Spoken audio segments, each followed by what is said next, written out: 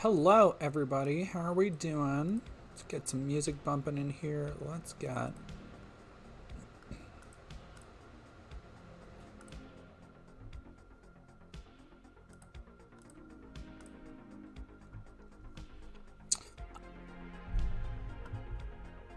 Mockingbird, yes, it's Trans Day of Visibility. Happy Trans Day of Visibility for everybody.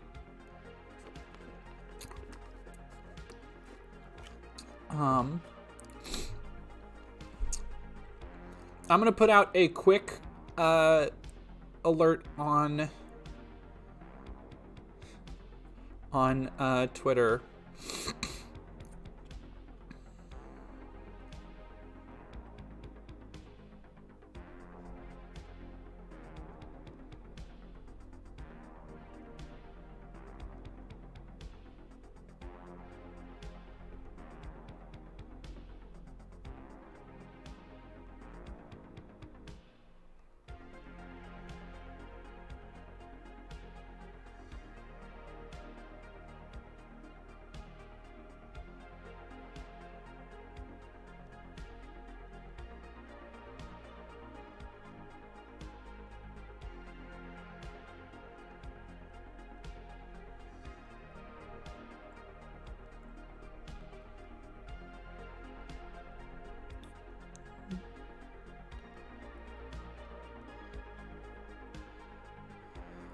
All right. Hello, everybody. How are we all doing today?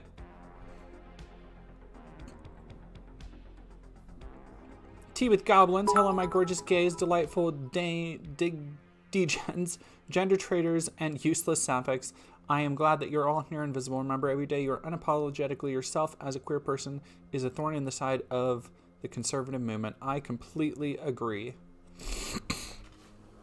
And I'm sorry, I'm really going to try not to sniffle into the mic, but I just got done with a skateboard ride because I had to go skateboard and I've been craving all week. I've been craving bubble tea. And so I finally went and got some because I am, I've been doing really good at my diet and working out, and so I've earned myself a little treat for eating nothing but salad all week.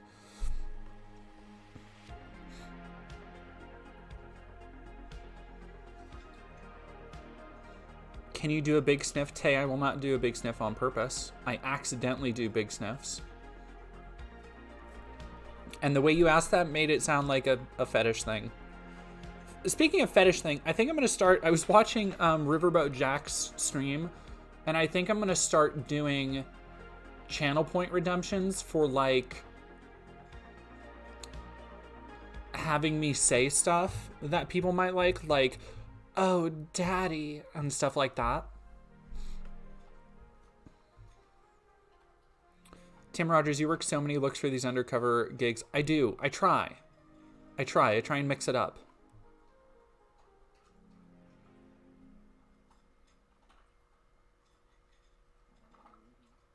Trans culture killed my dog, and I don't think it's fair. But Dee Dee, that would kill on OnlyFans and Cameo. Johnny Viral, I already have an OnlyFans. OnlyFans plug for everybody who doesn't know. Yes, Arctic CN.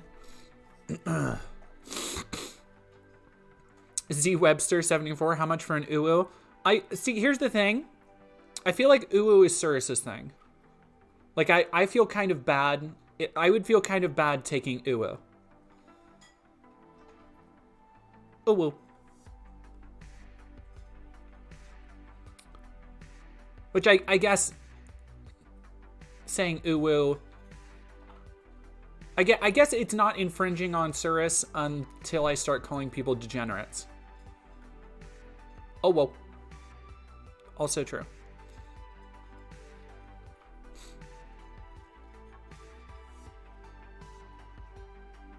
Don't put that on the internet for free. Make them pay for that.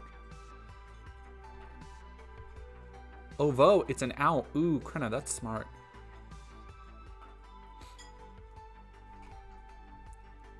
Yeah, so this lady I'll dig into this in a second because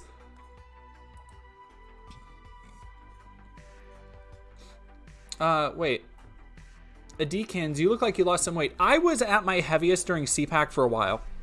That I had been in a while. And also, it didn't help that I was eating like shit around CPAC just because of like stress. But no, I've been really... Here's the thing. I bloat super easy.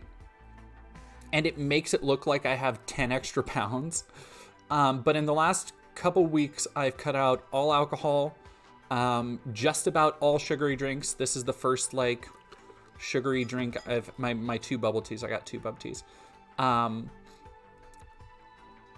2 bubble teas are the first like sugary drink I've had in a week. I've cut out most carbs.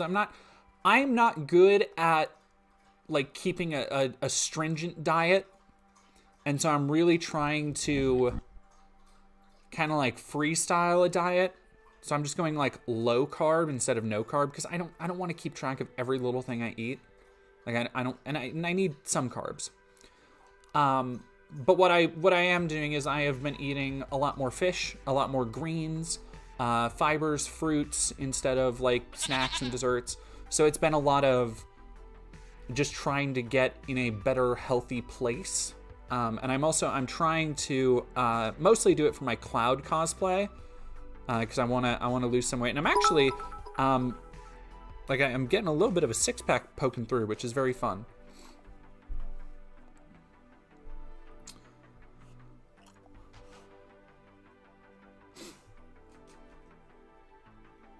Make trans flag colored pancakes. That sounds delightful. Although, maybe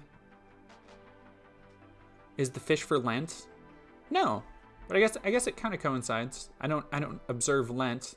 Fish has just been because there's a sushi place right by my restaurant, and it's the same place I get my bubble tea from. There's a sushi place right by my restaurant. There's a sushi place right by my house.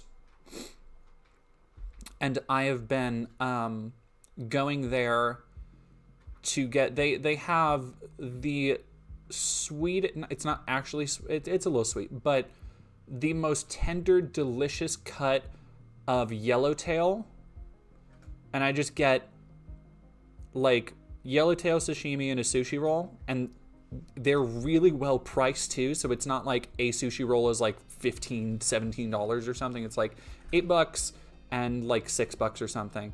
And the yellowtail, it's like, if you don't know, sashimi is just literally 3 slices of fish, but it is such a good, succulent, like healthy, fatty, tender part. Oh, it's so good. I don't know why. I've just been like craving it. That and takoyaki lately. Kinetheus, am I an LGBTQ ally because I'm not sure whether I am or not? I think you are. As much as I've seen you in chat. Also, Adekins, thank you for cheering 10. And Kiwi, thank you for Seaweed37. Thank you for resubbing for 5 months. Good golly.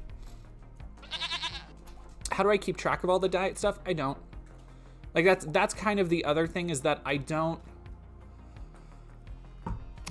want to be, what's the word I'm looking for? I don't want to be precious about it. You know, I don't want to be, dog, seriously.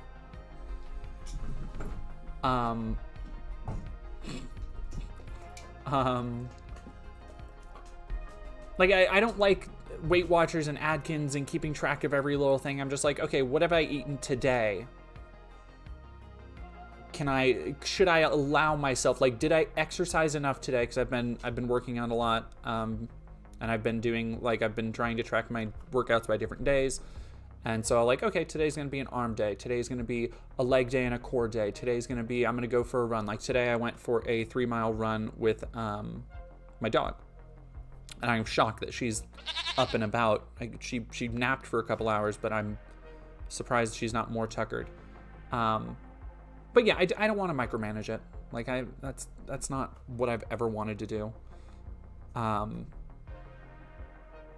Like that I am not good at that to begin with, and so I don't want to make that part of like and if I get to a point where that becomes something I'm more into, maybe, but like I'm not looking to become a bodybuilder in any professional capacity.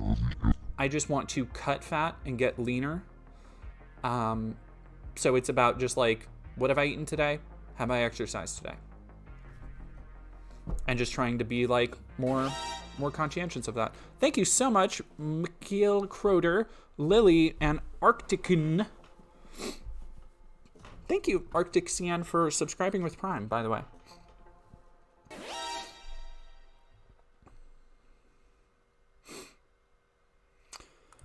So yeah, I wanted to go down.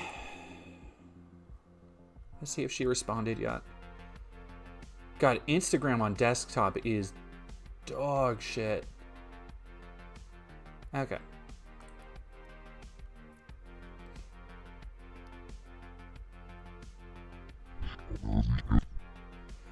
So this picture of me from several months ago. Also, Malir Blacksphere, thank you for resubscribing with Prime for 2 months. Hi. Hello. Oh, well.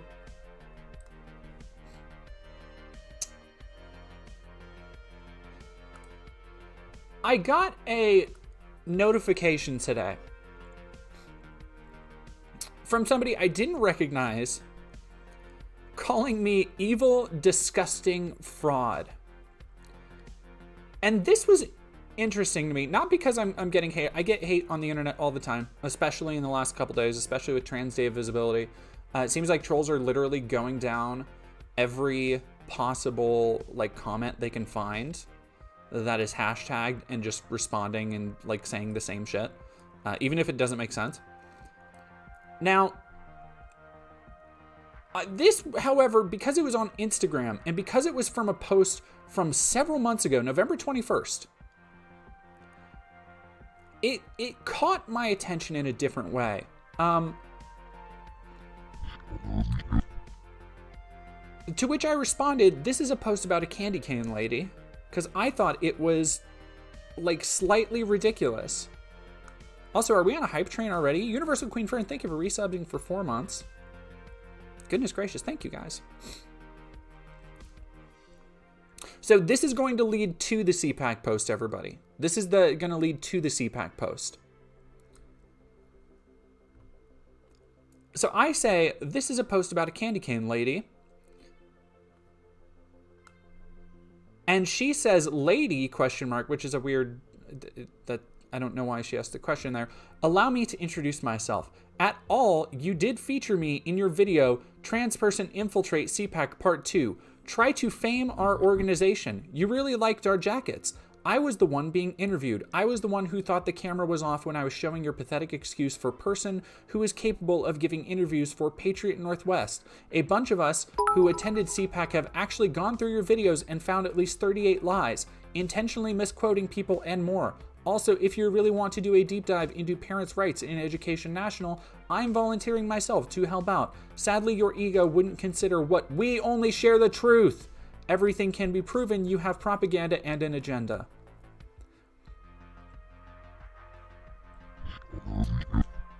Lots to unpack there. The first thing I want to unpack is try to fame our organization. She said I tried to defame their organization. This is not true. I literally only stated facts talking about that.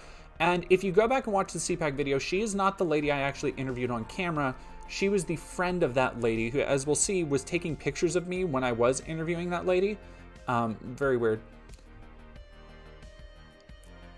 Now, she says that those of us who have attended CPAC have actually gone through your videos and found at least 38 lies.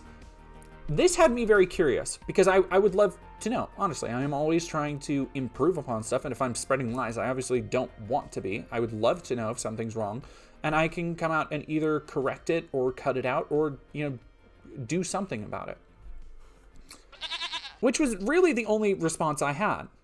So I responded, I'd love to see my 38 lies if you have a link to them.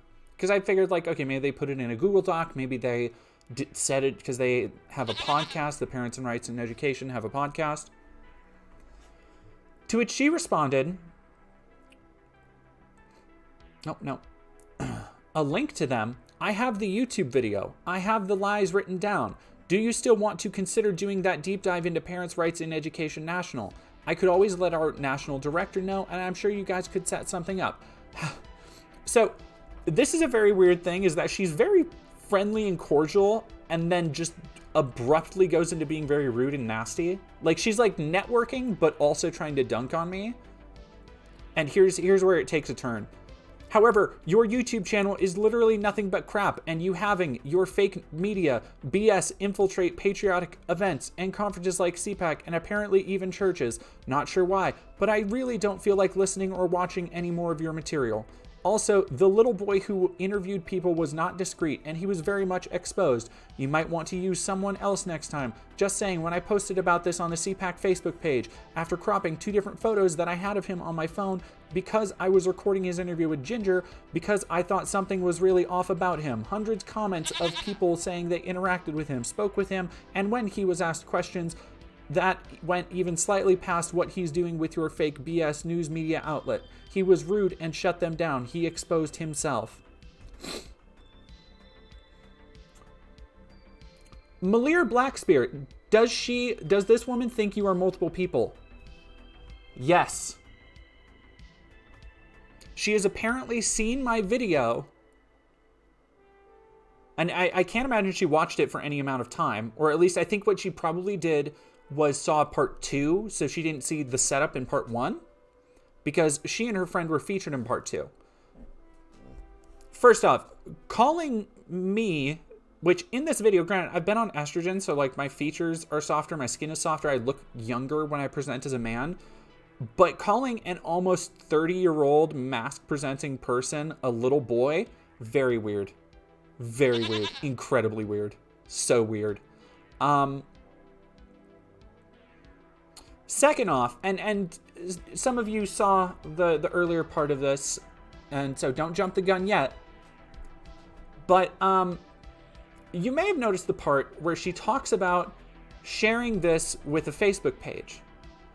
And I need to go back and read this part, because this is very important to not only why I can't take this criticism seriously at all, but also why I don't think she actually had 38 lies, as we'll see in a second here.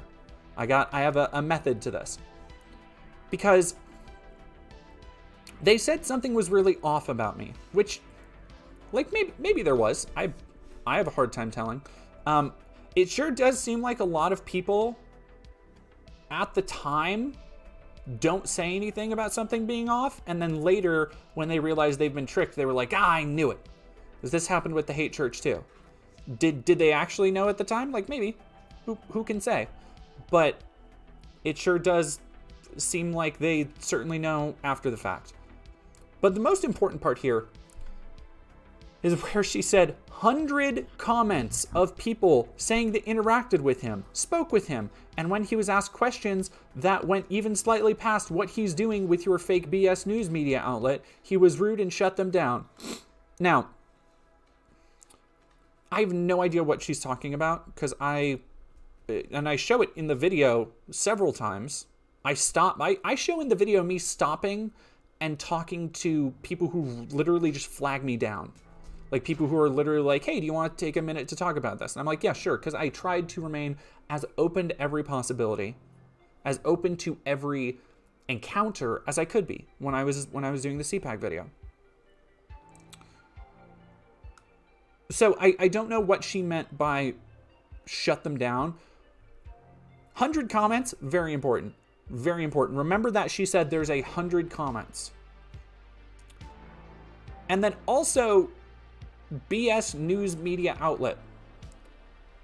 I can't express enough that I am not a news media outlet. I am a YouTuber with a YouTube channel. And those are not the same thing. I understand that in her mind, anybody who goes against her is like paid for by George Soros probably, or is a fake news shill or whatever, but that's not me. I would love to be making news media money. I'm not.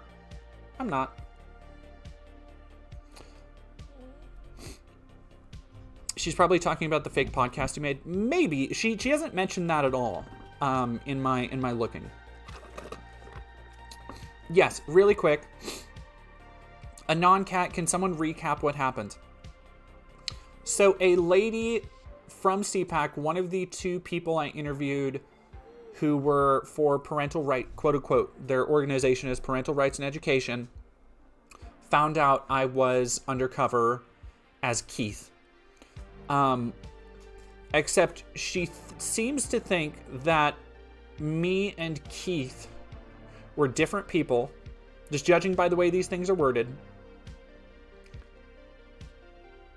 And doesn't realize that I can go and verify her claims in the Facebook group, which is what we're going to do next.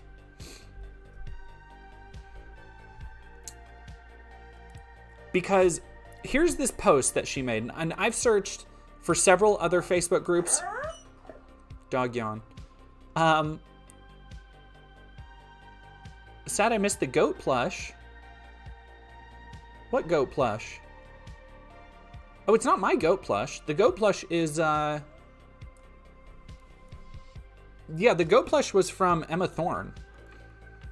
I don't have a goat plush yet to sell. I might have some stickers to sell soon.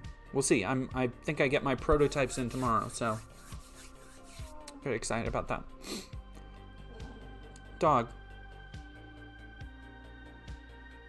I'm trying to do like a stream here. I got people on the internet here.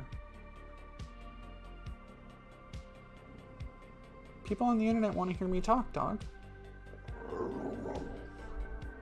No, you have food, you have water. What do you want?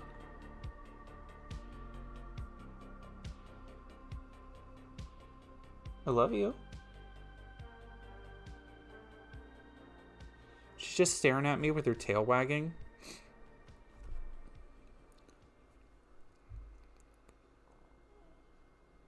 Dog cam, please. She would love a dog cam so much.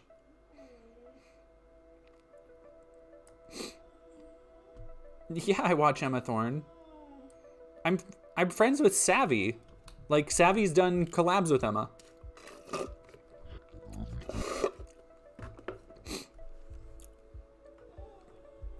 Okay.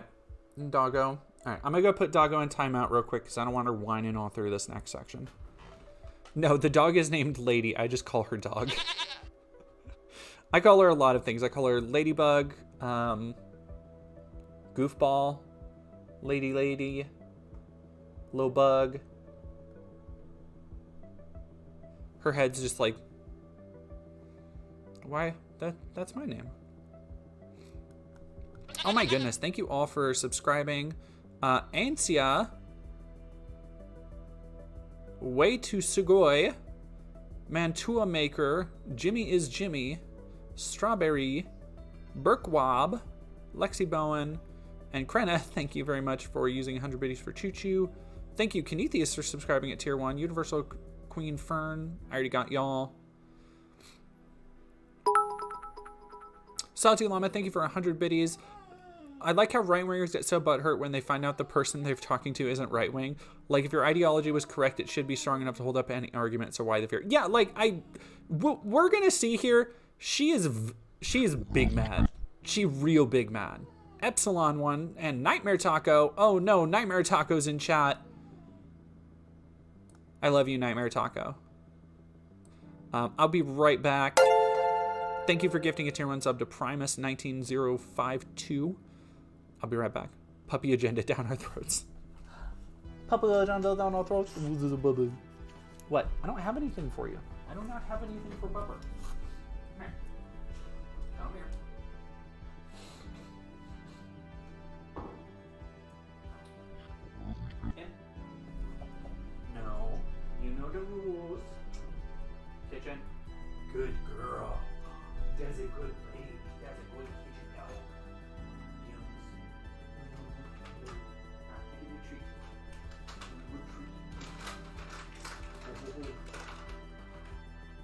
Where's your ball? Yeah, here you go. Here you go.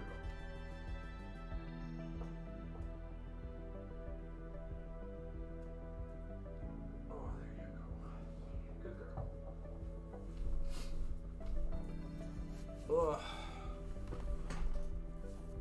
Okay. Dog is sated. Good night, Artkun. Skyb, we are talking about me being sussed out at CPAC. Well, Artkun, I hope you come back at some point. Goodness gracious. All right, now I got to get my other... Time to reload the bubble tea. Bubble tea reloaded. Okay, here we go.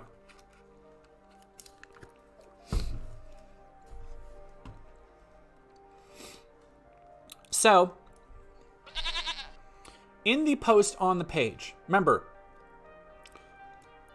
I want you to remember she said 100 comments. 100 is very important here. Very important here. Sussing me out, and apparently everybody else from the group, they all together came up with 38 lies that I spread in the video. Now, if there's 100 comments on this, and that, mind you, I looked, there could be other CPAC groups. Maybe there's a secret one I don't know about. But just from a cursory glance, this is the only thing I could find. And I spent like an hour searching on Facebook. This is the only real CPAC group. And the only mention this lady put out of me that I could find. If somebody else finds anything else, I would love to see it. However, the problem with this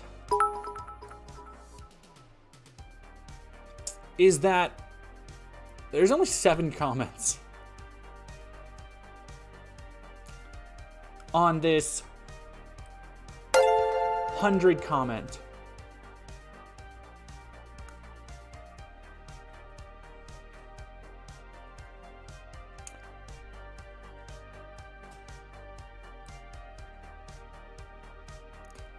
And of the 7 comments, mind you, supposed to be 100.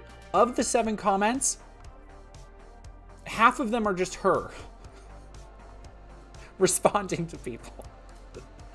So let's go, because it's actually quite interesting. One of the ladies actually did remember me. Somebody from this group was there. The lady that I talked to who had the husband. And I keep thinking about this. We'll go over in a second. But I keep thinking about it. And I feel like I'm being gaslit because I remember it differently. But I also couldn't record it because it was so damn loud in there. So it might have happened differently. And now I feel like a little bit bad if I misrepresented something. But I don't remember misrepresenting it. I don't think I did. But the lady who, and this lady was correct. He sat next to me on Saturday prior to Trump's speech. I started a conversation with him about how nice it was to see young people at CPAC, and he told me he had a conservative blog in his home state of Washington. I told him I had children his age and asked the name of the blog.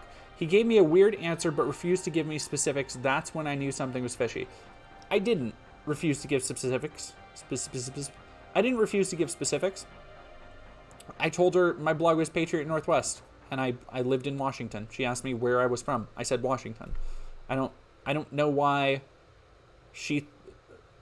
Like, again, it feels like after the fact, after they realized they'd been deceived, they want to play detective and be like, actually, yeah, something was afoot.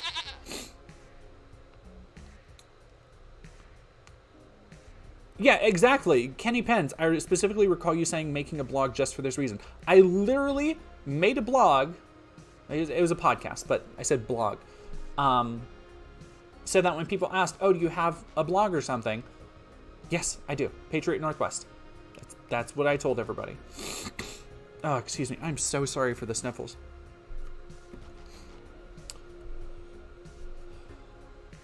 Now, this part is interesting because I want to go back and I want to correlate it to something really quick. He gave me a weird answer but refused to give me specifics. I think that is entirely what the Instagram commenter was basing he was rude and shut them down on. I think she has interpreted this comment into this because this is the only thing I could even see resembling me being rude and shutting someone down, which is also, as you can see here, not what the lady actually said. She said I was evasive. or gave a weird answer, but refused to give me specifics, which I don't recall doing. Like, maybe I did. I don't think I did.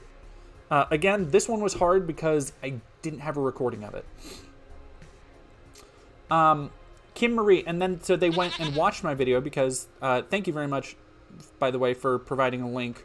At the very top, she provided a link and said, just watch the video, and he blatantly lied. I never said I was disenfranchised from my children. I don't think I used the word disenfranchised. He made that up to suit his narrative that conservatives are driving their children away. I have a great relationship with my kids, even if we differ politically. Now, here's the thing. I recall that conversation going differently. I don't think I said disenfranchised. Like, disenfranchised just does not... I feel that doesn't really suit my just general lexicon. But if I did mischaracterize the conversation, again, this is one of the few things I didn't have recorded because it was so loud in there. And I do want to issue a sincere apology if I misrepresented that. To my recollection, and I'm gonna go, I have something glinting in the window at me that is driving me nuts.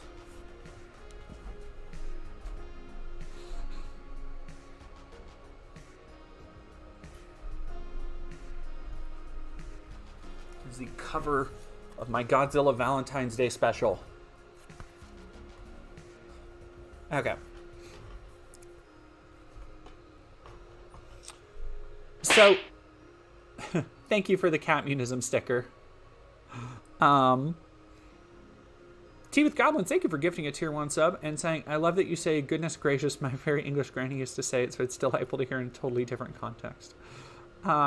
Alta Sales, thank you for subscribing at tier 1. Lady, thanks you as well. Bookish Valkyrie, thank you for subscribing at tier 1. Nightmare Taco, thank you for gifting. We already thanked you, but thank you again. So, yeah, disenfranchised is also just not the right word from Steak Nap on YouTube. I think she meant estranged. Yeah, maybe I said estranged, but if I did get this wrong, like I do want to apologize. Like, that is my bad. I don't want to misrepresent what was said at all. And I was going by my recollection, but I don't feel I made it seem like that. But I do remember her using language that immediately made me feel like, oh, this is another person whose kids like don't talk to them. Like the way she talked about it seemed tinged with regret enough that I marked it down in my notes as I was sitting there. Dog, you're killing me. Come on. Be good. Be good, okay? Be good.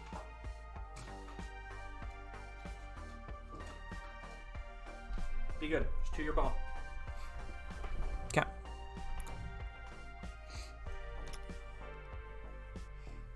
Oh, all the sales, thank you very much. I cannot take any credit for deprogramming. Anything you've learned, you've done of your own volition. I am glad if I am able to help give you sources, anything to look into. That is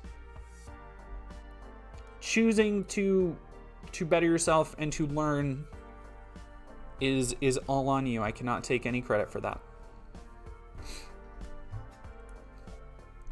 But back to this.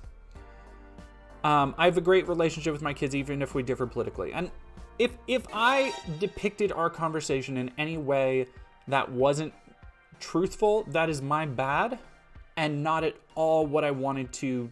That was not at all my goal with the piece. As shown by the fact that I continually show things throughout that are maybe unflattering to me at some points. Yeah, so if that's the case, I don't believe it is. If that's the case, that's my bad.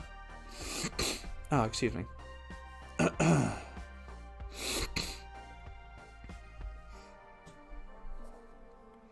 Galash saying, at worst you misunderstood this person, but it's also likely she did not like your reading of the conversation. Yes, I think that's true.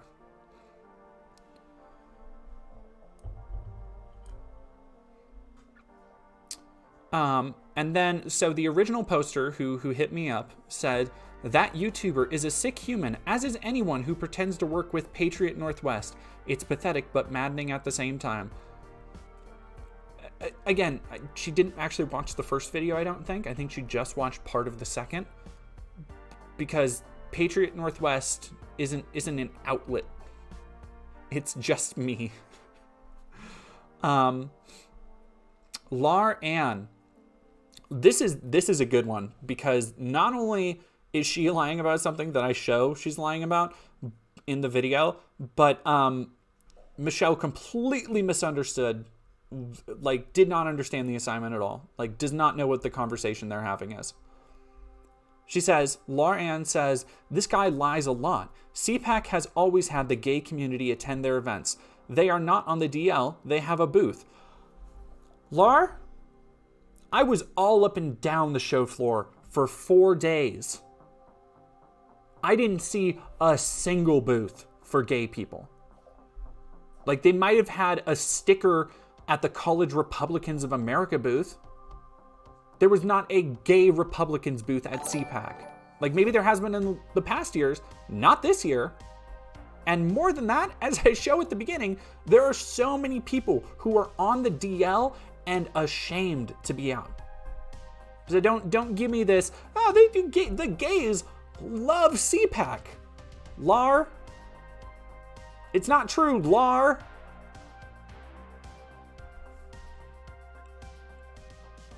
We don't hate on gay conservatives. They are some of the most kind and patriotic people, unlike this fraud.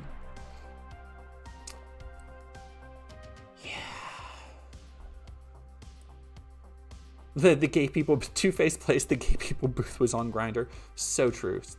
So true. Leo Fee, I'm Arrow Ace. What does DL mean? Down low. Yeah, down low is you want people on Grindr mostly and on other dating apps, but people use the term down low to say like, hey, I'm gay, so I want to like fuck dudes, but I don't want anybody to know. So like, keep it hush hush.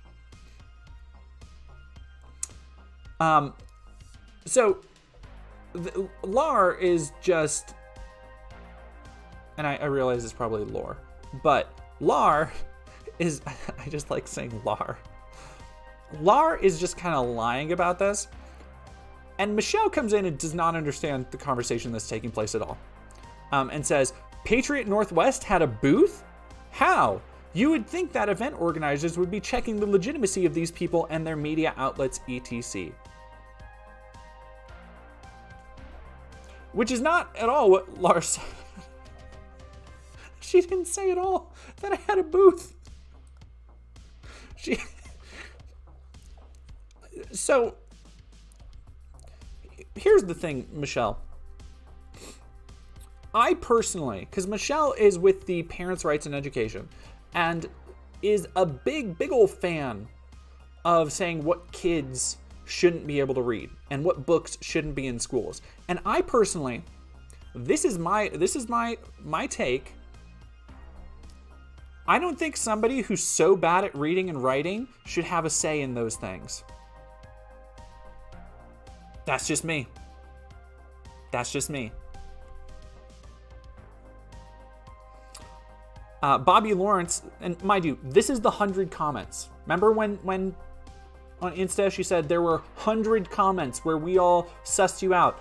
This is it. We're at the end of the 100 comments. This is the last of the 100 comments. Bobby Lawrence, look at him. He screams to the fact that was not there for good reason. ... I am, by the way, I'm taking all of my notes for reading these out from Minion Death Cult, because I can only hear Tony reading these out. Michelle responds, Bobby Lawrence, that's why in a clip during the interview you see me walking around and recording him. Very normal thing to do. Which I can't harp on that too much because I was recording the interview, but also I was recording an interview and she was recording me recording the interview. I feel slightly weirder, but that's just me. His first question made me think there was no way he was hired intentionally by any news media outlet. He couldn't conduct an interview to save his life, ... I did okay, I feel. I think my interview was all right. Mind you,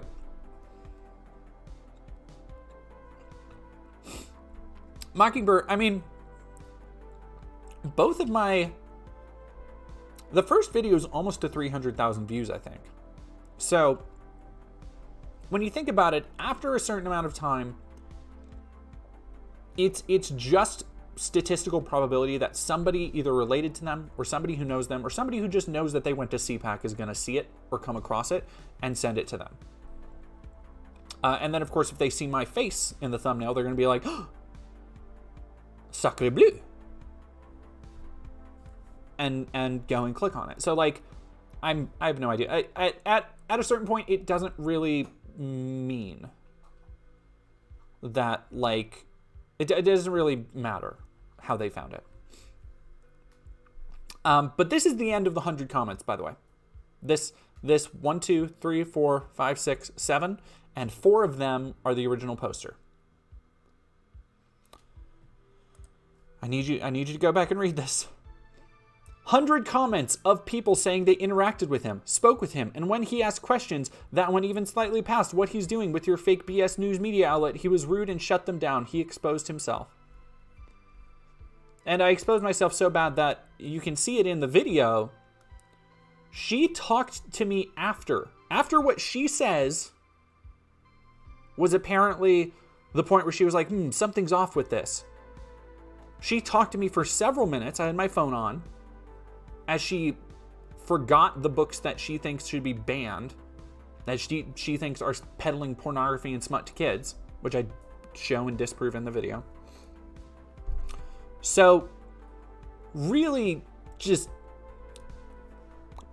A for effort, Michelle. And she did, what else did she say? Okay, so she also continued commenting. Let me see if I can organize this by... No, I can't, because this is terrible on so like now I have to go through all of these comments from 18 weeks ago. She says,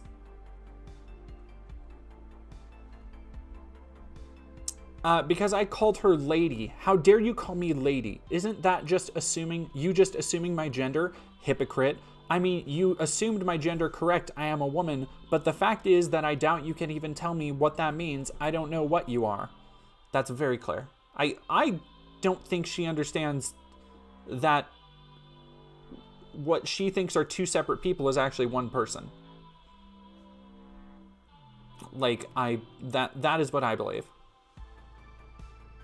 Pardon, I didn't mean to say what you are. I meant to say what you identify as. Well, I'm non-binary, but thank you for asking, Michelle. It is actually,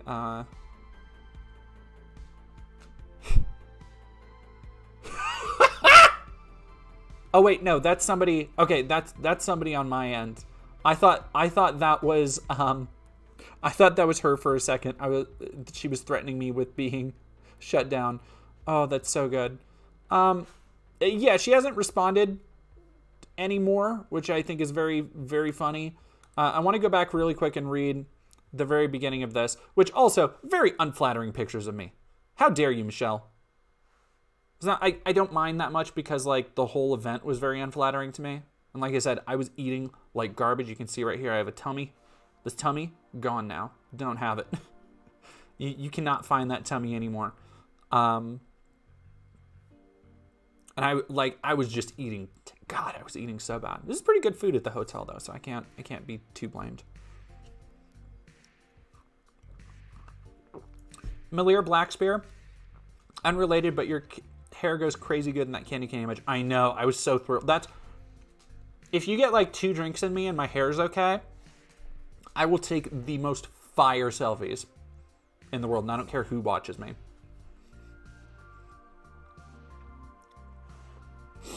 All right. Now here's the actual post from Facebook. I wanna address some of these things too. Hey there, does this guy look, and also I scrolled all the way back. I want to try doing it on here because I only got to like mid-March before I gave up. But I scrolled back a ways because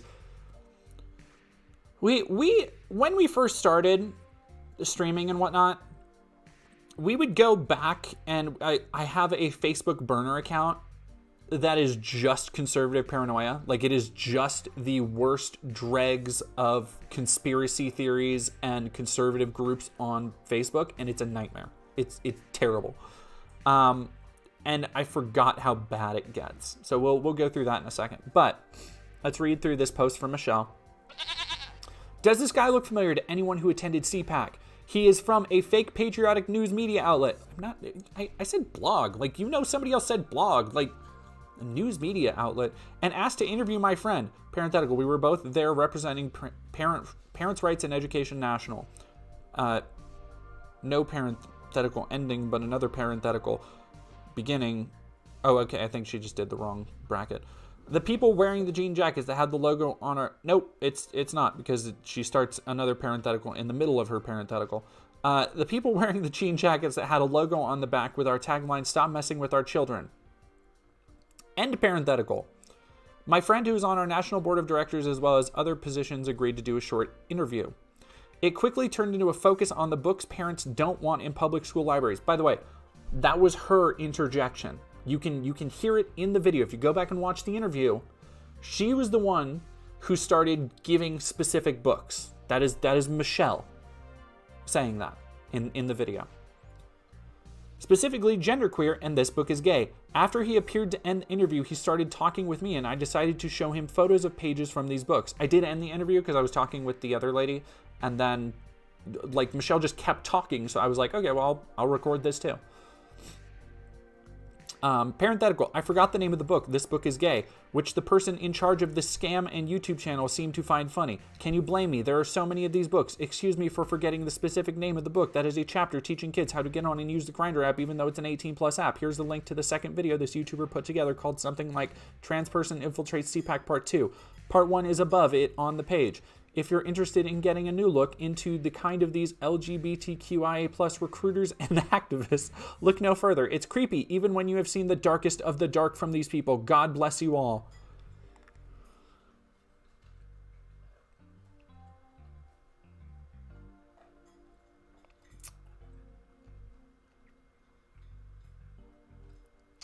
It's so good. It's just, yeah, another unclosed parenthetical. Take a shot every time she doesn't know how to use a parenthetical. I love how so much of this very obviously stems from her being offended that I poked a little bit of fun at her for wanting to ban a book that, mind you, I also show how she very clearly hasn't read Genderqueer, because she talks about the book and is like, look here, like I show in the video where she's like, look, you can see this is, and she like doesn't know what it's depicting. She's like, oh, these are kids. Wait, no, this is the gay thing. Wait, no, like she doesn't know what the books she wants to ban are about and what they show. She hasn't read any of them. She's just parroting talking points from other people, and I showed that, and I think that maybe prodding a little bit of fun in that point is a little warranted, but she apparently did not like it at all. Also, calling me an LGBT recruiter, very funny. Recruiters, and I'll take being an activist, sure. I'll be an activist. Recruiter? Like, they make us sound so militaristic. It's cute.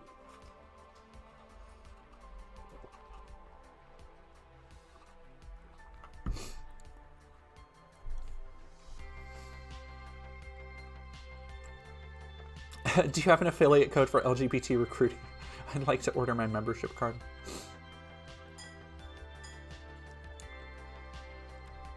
Yeah. I appreciate the Kobold. I appreciate the restraint to not slap more letters onto LGBTQIA+. That is probably the most surprising thing about this. is that despite recruiters being used, she is being incredibly restrained. I do want to see, only three reactions from these people. Okay. All right, so I'm going to go back real quick. We're just going to scroll through. Because mind you, while CPAC is over, this group is just getting started. Let me tell you. Boy, howdy. It is nothing but Trump propaganda, trans hatred, of course, and like, would you believe it? There's a lot of AI memes in here. This is just, I forgot what boomer Facebook is like.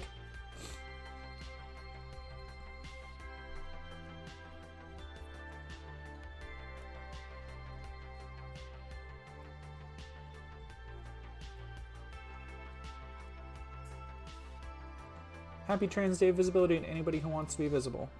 So true. All right, so I'm going. This is just back a couple days. Like, people post in this group all the time. But I want to go back to when the videos first started coming out, because I'm really curious if anybody else had seen it when it was really popping off.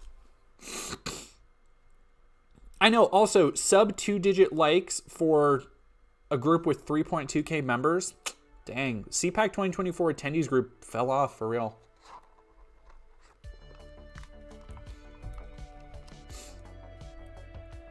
I just find Facebook to be so depressing to be on now. Like, I have never even bothered, like, not once have I ever bothered. That's my dog deciding to sneeze. Not once have I ever bothered to, like, advertise almost anything on Facebook. I don't have a Facebook page for Dead Domain or anything. I have a personal page because, actually,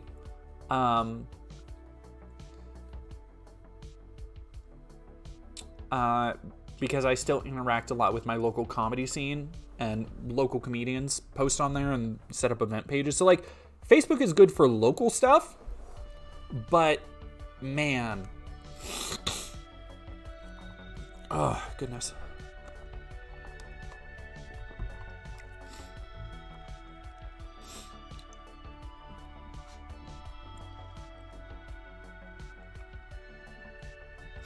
Oh my goodness, Andrew Haywood, Facebook is about as enjoyable as going to Walmart in a small Georgia town. I have a Walmart like that.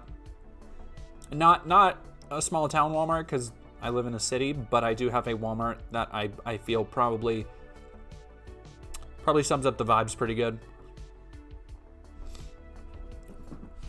Goose for Real on Twitch, are you still doing live comedy shows? I live in the area and would love to see one. Yes, I'll actually be at the open mic this Tuesday.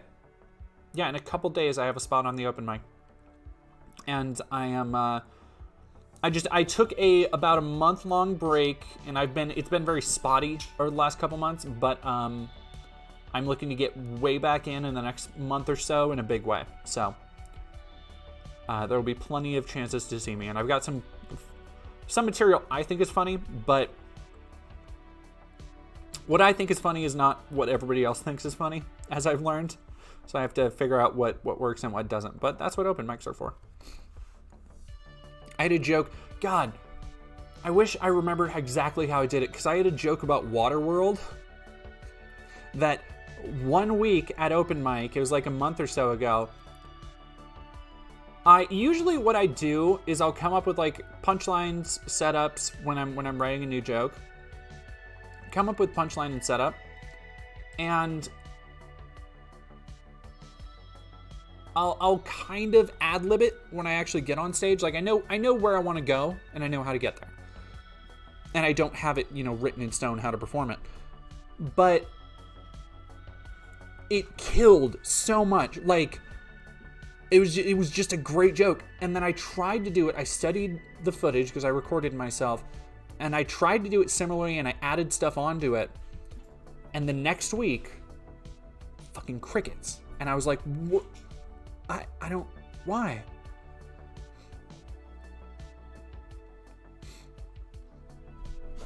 What are we? God damn. They are really just... I don't think this journey is going to produce any fruit. Let me actually say... Whatever this is, thank you for super chatting $5. Hail friends, much love to everyone. Hope everyone has a wonderful rest of your evening. I hope you have a wonderful rest of your evening. Necroesque666 has super chatted $4.99. Happy Trans Day of Visibility. Also, I hope you can fire that nefarious infiltrator who definitely wasn't you. That's true. We are firing Keith from the organization. Fire Corgi, thank you for resubscribing for 3 months. Howdy, how's everyone egg day going? My egg day has been good. Like I said, I went on a 3-mile run with my dog, who I'm shocked isn't more exhausted. Aliens vs. Evil Dead has followed. Ooh, that's a... Somebody should give you a production budget, because that sounds like a good idea to me.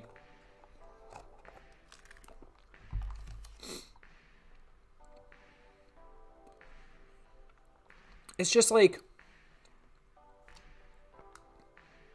this is boomer Facebook. I don't think people realize this level of meme is what you can expect from boomer Facebook.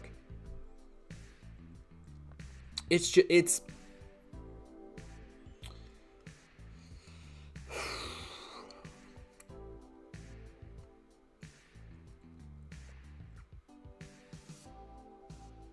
like really look at Andrew Haywood. Hold that thought, because I have to talk about that. But imagine the kind of mentality that you see this and like, this is a knee slapper, or like you say, oh, I gotta show this to someone. I don't think that person should vote. I'm gonna be real. I question the mental acuity. But Andrew Haywood going to see Frozen Kingdom tomorrow. First time at the movie since I saw Joker in 2019. You saw Joker, and then the next movie you decide to see is Ghostbusters? Do you mean Frozen Empire? It's Frozen Empire, right? It's very weird that there are 2 movies in theaters right now that both have Empire in the title. You want to go to the new Empire or the Frozen Empire? Oh, excuse me. All right, I'm so close to the end here.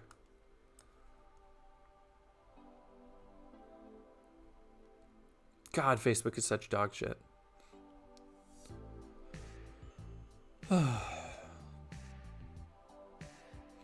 These are memes my dad would find funny and not realize that memes are political.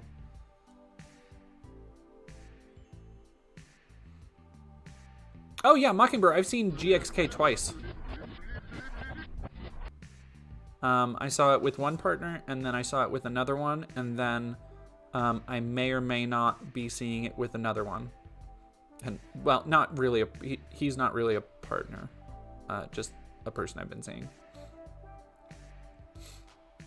Yeah, I'm noticing Daniel, and this is about where I got, and it wouldn't let me load anymore just because Facebook is dog shit. But I did a search earlier. I do not think anybody else sussed me out until her, but this has been very funny for me. Because I love when people talk about my work, but I love when people like really try and push back. But man, if you're gonna push back, make sure you don't make it so easy to prove you wrong on the thing you're saying. Like, if you're gonna say, a bunch of us found 38 lies, make sure I can easily see those, or at the very least, there's a conversation somewhere. Like there wasn't even a conversation on my lies in this.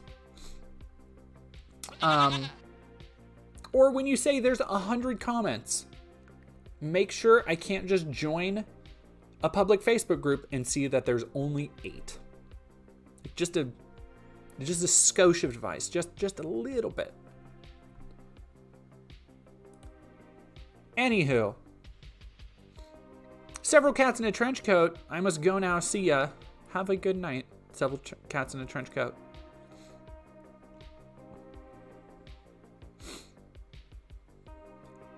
Christian Jesus is God as opposed to Muslim Jesus or Jewish Jesus. Although there was a Jewish Jesus.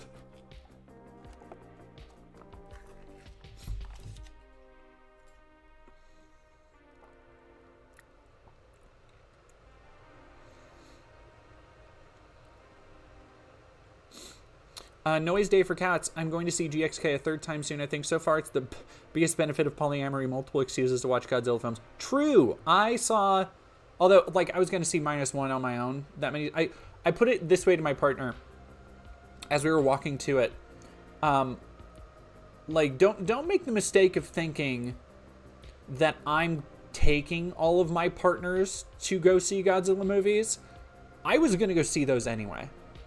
I'm not going to Godzilla movies with you. You are all just accompanying me to go see Godzilla movies.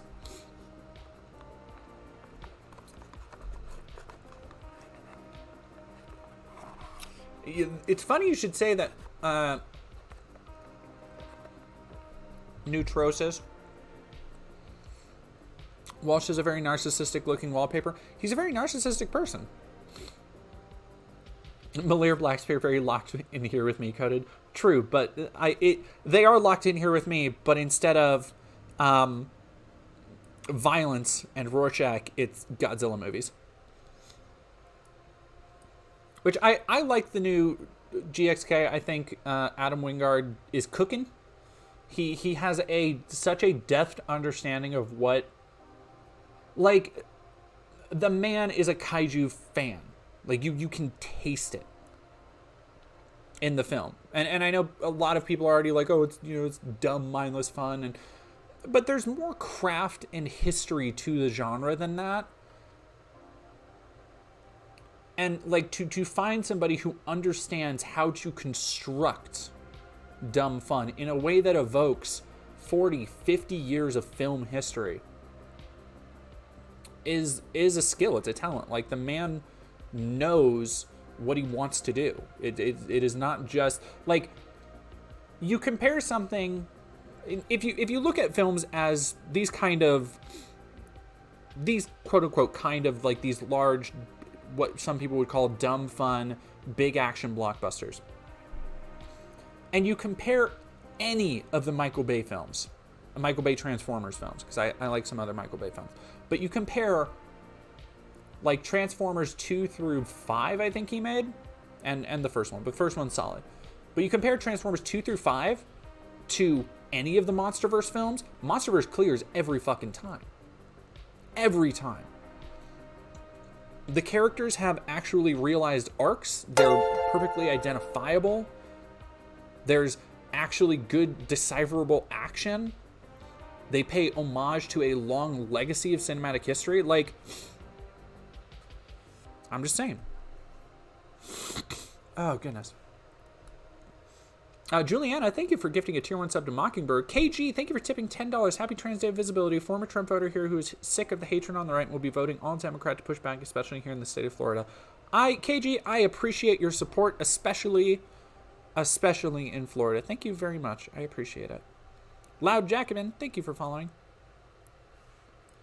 Oh, yeah, no, Neutrosis talking about Matt Walsh.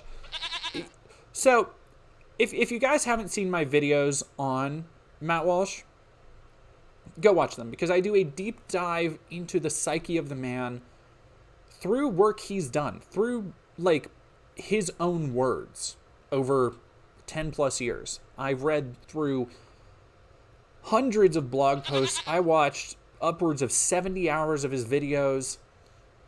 I did the legwork, right? And one thing you'll notice is that he loves to say he's being sarcastic and snarky. One, he's not very good at comedy. He's not a funny person. He's not naturally gifted in that arena. Two, when questioned on things, he doesn't like to actually address them. Instead, he likes to move the goalpost and pretend like he is simply above the debate on the merits of it. This is what he does with theocratic fascist, which is something that other people have called him. Other people, there was a write-up, I think a couple years ago when he was advocating for taking abortion rights away. somebody called him a theocratic fascist, and he thought that was funny. Now, he has never said or done anything to disprove that, and in fact, quite the opposite. However, he still wears it as a joking badge of honor. Except it's not really a joke. He won't ever admit that because he thinks, oh, it's ridiculous. He's said it before how, like, you have to not know what theocratic or fascism means for him to be a theocratic fascist. But it's like, no, you literally want to use the Bible to enforce your laws and morals upon other people. Like, it fits the bill, dude. Like, I don't know. Oh, goodness gracious. Brutus Magnuson, Jesus had some killer abs. Well, yeah, he's a carpenter. It's from all those planks. Right? Right, guys? Planks. Planks. Runs Good Garage. Send me nudes. Sporky Spoon. Oh, did we get a raid? Luna DeFoxo, thank you for following. Spooky Fungus, thank you for following.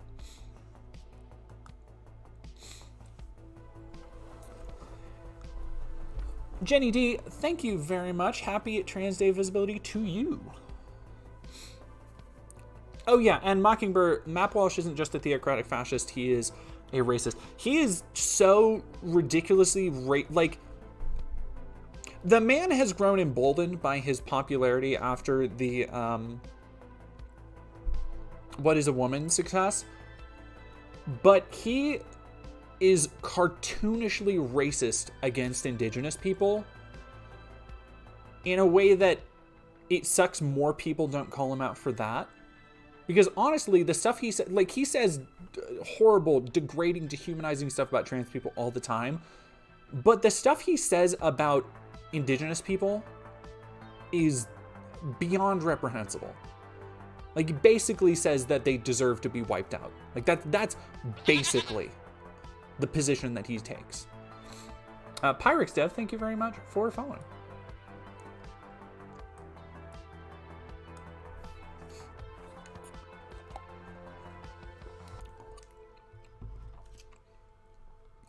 What is a woman? A miserable pile of secrets!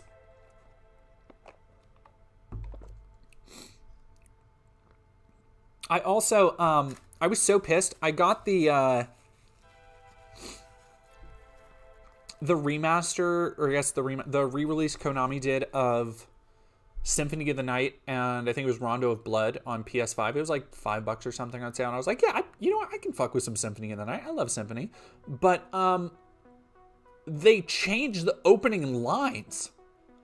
It's like a completely unrecognizable script.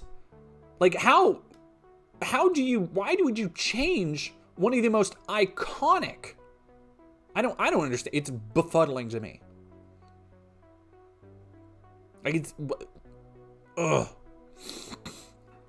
Excuse me. Ugh. So, Matt Walsh. I decided to go into Matt Walsh today because on this wonderful Trans Day visibility, literally every conservative has been malding all day about it also falling on Easter Sunday, which, here's the thing, Trans Day visibility doesn't fall on different days. Easter Sunday does, because Sundays change days every year. Trans Day visibility is always the 31st, and it has been for the last 15 or so years. So the idea that it is somehow an effort to take over, like, it's complete conservative propaganda that it is an effort to, like, take over or usurp Christianity, or it's as we'll see Matt Walsh say, claiming that Biden recognizing it is somehow an effort for demonic control. Very silly. Very, very silly, unserious people. However, it is very funny to watch. It has been very funny to watch. Tea with Goblins, thank you for 100 biddies. Trans Day visibility falling on Easter Sunday makes it an extra special opportunity for an egg hunt.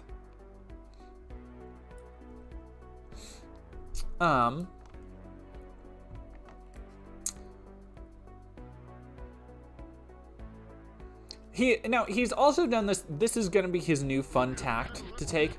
Trans-identified people have accomplished nothing of significance.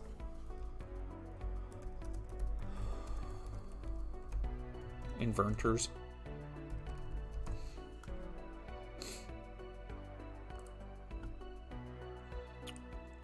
This is not true, actually. And there's a load of people, particularly when it comes to music design and science.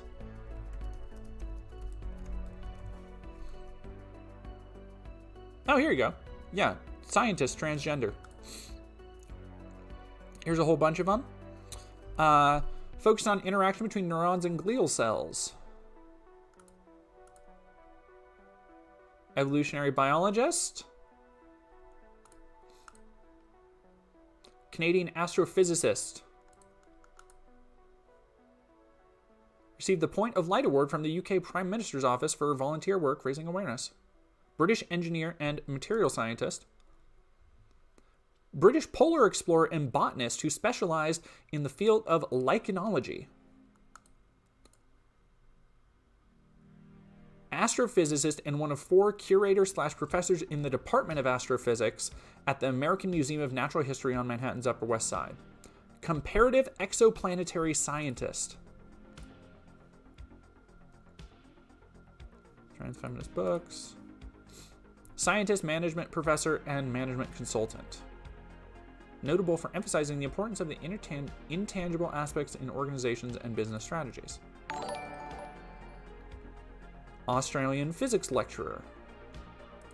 So, lot of stuff there. Lot of stuff trans people did. Holy shit, transgender science. Oh, god damn. I looked into this at some point. And you know what? This is actually, thank you, Matt Walsh. This is a good thing to do for Trans Day of Visibility. Excuse me, sorry. I'm going to keep apologizing for that. I noticed it last time, and I sniffle way too hard into the mic. Katsina, $10. Thank you very much. Religious cons always talk a lot of smack about appropriation when they stole nearly every holy day they have. So true. Like, so true. Like, and here's the thing. We know that. We know that Jesus wasn't born in December, or what we would call December now. Like, come on, y'all. Wendy Carlos, another big one. But let's go through Rebecca Allison, magna cum laude from University of Mississippi Medical Center in 1971. Again, when you look into, especially when you look into inventors, people who worked on things like microchips, microprocessors, like, well, we'll go through these space satellites, like astronomy telescopes, so many different things. And would you believe it? Large crossover, and we know this. There's a correlation, if not causation, but the links between trans and gender nonconforming people and neurodivergence. Also, links between neurodivergence and scientific careers. So it's not surprising that there are tons and tons of trans people who have been in these circles of life forever. And when you actually look into them and see how long they've been here, it really dispels all the notions of trans being this new social fad. Chief of Cardiology from 1998 to 2012, when she entered private practice, named one of the top doctors in Phoenix. That's pretty damn good. Probably help some people get their heart transplants. Are these, it said scientist. I don't think all of these are scientists. Member of the multidisciplinary expert panel of the Intergovernmental Science and Policy Platform on Biodiversity and Ecosystem Services. Would like to see Matt Walsh come close to that.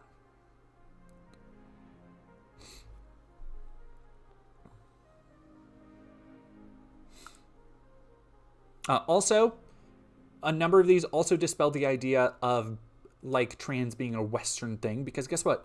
They're all over the world. do.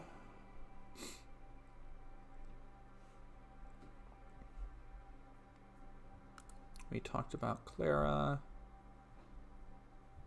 We talked about Ben.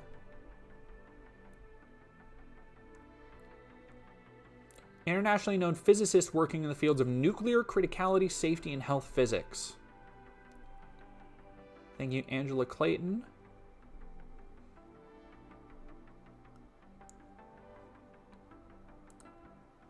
Lynn Conway, born 1938, worked at IBM in the 1960s and invented generalized dynamic instruction handling, a key advance to use in out-of-order execution, used by most modern computer processors to improve performance. She initiated the blah blah blah blah blah in very large-scale integrated microchip design. That revolution spread quickly through the research universities and computing industries during the 1980s, incubating an emergency electronic design automation industry, spawning the modern foundry infrastructure for chip design and production, and triggering a rush of impactful high-tech startups in the 1980s and 90s. Trans woman. Changed the world. Nobody knows her name.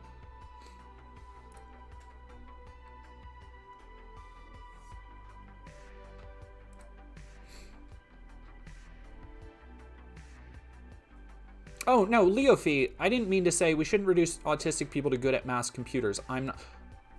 Leofee, as an incredibly neurodivergent person, I'm not good at math.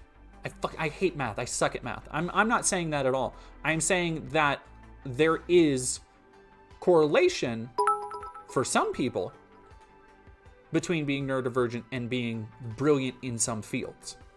I didn't mean to say that, like, it's that field has to be math or science, because that's not the case. But there is a correlation between, and I think it has less to do with genius than it does fixation.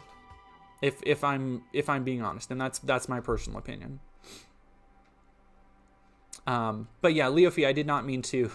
I realized how that made it sound. I did not mean to make it sound like that. Benny.gay, goodness gracious, thank you for rating with a party of 24. Thank you, Benny. Salty Llama, trans woman that basically created the second industrial revolution. Yeah, it's like unbelievable. Jackie sends a super chat, $10. We will overthrow Christianity. It's already happening. There's nothing that can stop us. Jesus was a bottom. The last sentence on the last statement on there seems. In my head, I read this with the cadence of somebody who's being dragged out, and that's the last thing you said before they shut the door on you.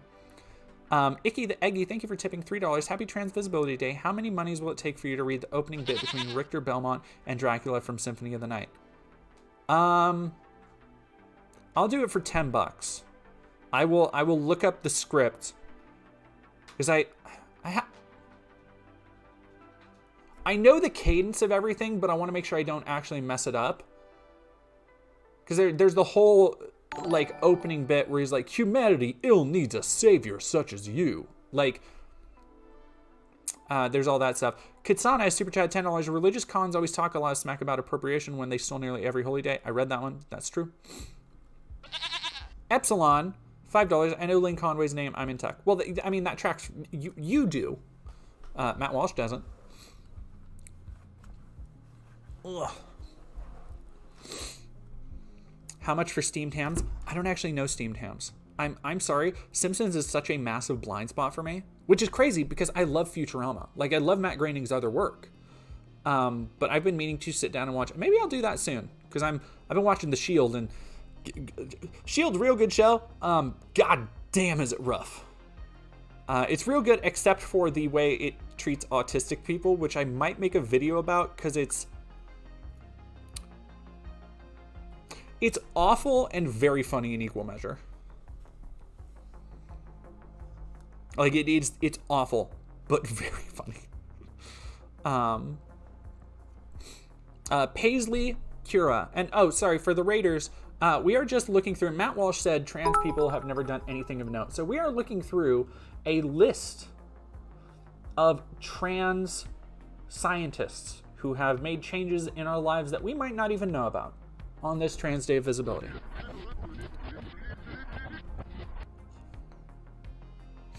Aw, happy birthday, Dominic Maslick. Political scientist and author. Sex classification. Very cool, not quite what I'm looking for. Michael Dillon. First transgender man to undergo phalloplasty. Hell yeah. Born 1915.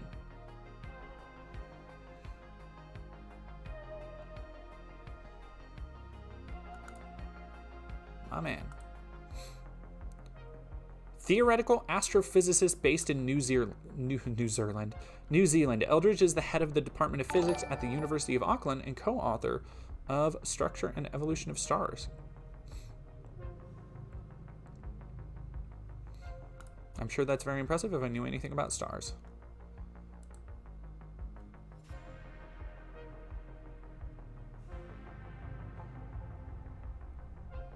Oh, worked at Google. Damn.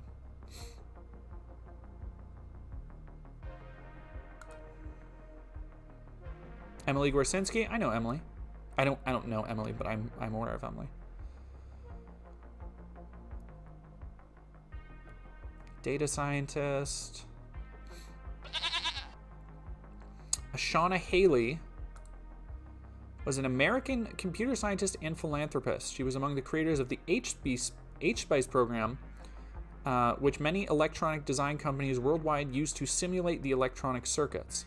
Her company, Metasoftware, which was behind the commercialization of SPICE, produced compound annual growth rate in excess of 25 to 30% every year for 18 years. Holy shit. God damn. Again, another amazing computer engineer way back in the day. Alan Hart, radiologist, tuberculosis researcher, writer, and novelist. Pioneered the use of X-ray photography in tuberculosis detection. For the last 16 years of his life, he headed Max X-ray programs that screened for tuberculosis in Connecticut. X-rays were not regularly used to screen prior to Hart's innovation and are still used as a gold standard today, which has led research to believe that he has saved countless lives. Again, these people done way more than Matt Walsh ever will.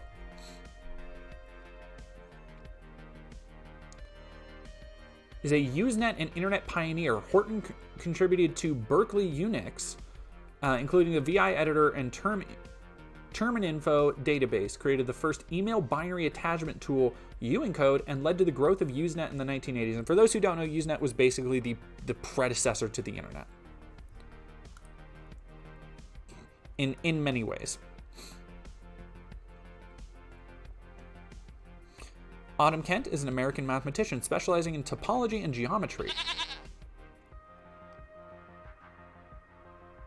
After a 4-year position at the Tamarkin Assistant Professor of Mathematics at Brown University, she joined the faculty of University of Wisconsin-Madison in 2010. God damn.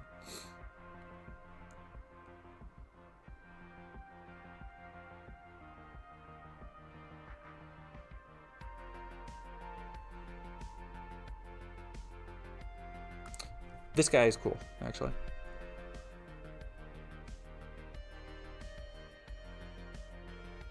Oh, sorry. This is a trans woman. Why do they still have a picture of... Okay, I guess that would have been before... I think that's kind of fucked up of Wikipedia to do.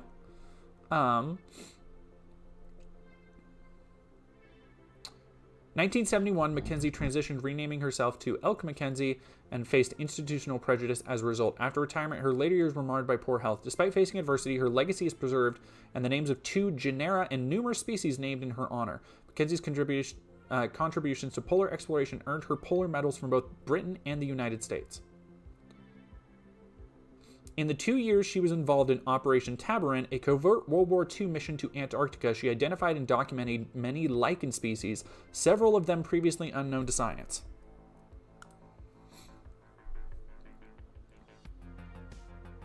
Now here's another, just like computer genius, Alexia Masalin.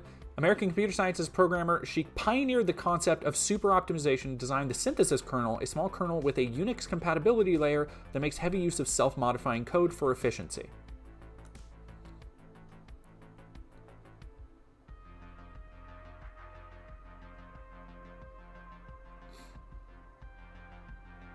All right, we're on the last couple here.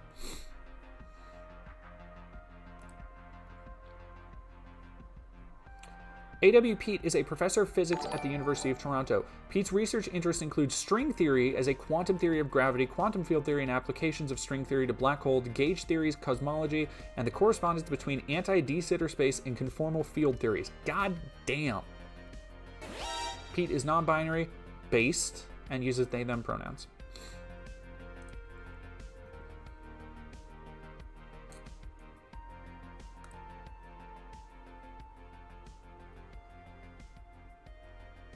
Povey joined the School of Food Science at the University of Leeds as a postdoctoral researcher in the 1970s. There she started studying the physics of food, specializing in the application of ultrasound in both characterization and food manufacture. She has studied the crystallization and growth of fat. Her research combines computational and mathematical modeling to develop both food and equipment.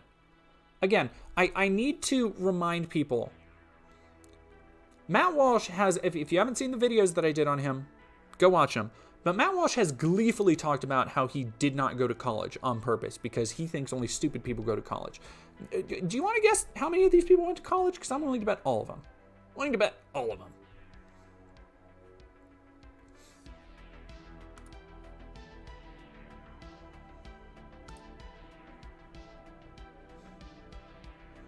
Joan Roughgarden is an American ecologist and evolutionary biologist. She's engaged in theory and observation of coevolution and competition in anolis lizards of the Caribbean and recruitment and limitation on the rocky interdial Interdidal?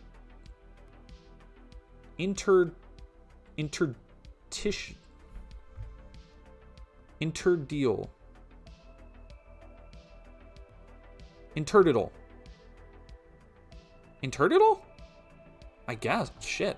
Interdidal zones of California and Oregon. She has more recently become known for her rejection of sexual selection, her theistic evolutionism, and work on holoboint evolution. That is a word I am unfamiliar with.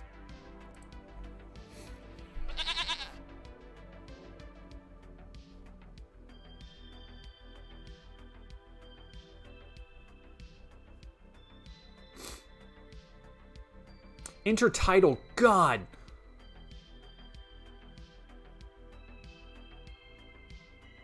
Oh, fucking duh. Intertidal. That should be a hyphenate. I feel. The R next to the T threw me off. Whatever the hell I said. Intertidal. God. And that's why I'll never be on this list. Structural biologist at Los Alamos, she works on the mechanism of non-coding RNA complexities, including the ribosome, riboswitches, long non-coding RNAs, as well as chromatin. She was the first to perform an atomistic simulation of the ribosome, determine the secondary structure of an intact ink RNA, and to publish a 1 billion atom simulation of a biomolecular complex. Shit, man.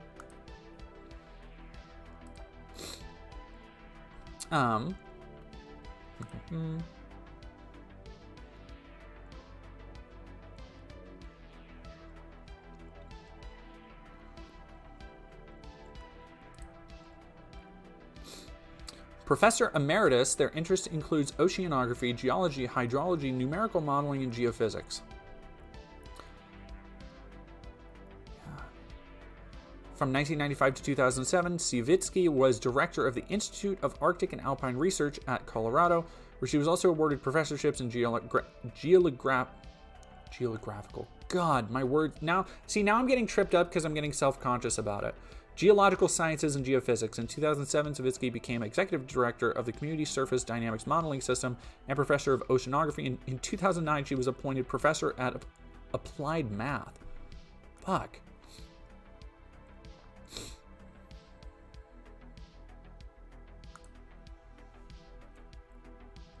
She has been described as Audrey Tang Feng has been described as one of the 10 greatest Taiwanese computing personalities.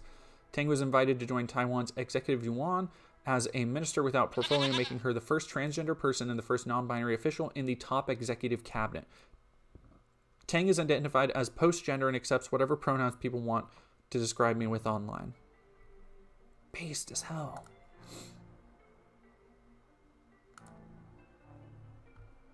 Robin Lee is an American researcher, academic, and educator, distinguished professor in the Department of Environmental and Molecular Toxicology at Oregon State University, director of Superfund Research Program, director of Pacific Northwest Center for Translational Environmental Health Research, and director of Sin Huber Aquatic Research Laboratory at OSU. Damn. At OSU, she leads the eponymous Tanguay Lab, where she applies systems toxicology principles using the zebrafish to discover the chemicals in the environment that can interact with expressed genomes to produce diseases and other dysfunctions. Her central hypothesis is that intrinsic chemical structures dictate biological activity. The shape of chemicals permit interactions with distinct biological targets to alter normal biological activity. She uses chemical structural information coupled with the biological responses they produce in zebrafish as anchors to screen for potentially hazardous chemicals and to discover new biology. And you know what's actually really fucking cool about this?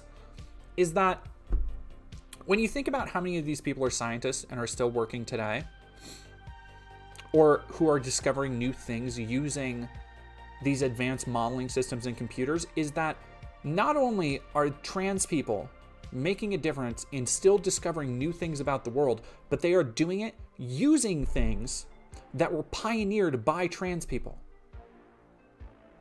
The trans men and women who came up with those new computing technologies, who came up with new ways to pocket different processes within one another for computers and data analysis.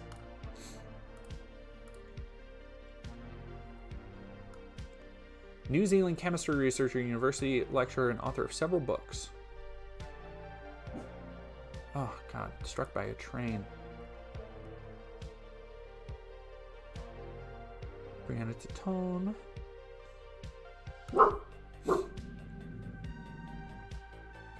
Research concerns ways in which art and design can impact communication about climate science and more effectively address climate change. Cool.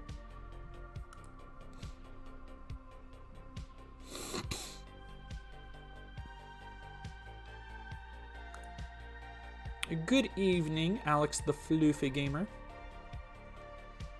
Climatologist and expert in regional climate change reductions due to global warming and the impacts of those changes. Her primary scientific focus was Australia. God damn. That's gotta be rough. Sophie Mary Wilson is an English computer scientist, a co-designer of the instruction set for the ARM architecture. Wilson designed a microcomputer during a break from all studies at Selwyn College, Cambridge. She subsequently joined Acorn Computers and was instrumental in designing the BBC microcomputer. She first began designing the ARM in 1983, which entered production 2 years later, became popular in embedded systems, and is now the most widely used processor architecture in smartphones. The smartphone you have, like, and almost everybody has a smartphone now. Another person completely changed the way we interact with the world, who is trans. In 2011, she was listed in Maximum PC as number 8 in an article titled The 15 Most Important Women in Tech History.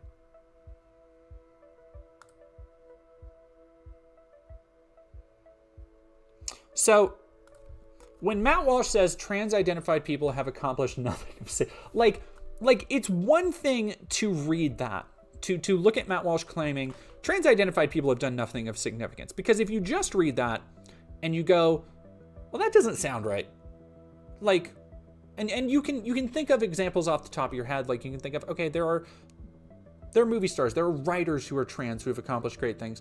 The Matrix movies, like, there are a litany of great bands and musicians throughout history who have made, and especially in, oh God, I can't remember her name right now, but the lady who did a lot of work on synthesizers in the 80s.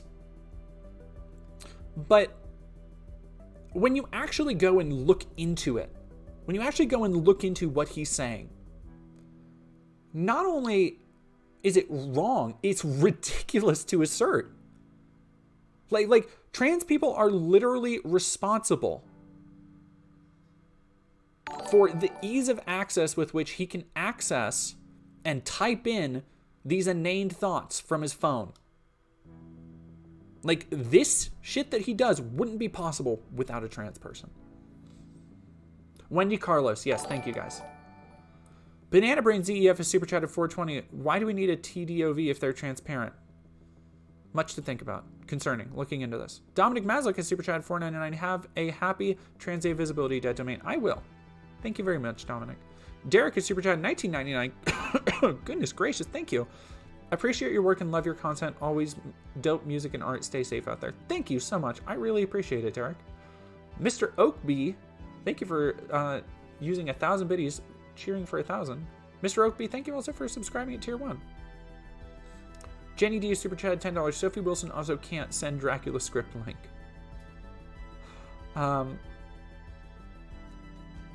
Media Breakdown is super chatted $10. I attended an Easter themed burlesco yesterday. There was some fun playing with gender, and you know, the usual. He is risen. That actually sounds kind of funny. Lana Mordreth has resubscribed for 4 months.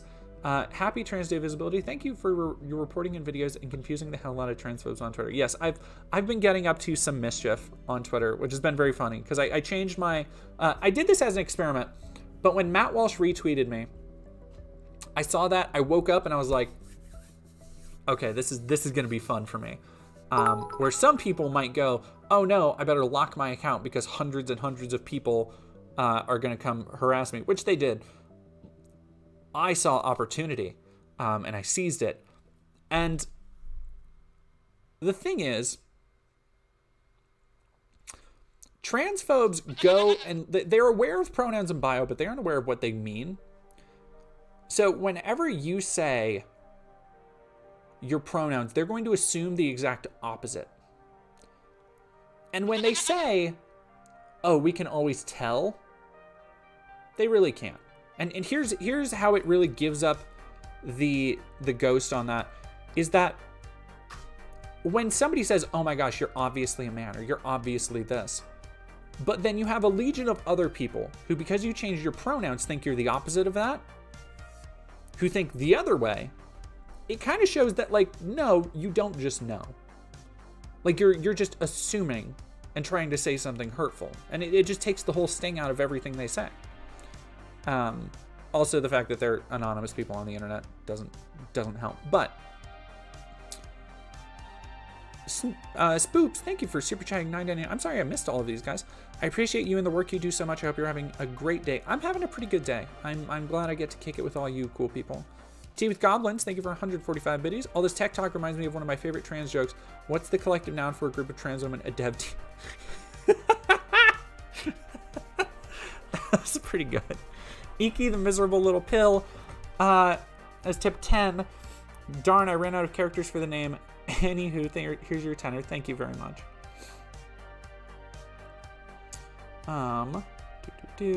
Salty Llama, thank you for cheering 100 biddies. If it wasn't about trans people, the stuff Maddie says is so dumb, it probably would have gotten him lobotomized in the 1950s.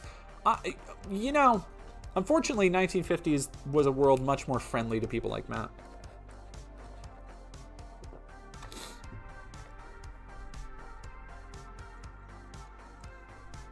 Mixie Boots. I saw that. There's a big brain move right there. Yeah. So what I did, for people who don't know, and I changed it back now because I had a lot of people ask me, like, hey, did you actually change your pronouns? Are you using he, him? And I'm like, no. I still use they, them. Please use they, them for me. But what I was doing is changing it to he, him, and it worked like a charm, because when people see trans and they see he, him, it doesn't actually matter what I look like. They'll just think I'm AFAB. And so will automatically misgender me because they're trying to be just petty and cruel online, and just like start calling. And the thing I love that they do, because it's such a overcompensation, is when they're like, they'll say something but just like throw in a bunch of gendered terms. So they'll just be like, have a good day, sir, Mr. Sir, bro. And it's just awkward and dumb, but they're just trying to misgender as much as possible. And then other people are doing the exact same thing. When I changed it to he, him, they changed it to like, you're a woman and will always be a woman, ma'am. And it's like, Y'all don't know shit about shit. Like, just so dumb. No, and that's the thing, is that somebody in chat, Mockingbird, imagine them trying to misgender someone who's fine with any pronouns. Oh, goodness. Ugh. It's like, that's the exact thing. When they go and see they, them, they always jump to, oh, this person thinks they're multiple people. What a wacko. And it's like, no, that's not what it means. Like, I understand that your entire conception of a trans person is just based on what you hear from dorks like Matt Walsh, but that's not actually the case. All right, dog. What do you want? What? Move. Why did you put it in there? My dog dropped her ball in my shoe that's under my desk. $5 from Kitsana. The way you mispronounce my username. Oh. I just did it again. The way you mispronounce my username is adorable. It's meant to be Kitsune. But I started loving Kitsana because of how you say it. Thank you. The way I mispronounce it as I mispronounce it. Nice. Cultured Kirby had followed. Thank you very much. I love me some Kirby. I see you are a Kirby of culture as well. Heydo has followed. Treelzebub, thank you for following. Dog, for real? You're just gonna squeak right into my mic. Dog, we're recording here. Hey, could you not? Let me see if we can get a dog shot. Nope, she's just right there in the corner. You wanna do it? Come here. Gib. Gib. Gib. Gib.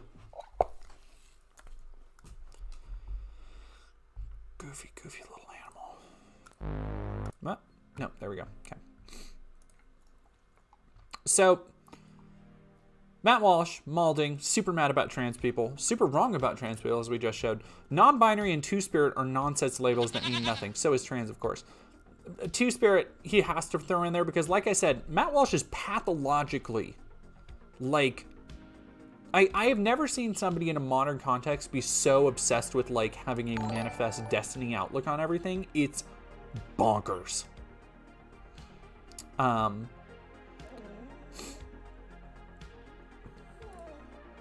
You cannot tell us that trans people will kill themselves if you misgender them, which is not what anybody says. That's a made-up fallacy. Misgendering is not what people are talking about when they talk about the abuse faced by the trans community. It's like people being beaten and shot in the streets and being constantly harassed and threatened and constantly called pedophiles and groomers just for wanting to live their lives happy.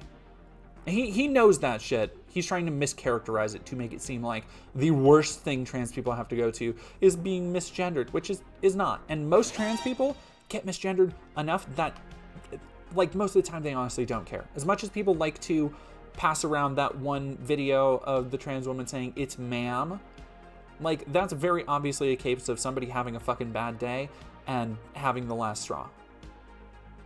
And these people just like to make it up as, like, that's all trans people. It's not. The only way to double down on our commitment to well-being is to tell them the truth and stop catering to their delusions. True. Today is Easter. You should be thinking about the state of your soul, Secretary. Again, theocratic fascist, everybody.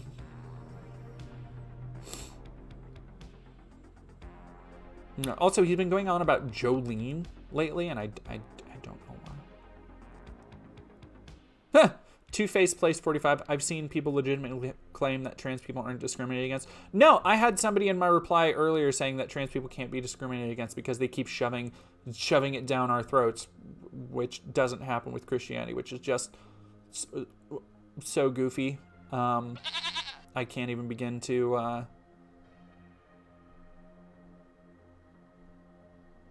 Oh, also, he has a massive problem with Beyonce's cover of Jolene. Couldn't imagine why he would have a problem with a black woman doing a song made by a white lady. But it is very funny that all of a sudden he gives a fuck about Dolly Parton music of like... I studied this man for so long. I've never heard him say what kind of music he actually likes. The fact that it's apparently Dolly fucking Parton, very funny. Very funny. Him sharing Owen Schroyer, also very good. And here's where the Malding gets, and this really just sums up all of their opinions on Trans Day visibility as it applies to being on Easter. I have as low an opinion of Biden as you can possibly have, and yet this is so outrageously evil that I had to check to make sure it was real. Our Catholic president has chosen the highest holiday on the Christian calendar to celebrate transgenderism. This man is a demon. Here we go. The excuse will be that Transgender Day of Visibility is a fixed holiday that always falls on March 31st. The problem with that excuse is that the president does not need to issue any proclamation recognizing it, and no president has recognized it until Biden 2 years ago. So it's something he's done for the last 2 years. He can't stop when it happens. He may not decide the date for this fake bullshit holiday, but he does decide to officially proclaim it. Very good. I love, my favorite things are the AI posts. So many AI posts all up in it. Shabiri as well. Hello. Sup gamers. Jordan, happy Trans Visibility Day. Matt, the USA is now Satan first. There's no other way to describe it. And you're you go to uncensored.ai. Is America declaring National Transgender Visibility Day on Easter an attempt to replace Christianity with Satanism?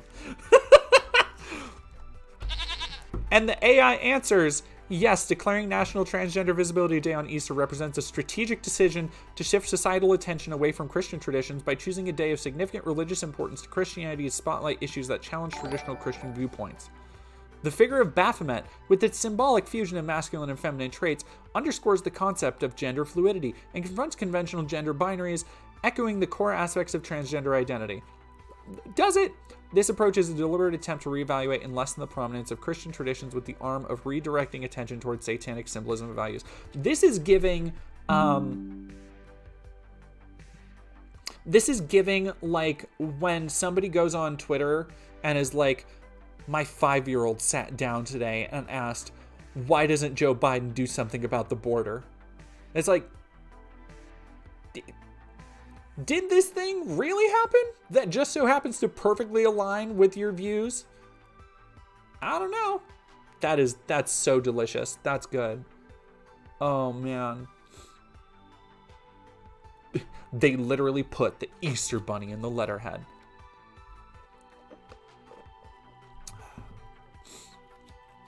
Don't they get enough nonsense holidays? I mean, here's the thing about this. First off, every holiday is made up. I hate to break it to y'all. Every holiday is made up. You could just skip all of them if you wanted. You don't have to observe literally any of them. We make up new holidays every time somebody is born. Like, literally. That's what a birthday is.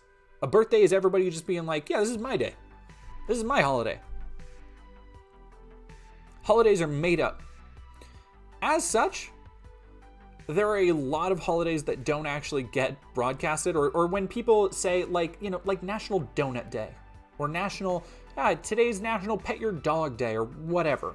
Some More News, the Some More News podcast, or Worst Year Ever, used to do, like, oh, today's National Whatever Day. And it's, like, fascinating because, you know, the shit would always be like, oh, somebody was proclaimed in Maryland in 1913 that today's going to be National Visit the Soda Fountain Day, or whatever the fuck. And it's always something like that people either remember to observe or completely forget about. And I feel like that's the case with a lot of these. Like Aromantic Spectrum Awareness Week. That's cool. To spread awareness of ace and aro people. That's not a widely recognized thing. Health Awareness Week. Not widely recognized. Transgender Day of Visibility. Hi, that's us. International Asexuality Day. Again, not really widely recognized. Day of Pink. Day opposing homophobia. That's not necessarily trans. Also, that's not a bad thing. And to my knowledge, isn't widely recognized. Day of Silence. That's kind of widely recognized. Lesbian Visibility Day. not to my knowledge. International Day Against Homophobia, Biphobia, and Transphobia. Again, some of these things aren't like, why would you be against them? That gives me pause.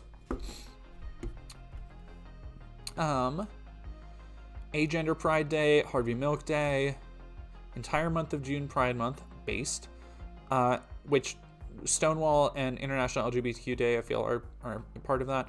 Non-binary People Day. Again, as a non-binary person who's active in the community, I didn't know that. Like, just because somebody makes a day something does not mean it's going to be widely recognized. As much as people want to say that they are, they're shoving all of this down our throats, I have to see this year round. Most of the shit nobody sees. Most of it, like, most people don't even know about. Pride Month is 1 month. Suck it up. Deal with it. Like, dog, I have to listen to Christmas music for like 4 months now. Like, as soon, they start well before Thanksgiving now.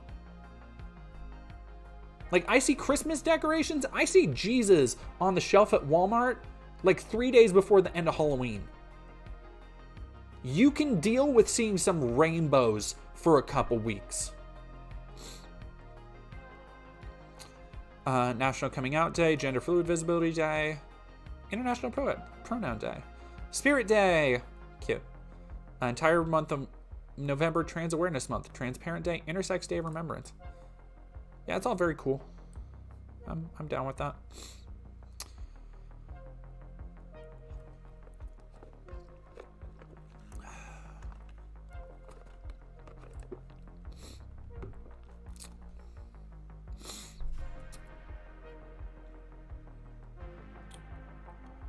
Don't people know which day Easter will fall on years in advance?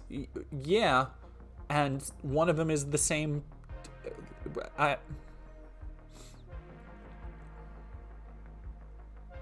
The rest is noise and propaganda.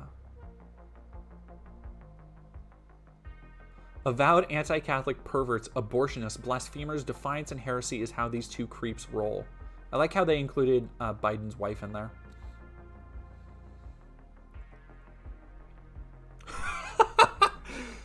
The choice of March 31st was picked because it falls on Women's History Month. Bullies and their threat display.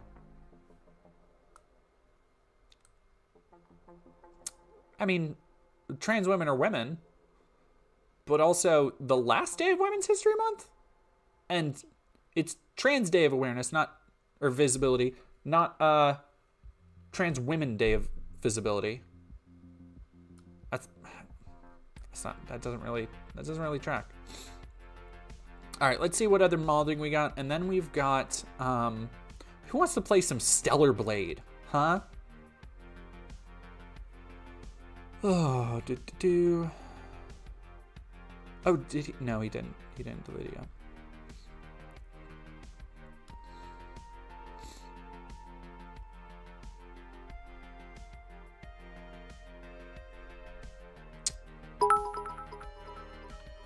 Indian tribes were high all the time, and all they did was fight wars and commit atrocities against one another. Yeah, he's been on a real anti-weed kick in a very bizarre turn of events. He seems to think that weed makes people violent. Also, buddy, if you think indigenous people killed each other and committed atrocities all the time, let me tell you about what people did for Christianity. Because I think it had a higher death toll before they even found the New World. Oh, look, here I am. This is still up, by the way. And I'd like to note, this is one of the ratios of all time. He got 3.3k likes on that. I can probably go find the likes I have in my noties. Oh yeah, Mockingbird, he doesn't notice shit. Like, people are still liking it and finding it.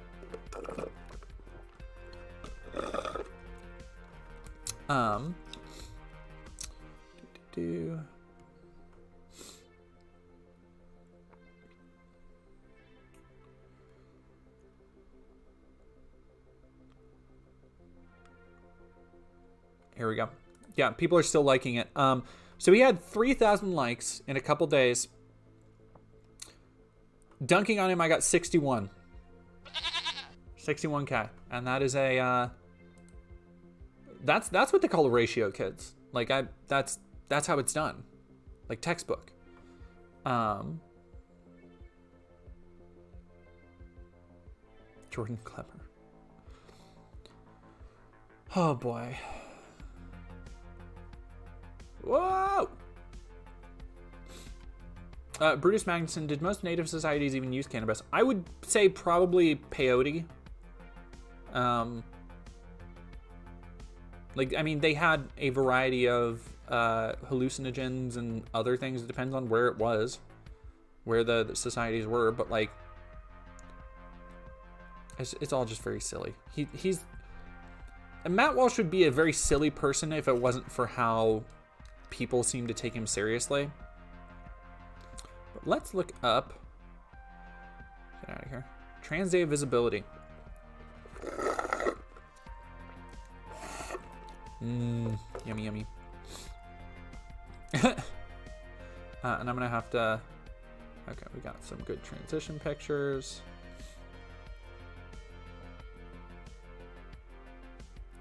Out and proud trans physician, very cool.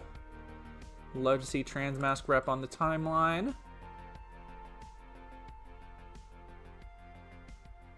Now let me see. These are the top ones for now. Oh god, that's awful looking. Okay, sorry everybody, we're gonna have to watch Freedom Tunes for a second.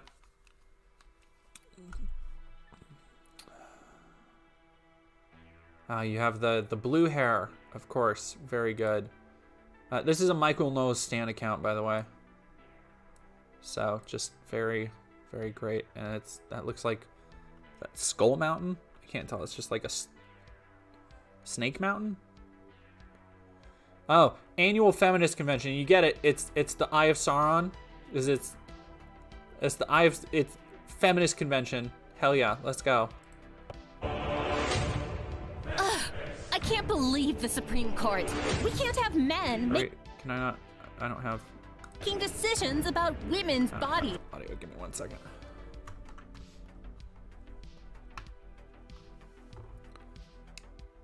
No! Are you kidding?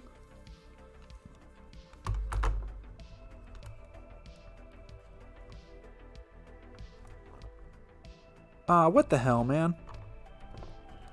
Man! Alright.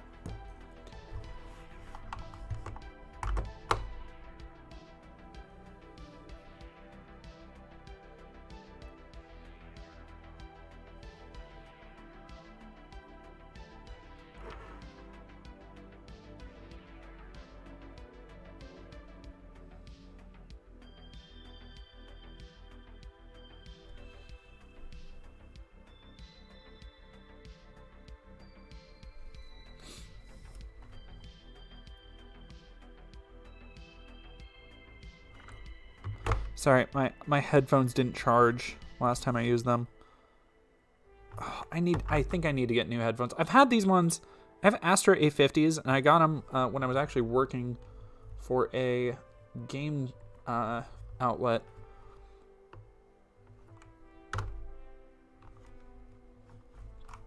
And I think they've been slowly going out, and it's driving me nuts.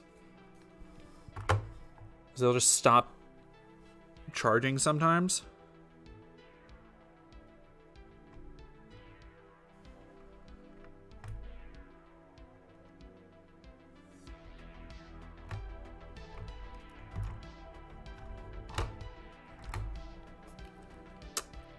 Alright, sorry. Let me get these charging.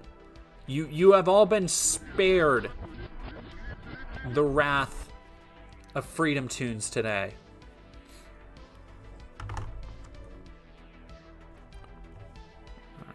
Just hope that works.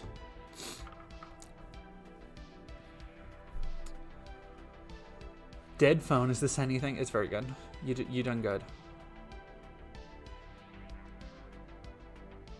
And I have to be careful as I'm scrolling because I follow a bunch of, I just don't want any, like, femboys and nude people to come across my timeline when I'm streaming on Twitch. Burned down a Korean church in Portland on January 2nd. He's trans and was only charged with arson and burglary. Why wasn't Cameron charged with a hate crime? Probably because there's no proof it was a hate crime. Also because Christians are a protected class. Hope this helps.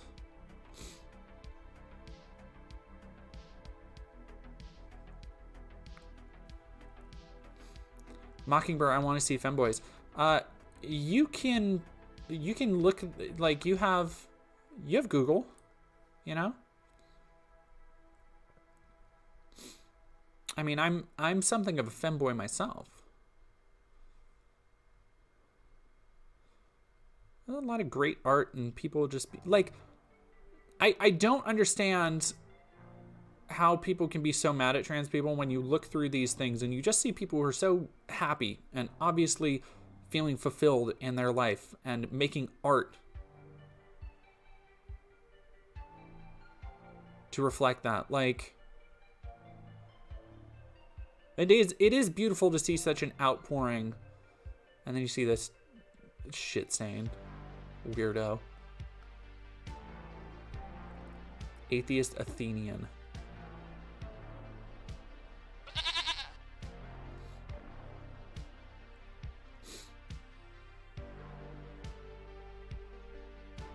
Alright, give me a second. I'm gonna go. I do need some headphones. But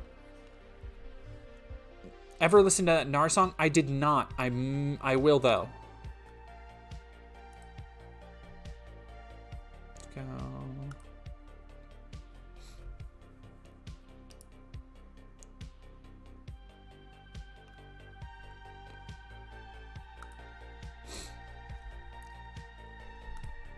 Okay, I'm sorry everybody. Unfortunately,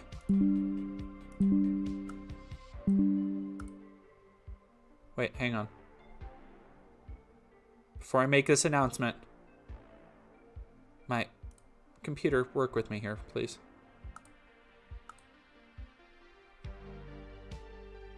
I don't know why my computer is so dumb.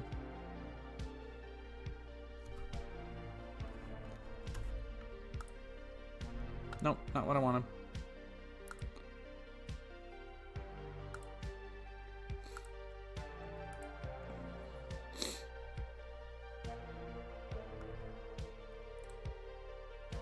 No, I'm not. Yenzo, the stream is not, we are not done yet.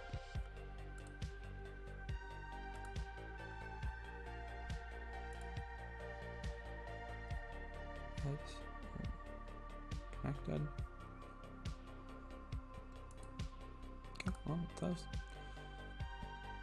It says it's connected, so I guess it's connected. Yeah, go give some likes to some good trans people on Twitter. And when you're not doing that, go piss off some transphobes. But I will be right back. We're gonna go. The shield is trending. I doubt that. I think it's just trying to suck me in.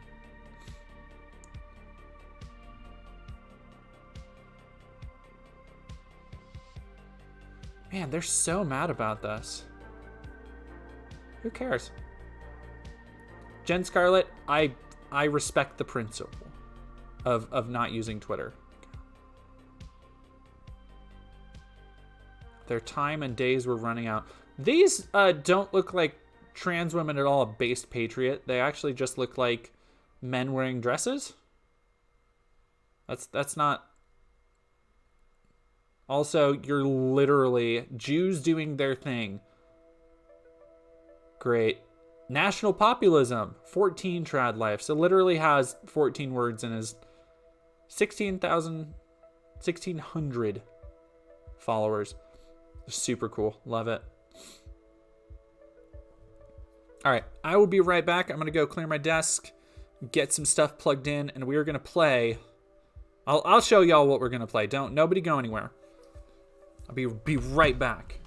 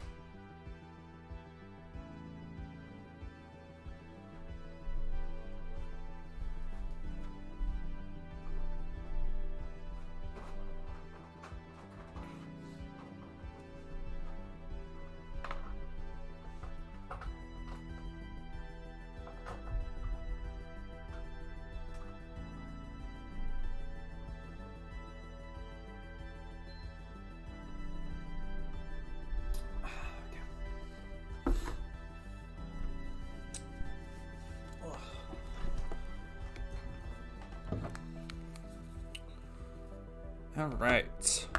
Hello, everybody. Thank you all for sticking with me.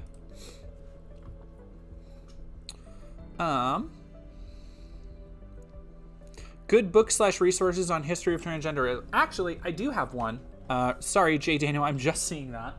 I have.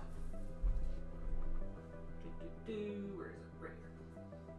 My copy is a little busted up because it was an old library copy. But Transgender History by Susan Stryker is a phenomenal starting point.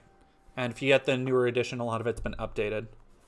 But yeah, mine's an old college version, so it's all stickered up and shit. But yeah, Transgender History, great starter.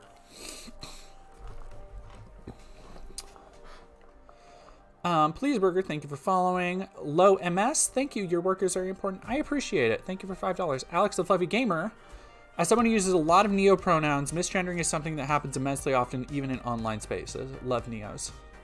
Me too. I love my neo pronoun homies. With how many trans people were instrumental, and that's the thing, is that people, because of the way narratives about trans people continue to proliferate, people don't realize that most trans people, it happens so often that trans people don't have a choice but to be not cool with it, but to understand. And I think it always surprises the older, I've talked about the older comedians and stuff who try and respect my pronouns, and they don't know any other non-binary people. They don't know very many trans people. So they're unsure kind of how them pronouns work, and they're curious and they want to respect me. And so it's always funny to see them stumble around a little bit, because I think they don't want to offend me because they like me, and that's understandable. And it's very kind of them, but it's also I know, as long as I see you're putting in work and you're I don't care, you know? I could not be a public-facing trans person if I wasn't able to take misgendering. Nadra, thank you for tipping 1312. You are no LGBT plus recruiter. You are a LGBT plus commander. Now leather up. We got a warden one. Thank you very much, Nadra. And thank you, the Solar Kitsune, for following. All right, let me get something going here real quick.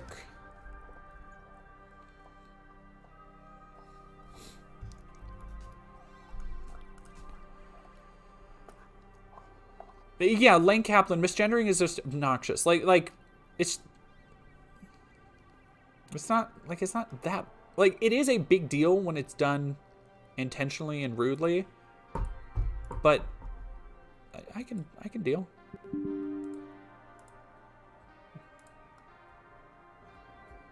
Okay, here we go.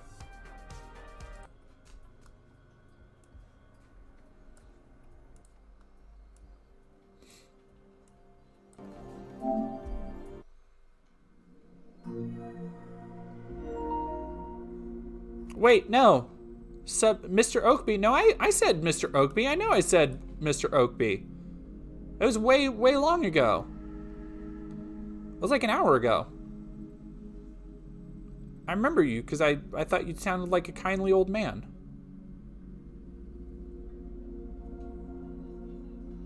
Notice that scared me because I actually have headphones on now. So now I'm able to, like, I heard that. My streamer ignore bits. I did not ignore bits. Who's saying I'm ignoring biddies? Salty Llama. Oh, sorry. Salty Llama has used 100 biddies. With how many trans people were instrumental in the computer engineering development, I'm surprised there isn't a transistor day. True. Shibiri as well. Why are you saying Bloodborne? I play good games on stream. Owned Bloodborne fans. I'm just kidding. I'm kidding. Don't cancel me. I have my Kong cup here. From the movie Godzilla vs. X Kong. I also have a Mega Block Godzilla that I got. I haven't bought a Mega Block since I was a child, and the Mega Blocks I bought just broke. And so I took a big roll on that, but it's pretty good. Good night, Liral. You're good, Mr. Oakby. I don't want anybody to feel like I don't thank them. So if I do miss over it, please do bring it up. Tell us to cancel them. No. Siggy, thank you for super chatting $5. If Jesus was born from a virgin mom, why do we call him a man? The only explanation is that Jesus was transmass, no Y chromosome from a woman. True. That's thinking with your noggin.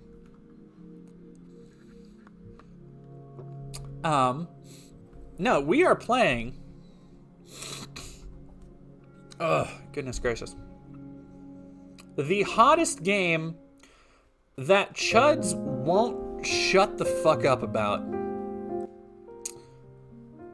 If you guys haven't seen Twitter lately, or if you follow me on Twitter, you might know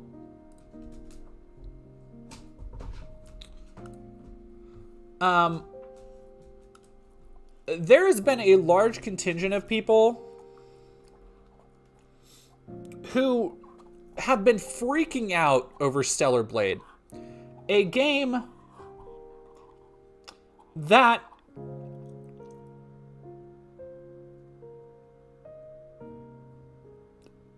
for all intents and purposes seems like a PS3 era action game, but to some people apparently represents the death of wokeness. This is the game that is anti-woke, specifically because the character design has a fat ass and boob physics, and that's it. It is a $70 game, and the only thing I have heard about it is ass and titties.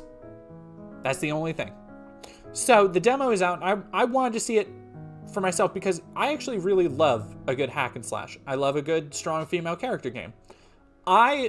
Everything I've seen leading up to this game has led me to believe that it'll probably be a fine actioner.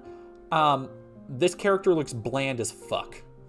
Like, absolutely giving Unreal Engine Asset Store genericness.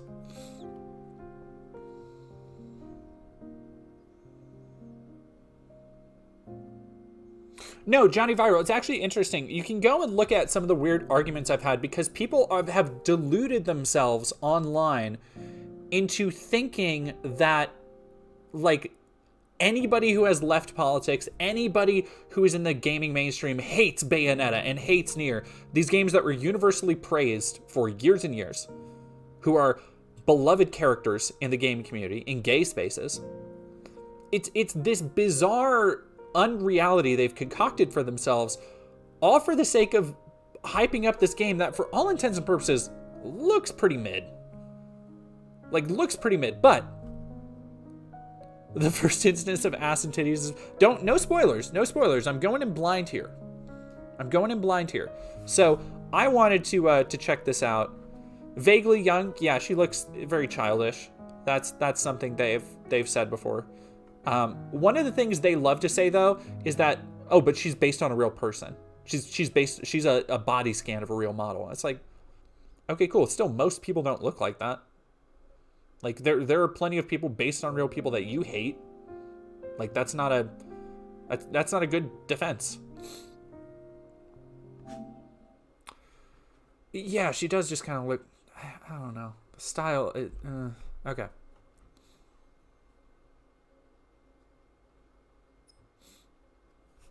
English, sure.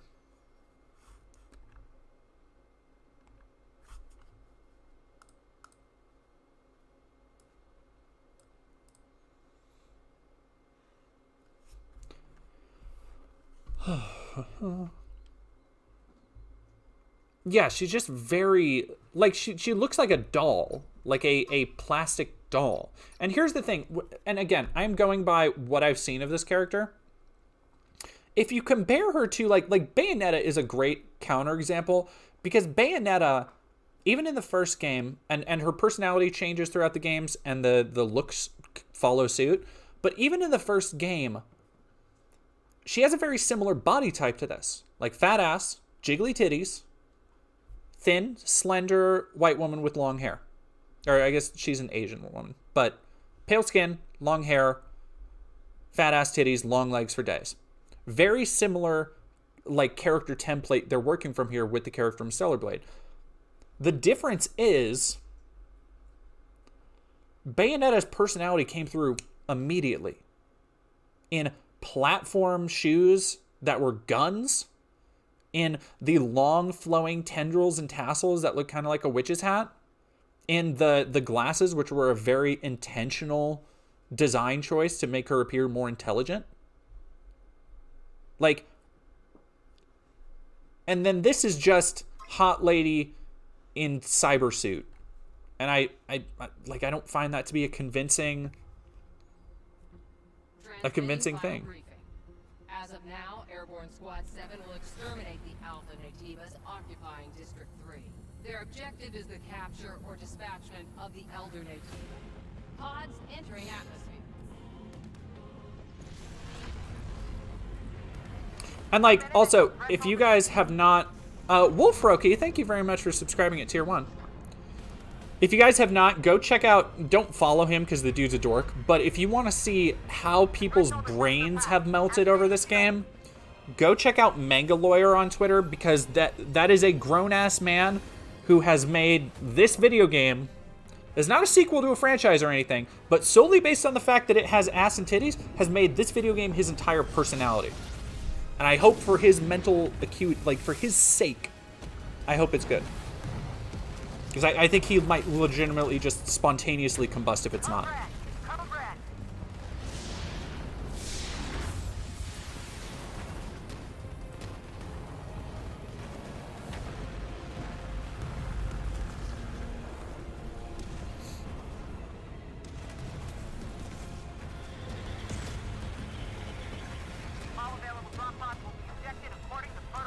Misanthropic.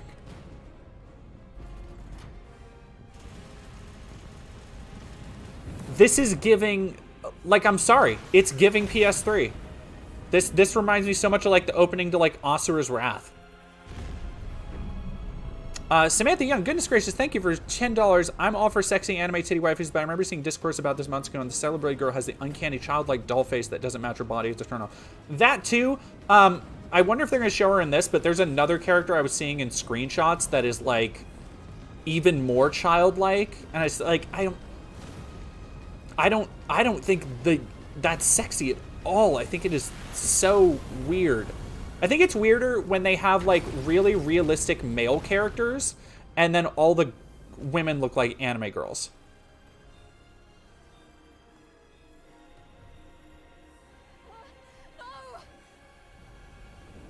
Oh, she's British.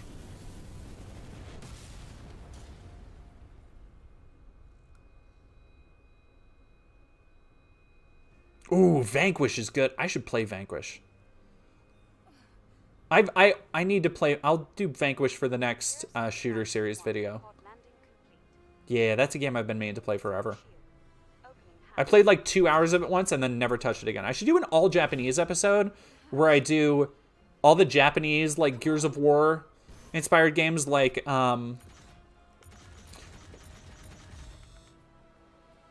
okay. Like Vanquish and Taki? Eve, are you alright? This place is dangerous. Take my hand.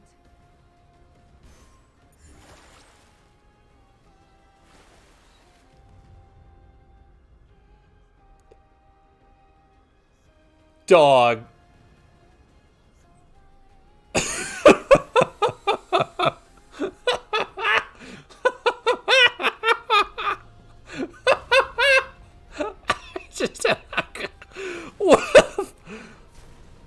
Like dramatic shot, ass and titties arched backwards. That's fucking wild, dude. All right, what is the buttons down in the corner? Exospine. That's I've been noting for people how there are no footprints left in the sand, something that was done yep, okay. Got circle, XXY. There's something about the I can't tell if it's slowing, if there's like a slow, I don't think there's a slow-mo effect, but it feels like it keeps slowing down on her final hits. Also, this does have the one of the same composers for Nier working on it, and you can absolutely tell. Kichi Okabe, who I like, the Nier Automata soundtrack is beyond comparison. No complaints there. I got no double jump. Like, she has very similar dimensions to Bayonetta, even.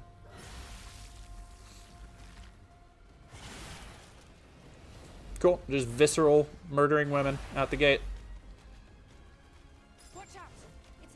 Oh, no, they absolutely are tentacle monsters. Like, come on. Like, you would expect differently?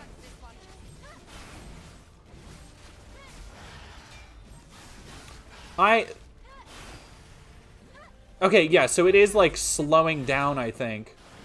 But it's...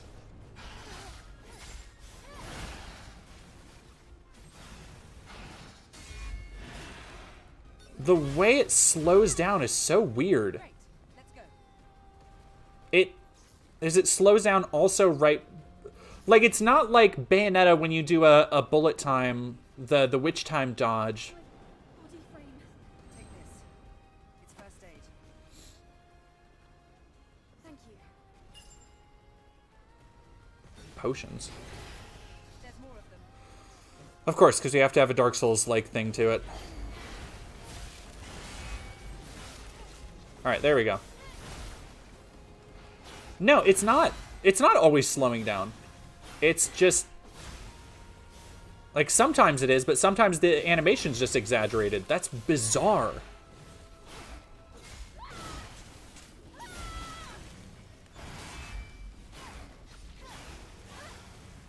Let's get out of here before more of them show up. And I don't know, this looks fun. Rendezvous point in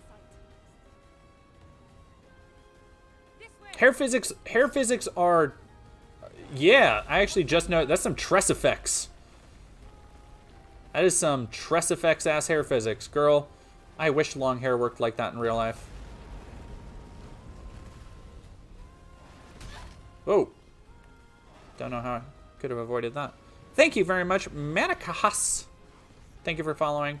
Did we ended up getting the $10 dono for the $10 dono for reading the Castlevania script, didn't we? The combat it looks fine, but I've seen other like more advanced moves and stuff. This isn't looking good. Let's go. So are literally the only people fighting just all the same big titty woman model?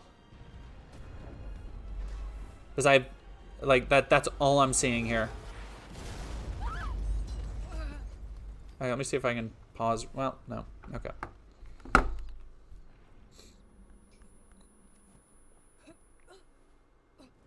I mean, like, I'm not gonna expect realism from the anime sword fighting game. Like,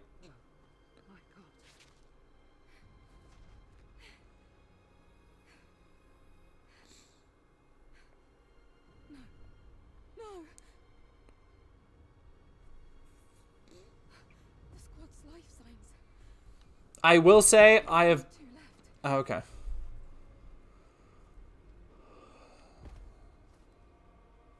God, the boob jiggle. God, that's rough.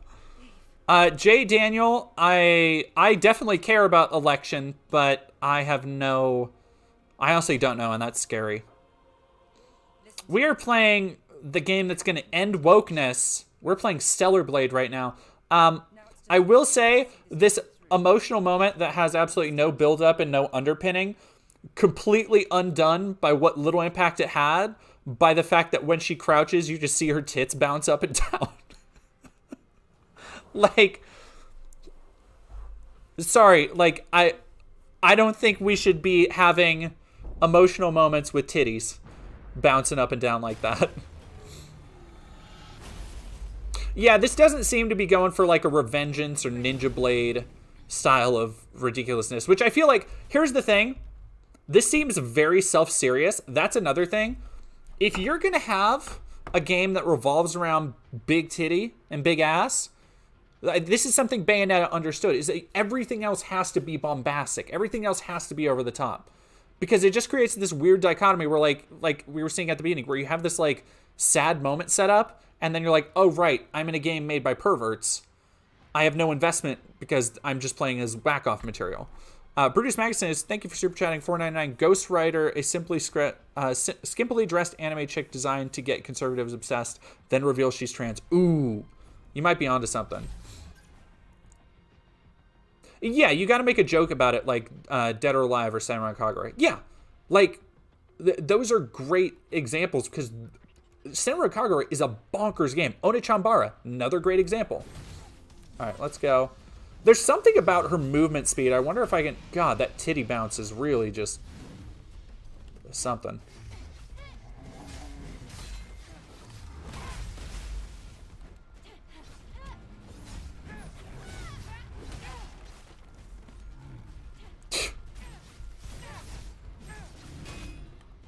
All right, let's...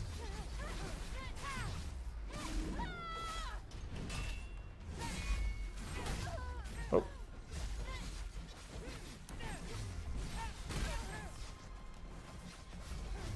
That's kind of cool.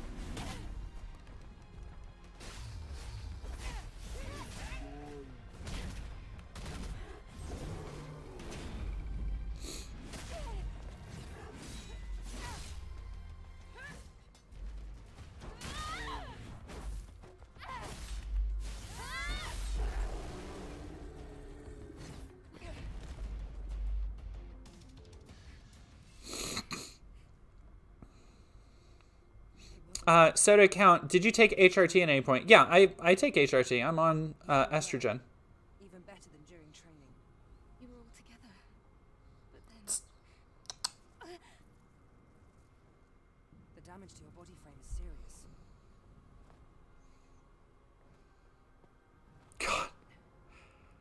God. That boob jiggle is just fucking ridiculous.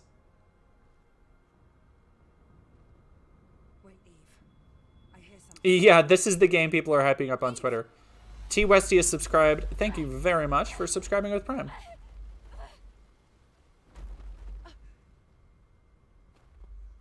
I kind of like this commander lady though. Like I think her suit design is neater than this like weird Hatsune Miku like Cyberpunk 2077. Oh, Sephiroth. Damn. Okay. I have no idea what's happening, by the way. Like, there's no context for any of this. Which is what I expect. I expect the level of narrative from, like, Ninja Gaiden 3. Just, like, nonsense. Thrown at the wall with, like, no narrative cohesion and nothing properly built up.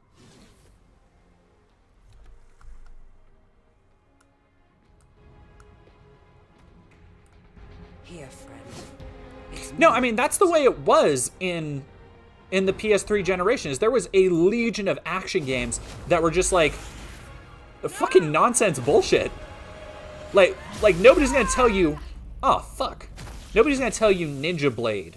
Like, go look up some gameplay of Ninja Blade. Okay, well, there goes the character I liked. Ninja Blade was a masterpiece. Get out of here. Taki!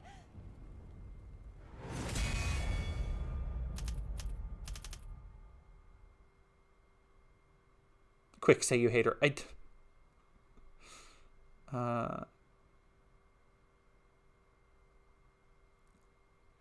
They both have 17. No, the Taki had like an older kind of milfy thing going on, but Eve does look like a 16-year-old model, which is weird. Oh, this is hella Nier. Man, I should play Nier Automata. Nier Automata is a great game. Yeah, Ethan Walker, another thing, we love, like, for a game that the main selling point, everybody's like, oh, you leftists, you prudes, you wokies don't love strong female characters. This sure seems to be just a game about women getting murdered. Make sure to stay cautious. Okay, now we're getting into the thing where, like, if you ever play Yakuza games, when you can tell between what characters were based on a actual actor and what characters weren't. Like, if you ever put Kiryu next to the characters that are played by real actors and have their faces scanned in, that feels like what's happening here, because she looks like an anime fuck doll, and that just looks like a dude. Now, get ready. I'll be supporting with the drone. Like, I still do fuck with this. I still do fuck with this because this is such a, like, this feels like a throwback. Like, as I'm playing this, I'm like, oh yeah, fuck yeah, I'm gonna dust off my copy of, let me think of a Nothing Burger PS3 game. Go dust off my copy of X Blades. Or, It was also known as Blades of Time? Is that a game? What am I thinking of? X Blades. Something is falling from the sky. A strange sensation. X Blades. This must be Earth's rain. We can admire the scenery. Yeah, no, this game, I mean, like, graphically, it obviously looks better. Like, it has some nice, like, graphic design. But everything is pretty, like, the thing about art design is that you can have really good and great art design, but if you don't have a world or story underpinning any of it, it just becomes noise. Like the thing that made something like Bayonetta's art design so good is that it was, you know, you're fighting angels. That's a really unique concept, and it is basing those angels on actual biblical descriptions. Like, that's super unique and identifiable, and that creates a unique art design. This thus far, again, I want to kind of keep correlating it to Bayonetta. This thus far is just like cyberpunkish. Like, it is cyberpunkish post-apocalypse with monsters. Like, there's, I don't want to say there's no cohesion here because I haven't seen much more of it. Like, I'm sure there will be cohesion, but like, I'm getting a sense of the world still, and every aspect of it is just something I've seen before. And that's a big difference between this and something like Bayonetta. Let me see her. God damn. Notice how she...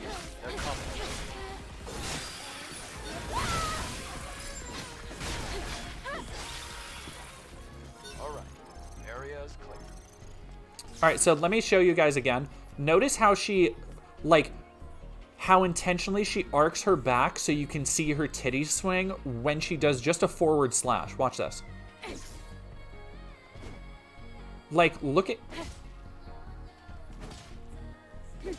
Nobody attacks like that. Like, that is so... Girl, you're gonna throw your back out swinging like that. You... Like, seriously, you're going to tweak your back. That is so weird. Media breakdown has super chat 49. I'm sorry. There were titty jiggle when Tacky got impaled. That feels so gross. Yeah, it feels gross. X-Blades and Blades of Time are both games. Thank you. I thought I was gaslighting myself about Blades of Time. I'm like, now I can picture the... I can picture the... Also, this music is not fitting at all. There's an important code in the menu state. Like lyrics and everything. It's a security code. A type of entry permit.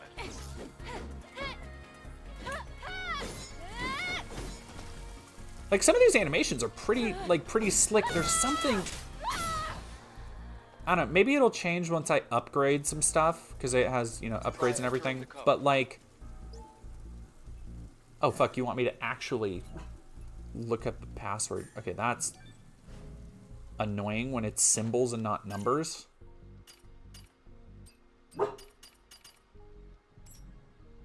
Alright, it looks like... Roara.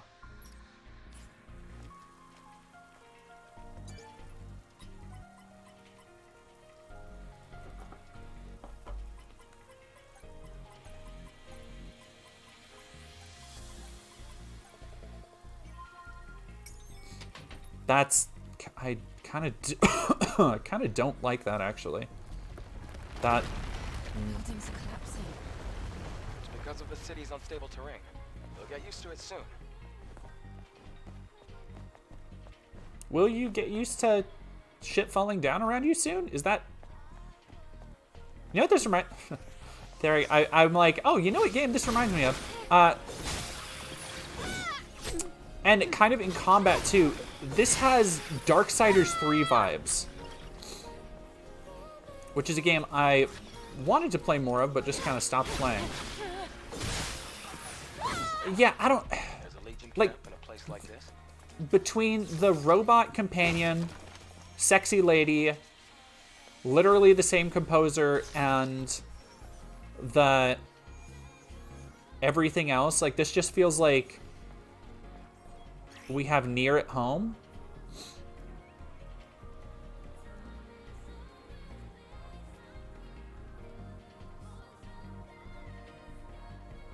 Oh, I love the character design of Darksiders. Are you fucking kidding me? It's a Souls-like. Game, you tricked me by putting your attacks on the square and triangle. It's a Souls-like. Here's the campfire.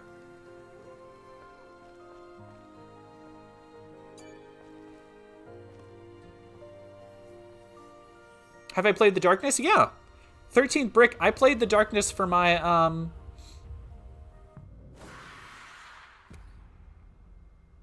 Okay, we're going back to the thing we just saw. You could have just... It's kind of a cool bike thing. You could have just shown this when we were just there. There's no real need to insert this now. This happened like 2 minutes ago, but okay.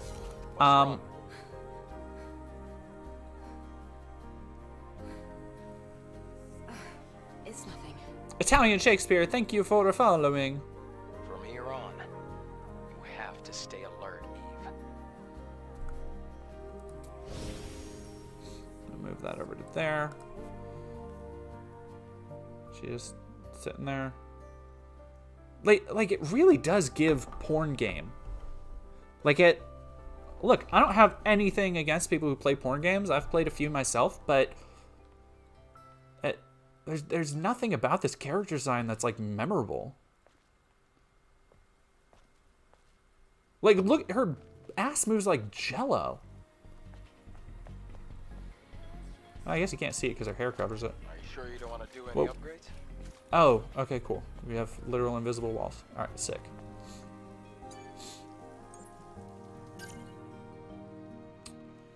Okay.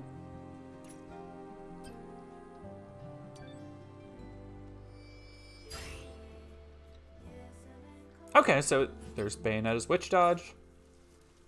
And I guess Nier did that too. I don't know about cheap. Like, I think the environments and stuff look pretty good. Like, the characters are obviously very detailed.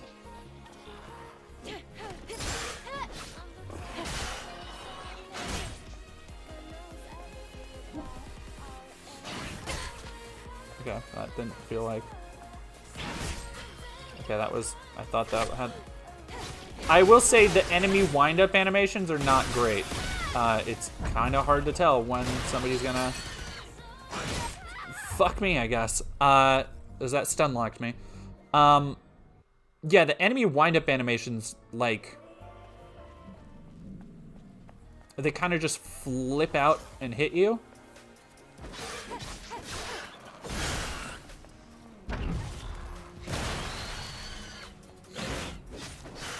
Ooh, air combos. Hell yeah, let's go. Okay, can I... No, okay. I thought it would be like DMC Devil May Cry where I could press square and it would be a launcher. But that is not the case here. Can I... Ooh, I could probably launch somebody into that. That would be cool. Oh, it's one of the Legion's old supply boxes. Do you think there's anything useful? Ah, needing to press everything to pick stuff up. That is compatibility fun. shouldn't be an issue. Make sure to take everything. I'm sorry, like people who are See the rapids below. If you fall, it's over. making this their entire personality, like, y'all, this is... Like, this looks fine, but this is very sauceless. Like, this is not giving... I've seen a lot of people say, like, oh, it's, like, Metal Gear Rising. It's like, no, this is... Do not besmirch the good name of Metal Gear Rising.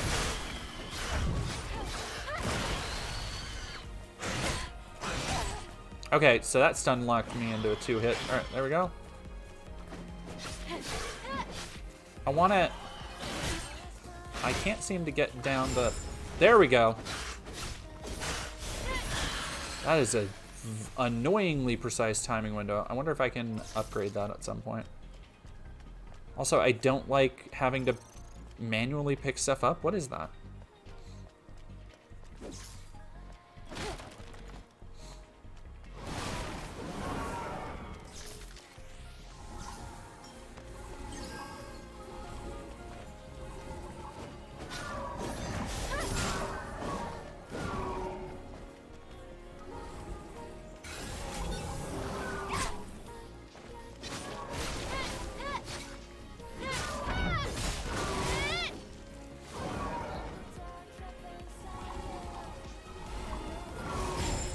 There we go. I will say this pop music in the background, if this is just going to be the combat music for the whole game, is not enough of a banger. This is no Devil Trigger, what I'm saying. Is what I'm saying. Tara Billie Jean, thank you very much. Paying $70 for the hair physics. Tara Billie Jean, thank you so much for the 200 biddies. Happy Transvisibility Day to you as well.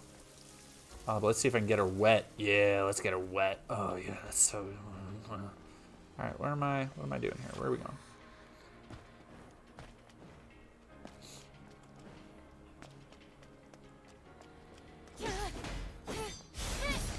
Whoa.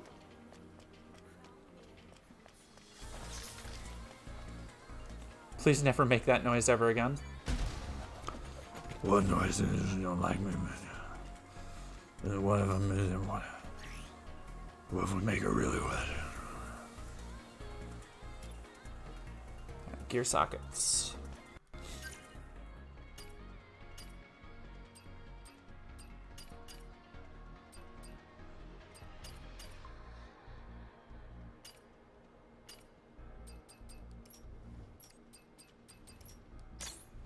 Oh, okay. That's just, you can just take that off, and that's just her, full ass.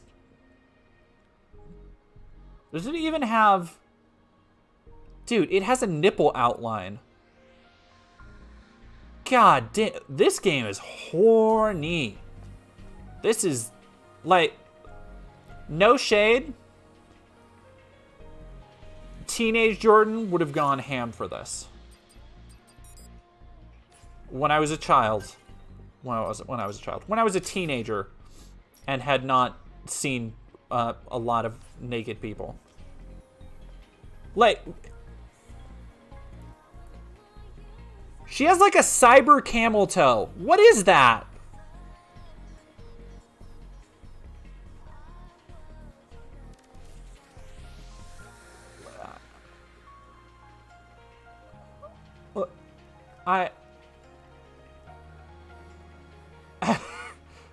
She's got ray tracing on her ass.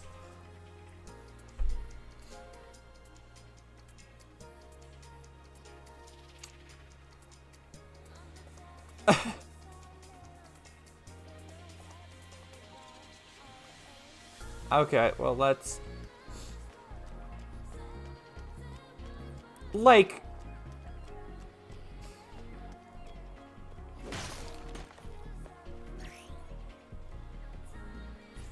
My brothers in Christ, you could just play Onechambara. Are other cities in a similar state? Why does the cyborg need a belly button? The city's looking pretty good. I guess she does have a... Is that... Most places were nothing. Is that where belly buttons are supposed to be? That seems... No, I guess that is. God, they gave her a fupa and everything. Like, they made her super rail skinny, but still gave her like a little pooch. These developers are horny.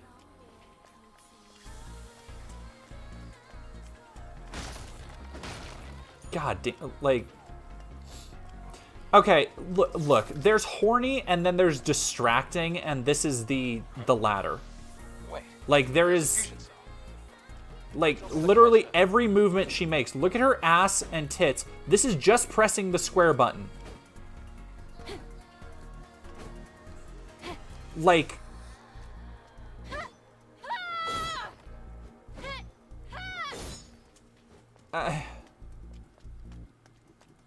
It's not me, it's the game. Oh, right. At least the fusion. Fusion cell? It's a Her spine is throwed out. battery. Thanks to that, Earth's night isn't dark yet. Oh, it's the previous generation of the Infinity Cell. Yep, this is PS3 era. The saying shit like any of this has any meaning that they've explained before. I strongly dislike that aspect of like anime storytelling, where it's just saying the thing. Oh, you mean the thing? Yes, the thing. And it's all just made up shit that has no context at all, and you're just supposed to be like, yeah, of course, this makes sense. Samantha Young, thank you for super chatting $10. Predict any lighthearted bits or comedic relief in this game to offset the already grimdark tone juxtaposed with the sexy character and pop music, or make the mistake of playing itself straight boring. I think we're seeing straight boring. I think unless there's going to be like a comedy relief. All right, if there's going to be comedy relief, it's going to be, I'm going to make a prediction. It's going to be a ditzy female character who possibly exposes herself accidentally. Like she trips and people might see up her skirt. Because that's the like level of creativity. Oh, this is... Yeah, this is some Dark Souls shit.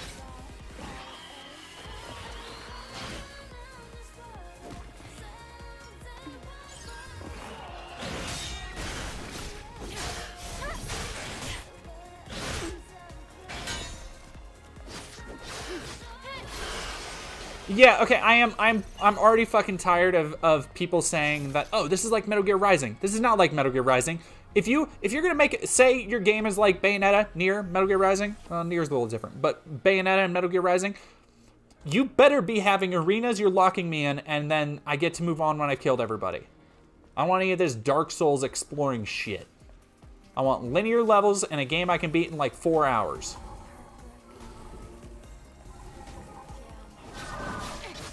Commit to the bit, motherfuckers.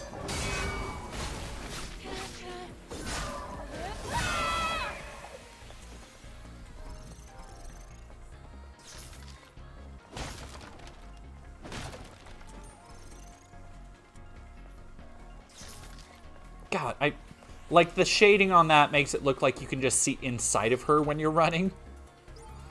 Okay, I don't like this password thing. I'll tell you that right now. Like, the shading makes it look like you're just looking straight inside of her when she's running. I don't know how else to say it politely.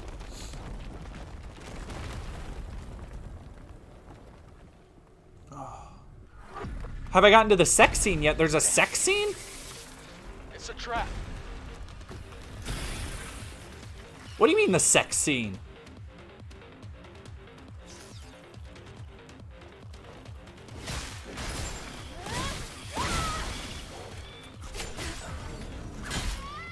Oh, fuck. Okay, well.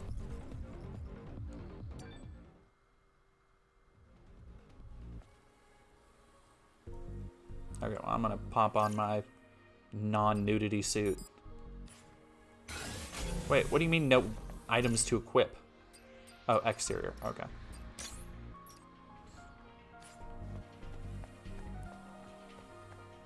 Hello, Queen Scar. Jodax, Chuds hated Baldur's Gate 3 because the women were too strong and too not anime enough, I guess. Like they were all. I kind of like this techno-y kind of feeling this though.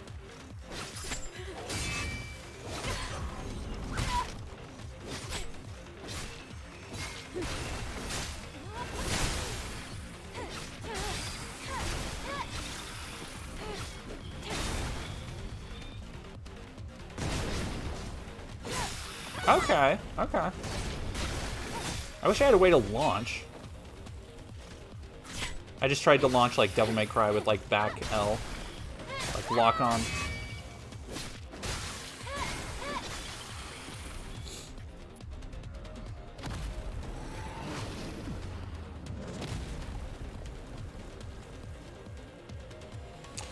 Like all these enemies kind of run together too. Like they don't seem to have any.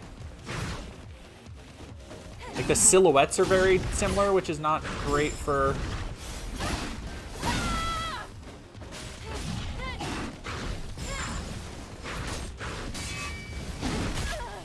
The fuck, dude?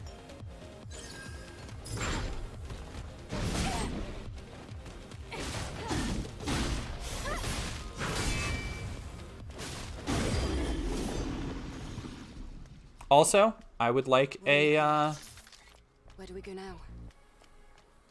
like a finishing move. Like I feel I need to be able to like Zendatsu them. Oh, I need to pick those up.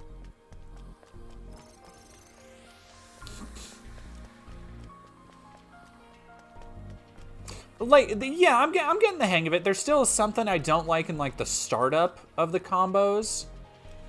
And also the fact that this is apparently just like one long ass hallway. Where am I going? Hall of Records.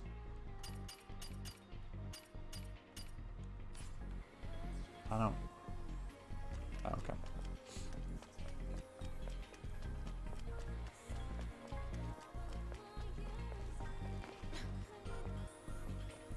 I'm sorry, did the other suit make you too horny?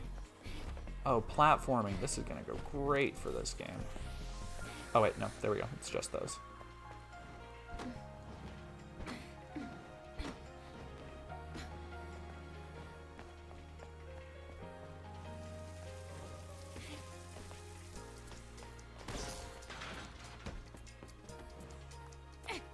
Okay, that looks like a place I can go, but okay, it is. Right.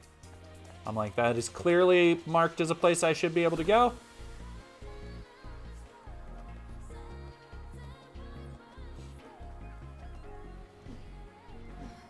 What am I? Where the hell am I supposed to be?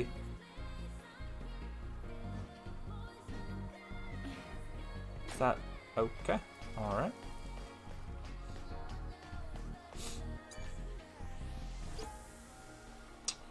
Airborne Squad is descending to rescue the remaining humankind, but there is no sign.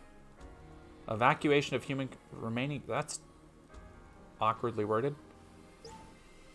Yeah, no, it... Oh, fuck, another fucking still code. has the security code registered. It also has record of a message log. Scan complete. You have to cross here. You see the ladder behind me? Yeah. I can't reach the ladder. The water level is too low. Try using the plank. Of all the games you decide to take influence from right now, you chose The Last of Us. Alright, let's see. Oh.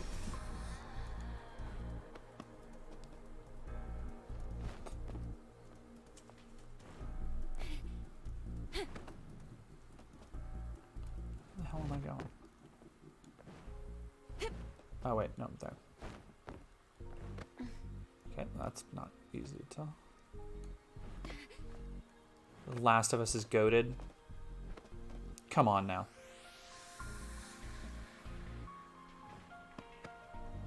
Oh, it doesn't help to have the where I'm supposed to be climbing paint on if I can't fucking see it because I'm below it.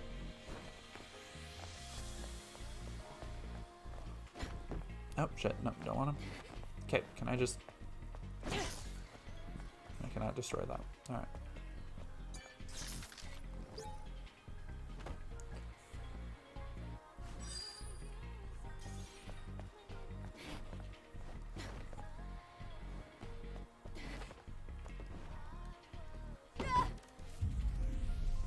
Fucking great.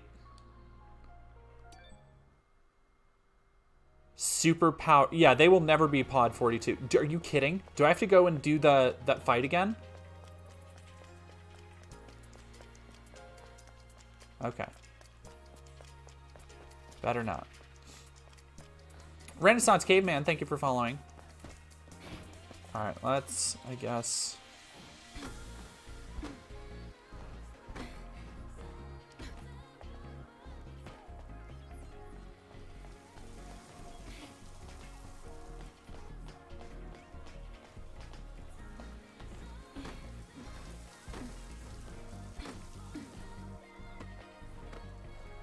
Yeah, I'm done with this music already. Alright. Is this the plank I'm supposed to use? Oh. How do I...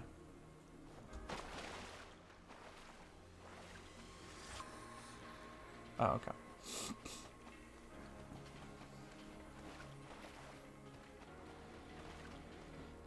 Oh, okay. Duh. Alright, now I get it.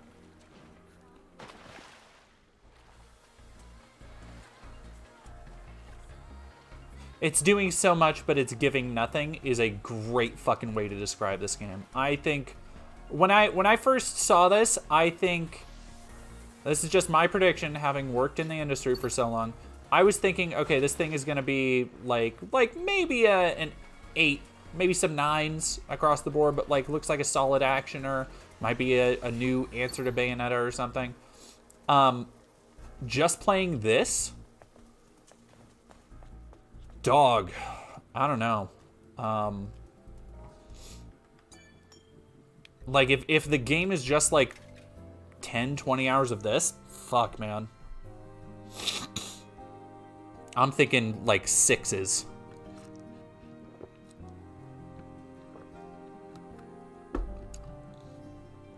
Alright, now I have that.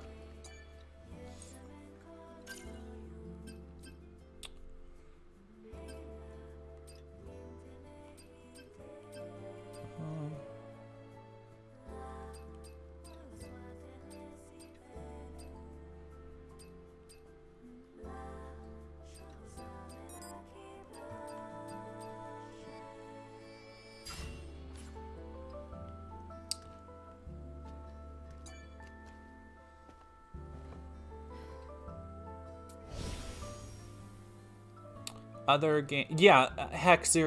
It's not doing anything other games haven't done better. That's probably the best way I can describe this.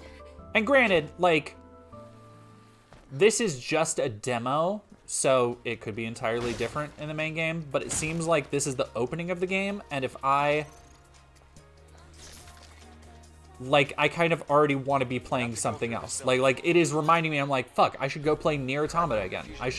Maybe I'll pop in Metal Gear Rising. Like, it's just making me think of playing better other games. I need to go finish Lies of P. You haven't missed much. Shai Hulud, it's like the Lineage plus Dark Souls for horny chuds. Yeah.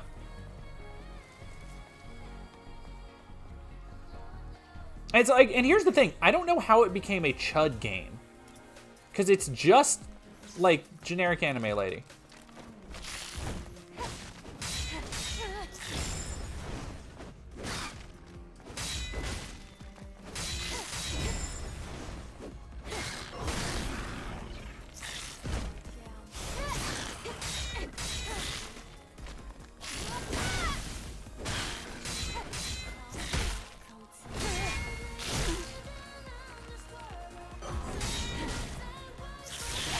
Oh, what the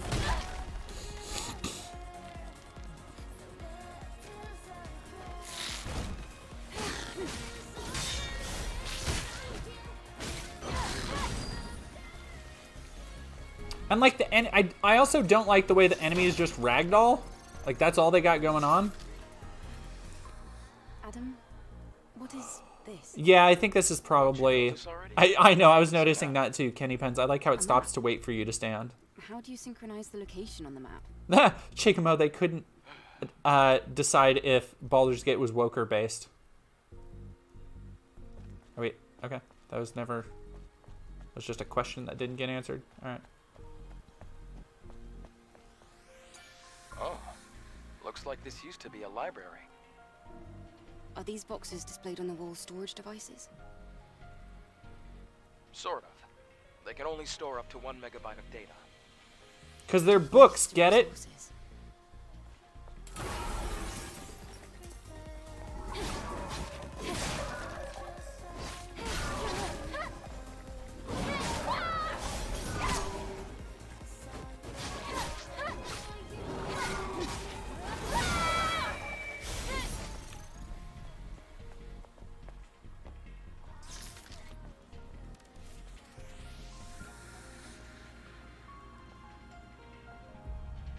The crack is quite deep. It's going to be difficult to pass. I also don't like I know I'm just bitching at this point. I don't like her costume. Like, I think the green is just so... Like, it makes her ass look like a bug. Like a beetle. Like, it just looks like a chitinous shell. If that makes sense.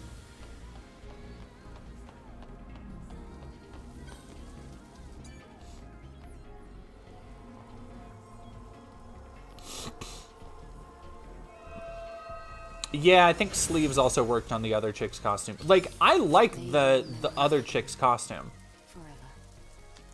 Alright, got the God of War thing where you get the 3 of a thing and it upgrades the thing. Check. Okay.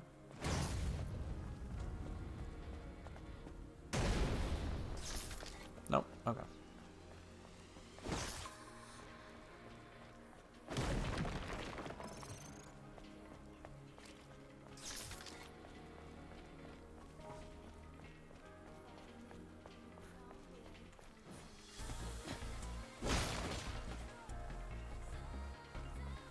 Alright, where am I? Where are we going? Swims with Whales, thank you for following. And Renaissance Caveman, I already thank you, but thank you again. A beetle aesthetic like Paul McCartney. Oh, so I can't. Can I drop down or? Nope.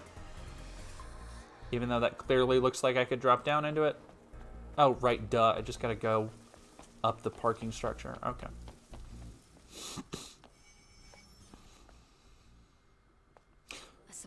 Ooh, I like that texture on that plasticky stuff trailing behind her, though. That is some good texture work.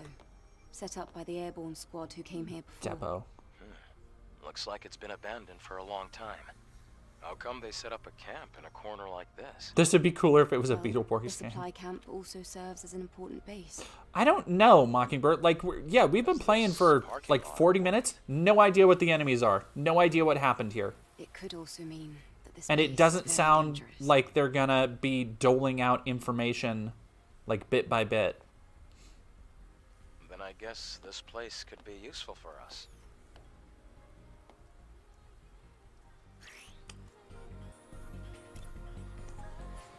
Alright, so it's like a super... I don't know why.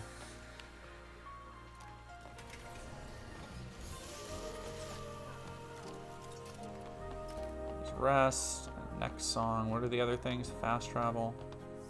Repair console.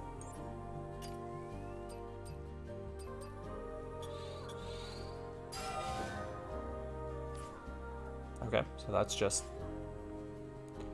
I saw somebody call this an action RPG, and I don't think that's really what I'm looking at here. All right, let's go. Yeah.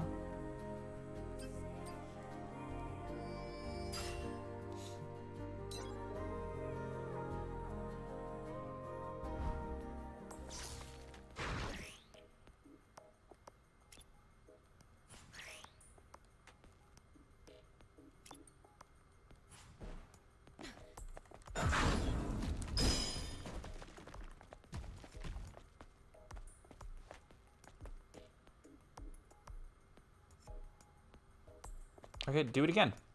There we go.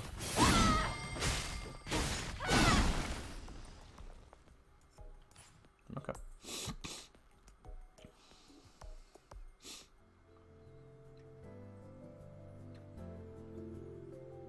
Hell yeah, because Devil May Cry 5 is a banger. Yeah, no, this, like, look, this game has nothing on Devil May Cry 5. Pinnacle of the series. Maybe one of the pinnacles of the action genre. Well, no, definitely one of the pinnacles of the action genre. Right up there with Bayonetta. Alright, wait. Okay, guess not. Fuck me.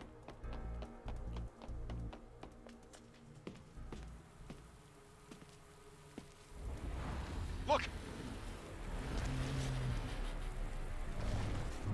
Yeah, like, these designs on their own are kind of cool, but, like... Not an ordinary enemy! I have no context for what they are. I have no context for who they are. Are they demons? Are they aliens? Parasites? And I've fought like 10 different versions, so they all just kind of blend together.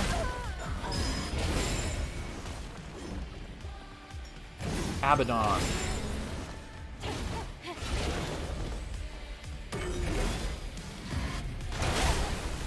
Cool.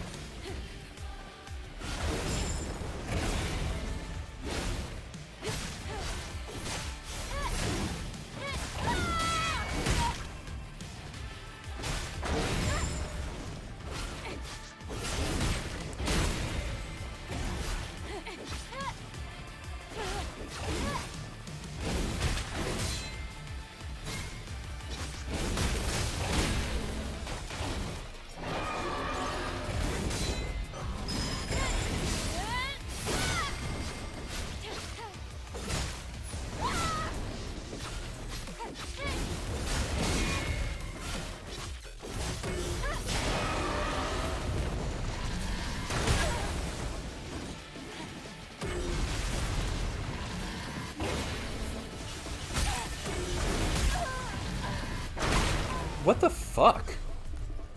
Those didn't even look like they hit me. Cool, cool, cool. And then just back to like jazzy music. All right. I guess. Yeah, I don't really have a. Can't really do anything else but go back up and try and fight him. All right.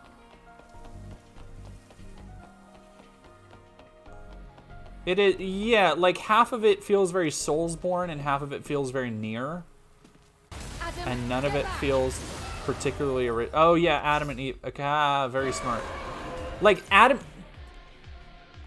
and Eve, like you really looked at 2B as in to be or not to be, and you were like, now I can make something more like basic than that. I can make something more obvious than that.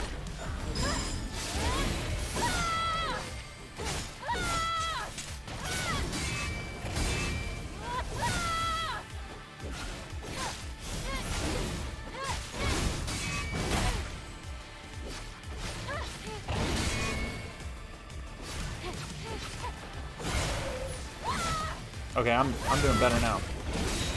I'm gonna say that and then just start sucking ass. Alright, let's see.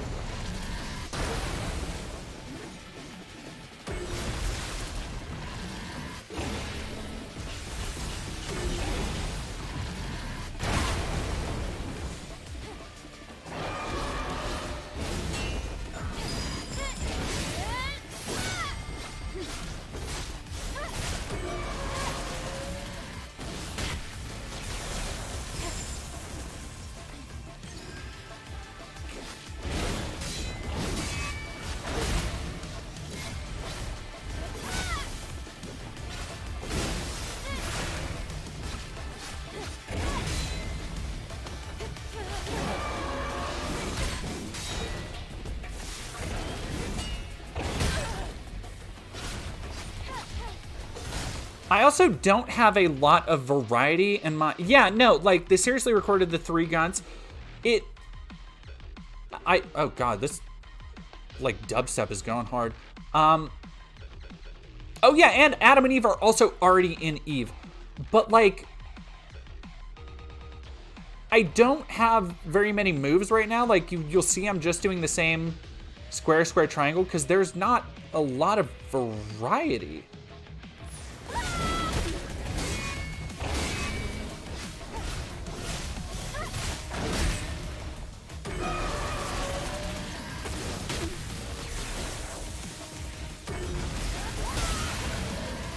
Okay.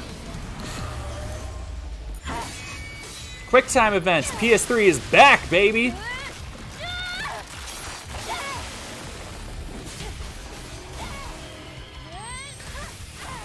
Oh, okay, I'm getting a trailer. A tracksuit? Oh, that wasn't... Like, there are a lot of unique designs here, but they're all just blending together. There's nothing really unique to separate them. What do we do now? The drone is different. Yes, this is no longer the drone you knew. No, this localization is not great. Listen to me. Like seriously, look at her next to him. He looks like a real dude. She looks like an Unreal Engine asset. Like, he looks like he's from a Kojima game, and she looks like she's from a porn game. It's full of plants and little birds. Okay, I'm instead gonna make a prediction. There's gonna be some incredibly cringe, like, laugh out loud scenes in here. Like, as soon as this game comes out, you're gonna see a bunch of stuff on Twitter of this game just being, like, ridiculously goofy. And not in a knowing, like, fun way, in a they thought this was serious way.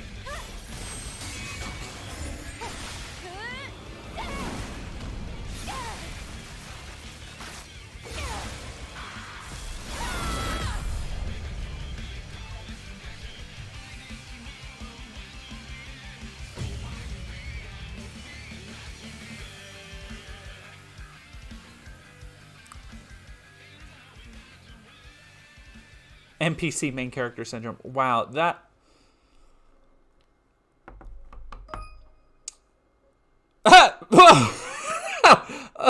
Let's... Stellar Blade, please, let's, buy me dinner first before you fuck me by making me pay $70 for that. Oh, man.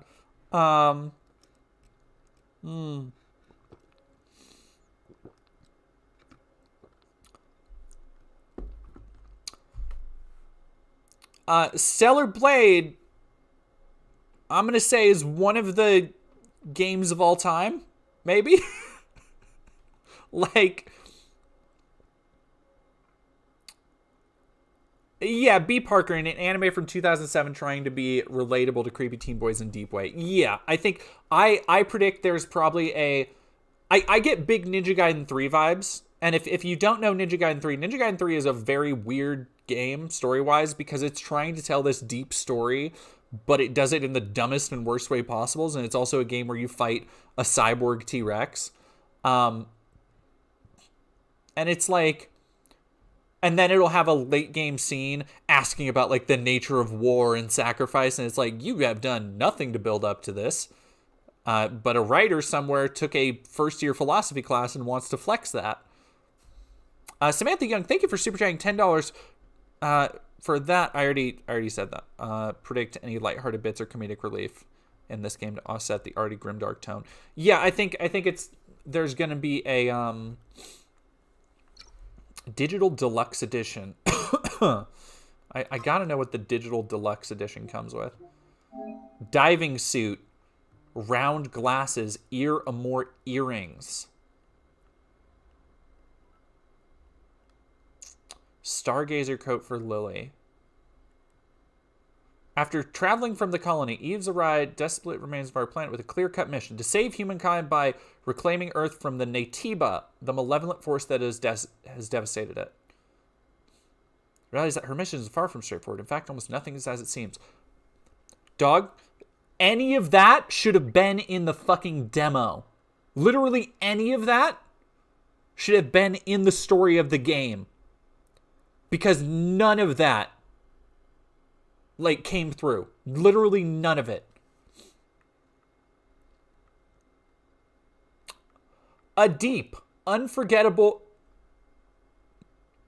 Oh, we're going to be eating so good from this. I can tell. A deep, unforgettable adventure. Unravel a gripping human fate story with mature themes, a thought-provoking narrative, and emotionally charged revelations from beginning to end.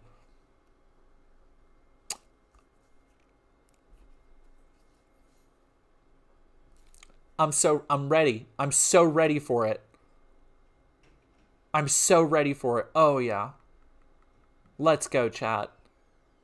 Deep refrigerator. Yeah, oh, that's great. All right, but no, there's another character on here I wanted to look at. This chick, who looks like an even more of a child. Like, look at this character. Like, and if you're like, oh, she's not supposed to be sexy, this is another screenshot of her. Like,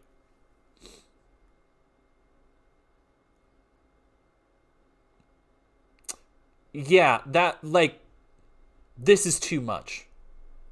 You're pushing it with a character that you can reasonably say, Eve looks, I'll give late teens, early 20s.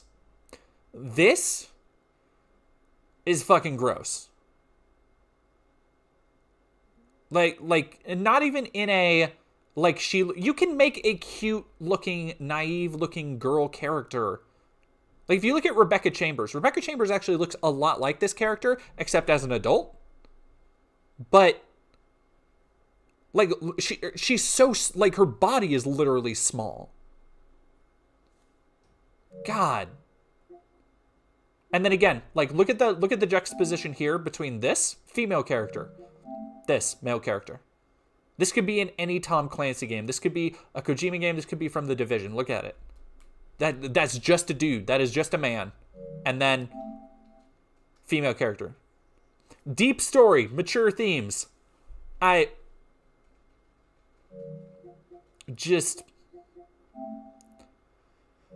Come on, man. And, like, here's the thing. I look at something like this, or a screenshot like this, and I'm like, okay, that's a game I am vaguely interested in. Like, whatever's going on here, I can fuck with this. I don't know what this is going on, but I want to know more. But there's just, like, shit like this. Man. I don't know, man. I don't know. Well, I don't mean Kojima necessarily. I mean, he has like he has a very Yoji Shinkawa aesthetic. Like a lot of little details. Is this just the trailer we already saw?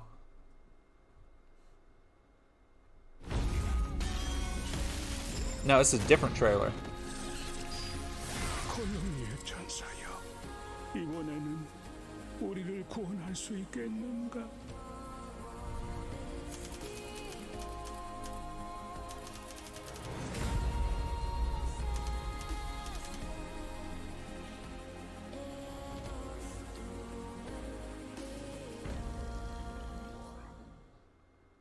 Oh, okay.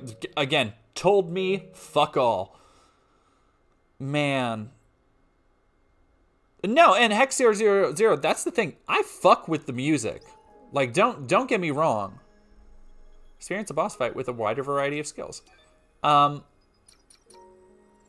the music, like I was saying, Keiichi Okabe, Nier Automata, I fucks with the music. Don't get it twisted. But the rest of everything here is just like, damn, dude. I was already tentative about the game. I am less excited. Like, here's the thing. I'm probably still going to play it because I'm so curious.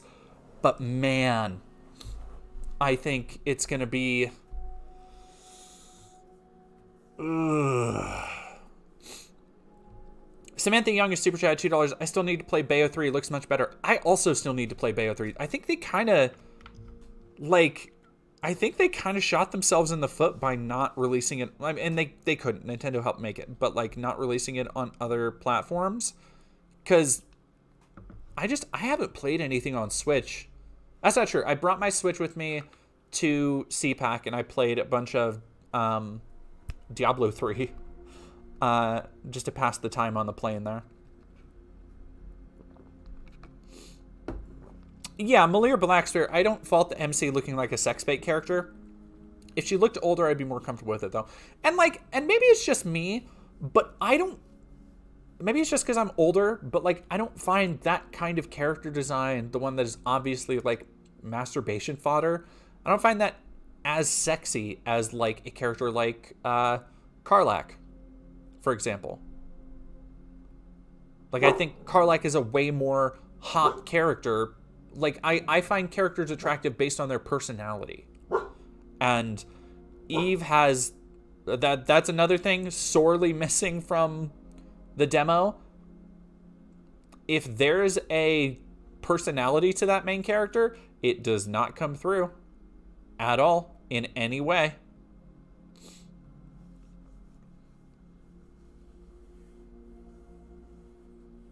Yeah, I'd rather have a character say even one interesting thing than a sex doll. Yeah, it's like that on every level that kind of confirmed. And hey, maybe the rest of the game is a totally different fucking game. I doubt it, but maybe it is. Like, I'm willing to be proven wrong.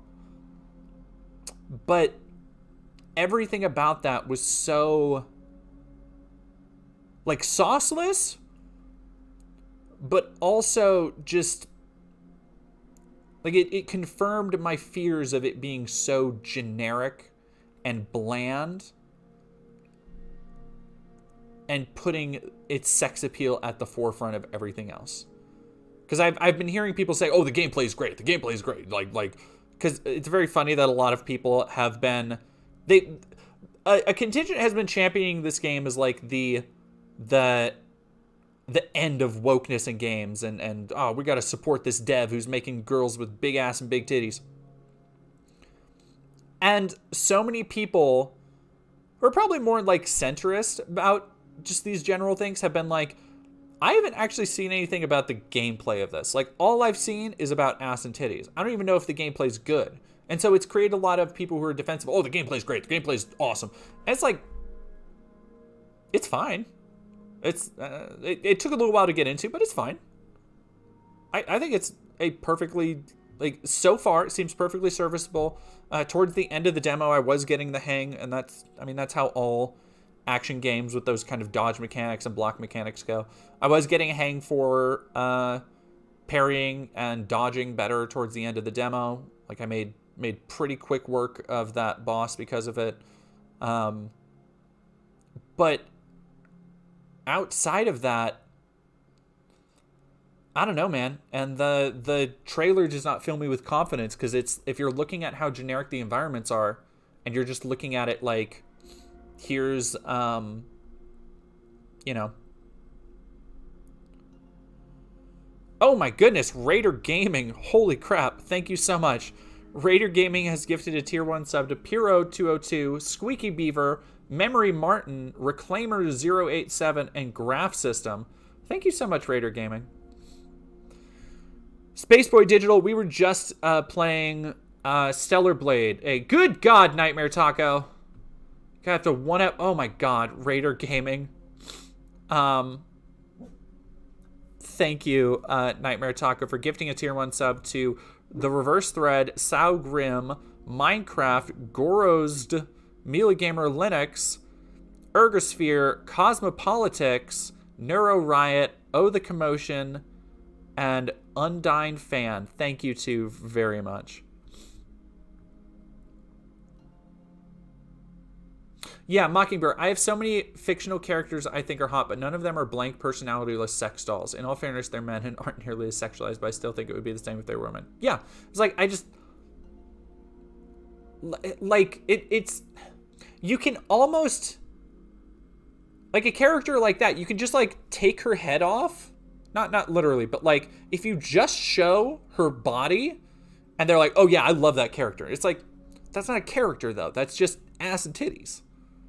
Like, there's nothing else to her. Very odd. Mr. Oakby, thank you for 100 biddies. How are we feeling, everybody? How's everybody doing?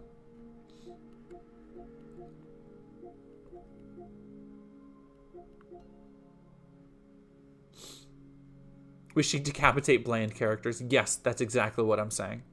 All bland characters should die. Only good characters from now on.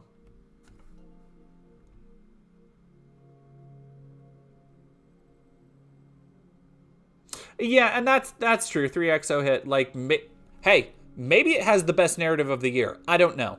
XO hit on Twitch saying, I mean, we are judging the game only on 30 minutes of a demo. Yeah, like, it could be a banger. I am completely willing to change my opinion.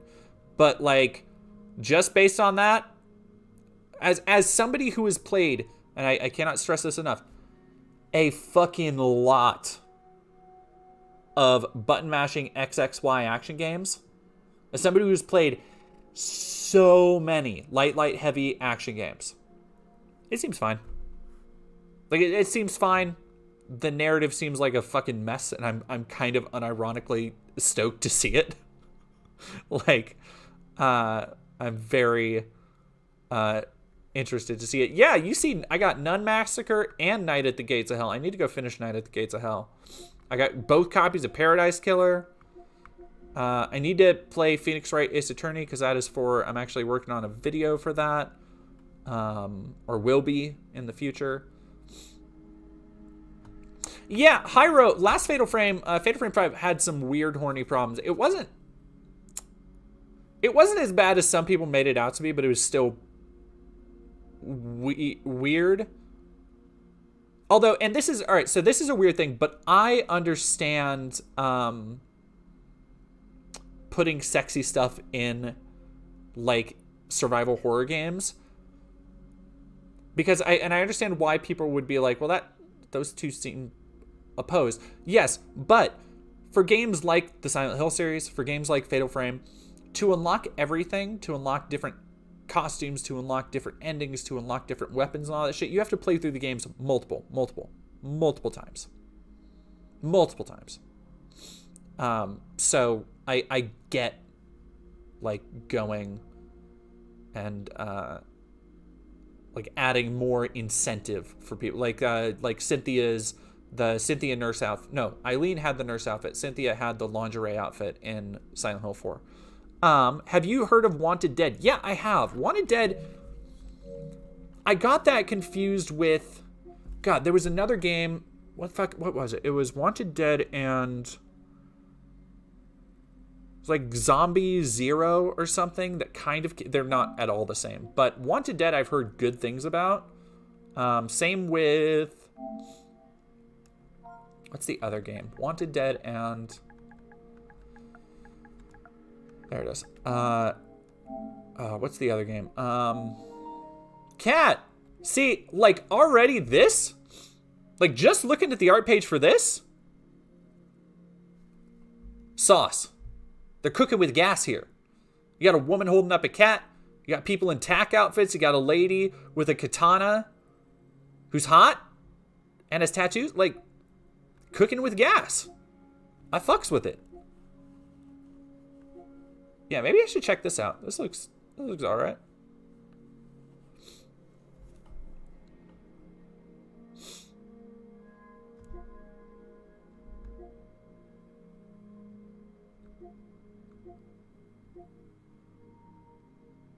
That's why I knew this. Hybrid slasher and third-person shooter from Team Ninja, the makers of Ninja Gaiden and Dead or Alive. It's very weird that they would, like, they've also developed Neo, Wolong, that one Rise of the Ronin game that just came out. Like, it's weird that they're pumping their bona fide, like, I feel like Team Ninja is two different developers these days. Which is a bummer, because Ninja Gaiden 2 is one of my favorite games of all time, and I have not liked... well, that's not true. I love the first Neo, and I liked a lot of Neo 2. I should go back and finish that at some point. Yeah, 3XO, like, Team Ninja is bizarre. It's a very bizarre company. Like, their history and going into these weird, like, very authentic Japanese, like, samurai games and whatnot. Very strange thing. Oh, man, Stranger of Paradise I did not like. I did not like it. I played it for like 10, 15... No, I played it for more like an hour or two. But I bounced off that shit hard. Yeah, Stranger of Paradise did nothing. Like, absolutely nothing for me. Yeah.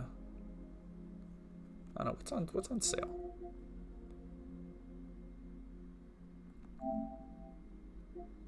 Are people just asking me about games now? Red Dead Redemption 2. I love Red Dead Redemption 2. I've played. I beat it. It's just that's not a small commitment. Rise of the Ronin. I feel bad for Rise of the Ronin because I feel like Dragon's Dogma 2 kind of ate its lunch. But like I have no desire to play Dragon's Dogma 2 really. Like, well, not right now. I think it is so... I can do without it. The things that I want from a big, massive open world like that are deliberate storytelling and, like Baldur's Gate 3. You know, Skyrim type shit. Witcher. Like, those are games that I look at and I'm like, okay, this is my speed. Final Fantasy 7. Rebirth. The Dragon's Dogma, from everything I've heard,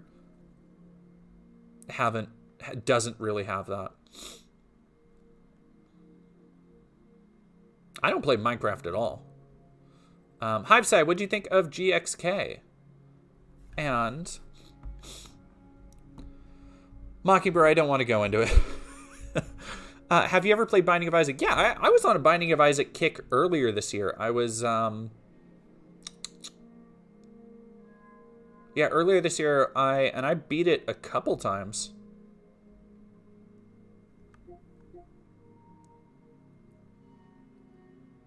Chigamo, why was Fortnite my favorite game of the decade? You've been misinformed, buddy. You have been misinformed. I could buy the combat pack for Mortal Kombat 1, a game that I depressingly have played very, very little of. Oh my god, Nightmare Taco, 90 hours? No, you know what? I think I'm only around 20 on that, I think. But I play games fast. Like every time I find out how slowly other people go through games, I am so surprised. It's not like I'm not exploring stuff and doing stuff. I am. But like even Baldur's Gate, a game I've played a bunch of, I'm getting close to the end and I haven't even hit 70 hours. But I know people who aren't even to Act 3 and are over 100. No, Wolferoki, we just talked about that. I like Capcom games, like a lot of Capcom stuff, but there's nothing in Dragon's Dogma 2. Just looking at it, there's nothing I've seen from Dragon's Dogma 2 that makes me go, I gotta play this. And I don't think the story or anything is going to grab me, so it's like, I'm okay. Ooh, Dead Space. God, the Dead Space remake is so fucking good. Sorry, everybody. I've reached the point of the night where my pills have definitely worn off. But now, what's mine?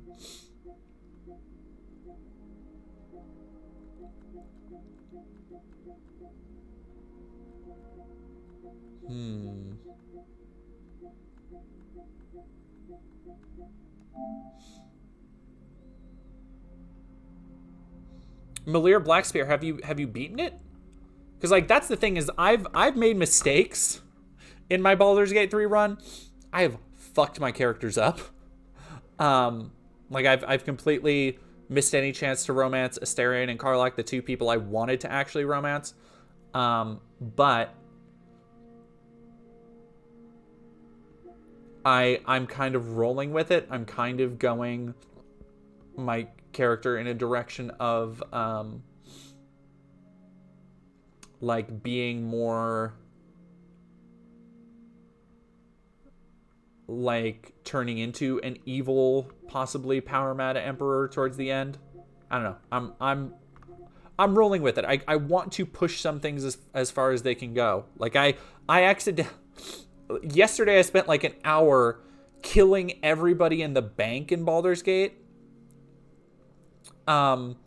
Because I accidentally trespassed and the guards were like, I failed a check against the guards for persuasion. And the guards were like, no, this is going to be violent. And I'm like, okay, well, if it's going to be violent, it's going to be violent. Let's go. And so I spent an hour just like luring people up a stairway with a cloud of daggers on it. And so like, I murdered almost everybody in there. And now I can't go out the back of it because there's a bunch of those automatons. So we're gonna see how the rest of that playthrough goes. Kenny Penn's Cloud of Daggers might be the best spell in the game. Like real talk, Cloud of Daggers is every time I've been stuck on a fight, putting my squad, like pulling back to a different position in a room or something and putting Cloud of Daggers between me and the enemies and just making them walk through it. Perfect. Works every time. Like if I'm having trouble, Cloud of Daggers and Thorns to make people slow down so they can't go through it all.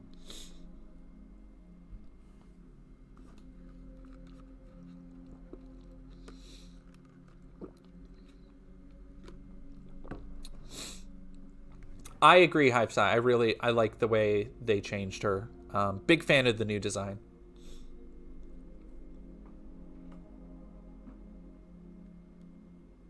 Leary Rotting, are you talking about the boss fight that is important for Astarion?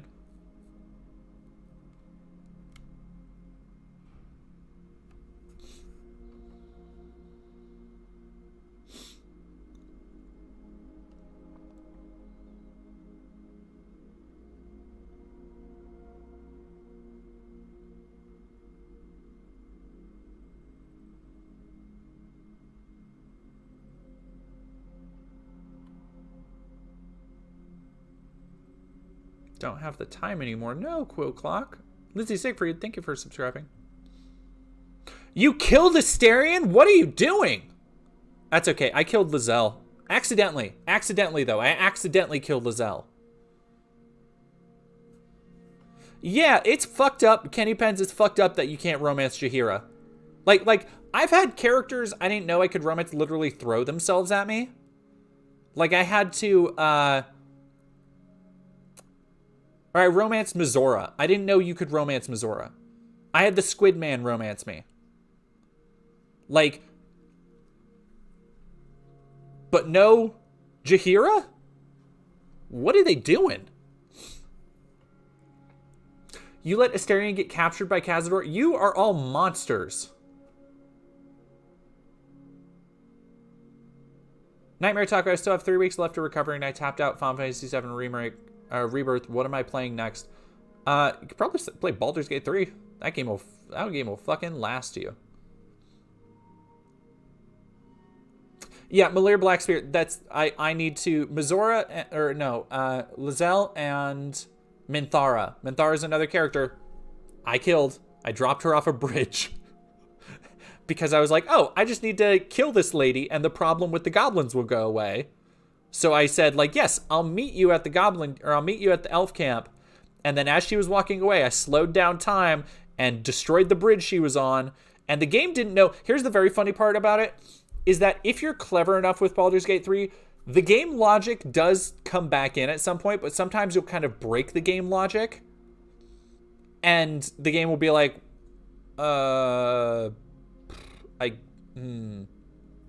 Because what happened is the game registered that I had agreed to meet her for an assault on the elves.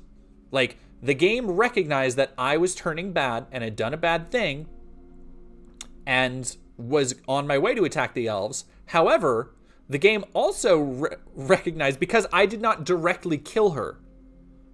She did not die by a direct attack. She just kind of died. She just fell into the chasm. So the game recognized that, okay, you said you were going to help her kill these people, but she's dead.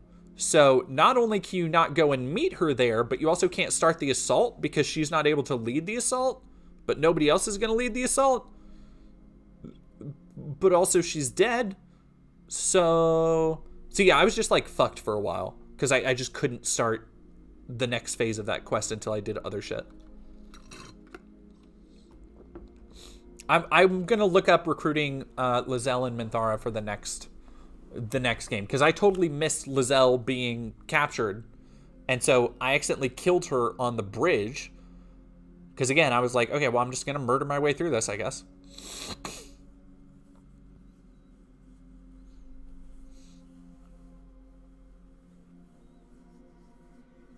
Literally never even spoken to Minthara? How did you? I didn't know you could do that. See, and this is why Baldur's Gate 3 is such a banger, because I've played like 60, 70 hours of it. Well, not even that. How much have I played? 64 hours. Yeah. And I'm still learning new shit.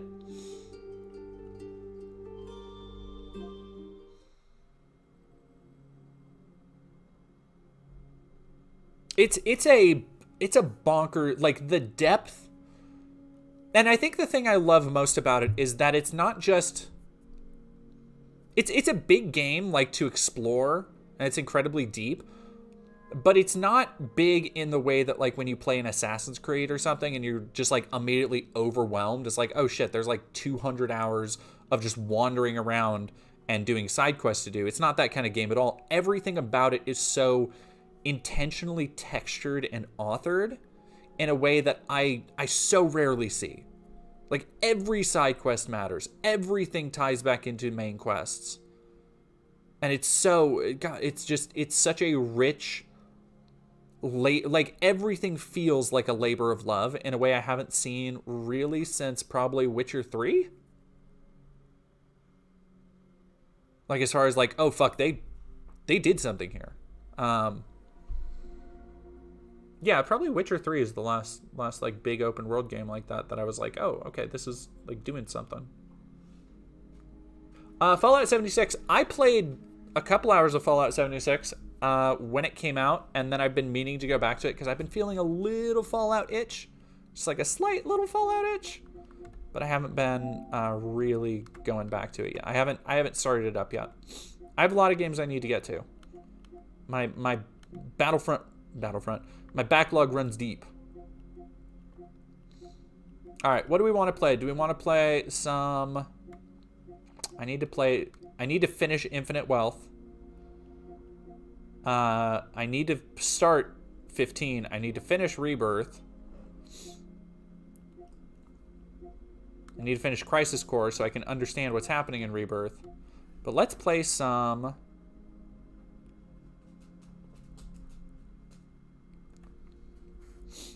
Baldur's Gate 3 is the most impressive game I've played like ever. Maybe second to Shenmue for Dreamcast in the day. Gave me the same feeling, even though it's very dated now. Yeah, no, I feel that. Like, I get, like, just the feeling of, like, fuck, I can't imagine, like, how did somebody accomplish this in a video game? How is this a real video game? Oh, yeah, Redo, I have, on my Xbox, I have Cult of the Lamb. I need to play more Cult of the Lamb. Yeah, hell yeah, I need to get back through,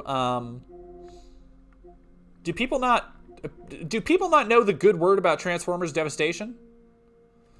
Oh, Kyriam Netter, because I played like 700 hours of Fallout 4, so I'm good.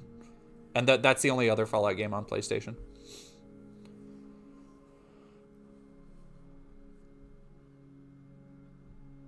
Ooh, play Fallout New Vegas for Transvisibility Day.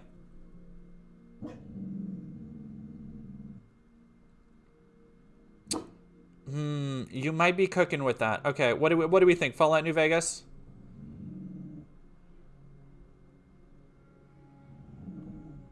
Oh yeah, Transformers. If y'all don't know, Transformers Devastation knows game. Okay, I guess we'll play Fallout New Vegas for Transvisibility Day. Okay, give me a second, y'all. Let me go plug in the Xbox. All right, and I'll be right back. And good night, Kenny Pens.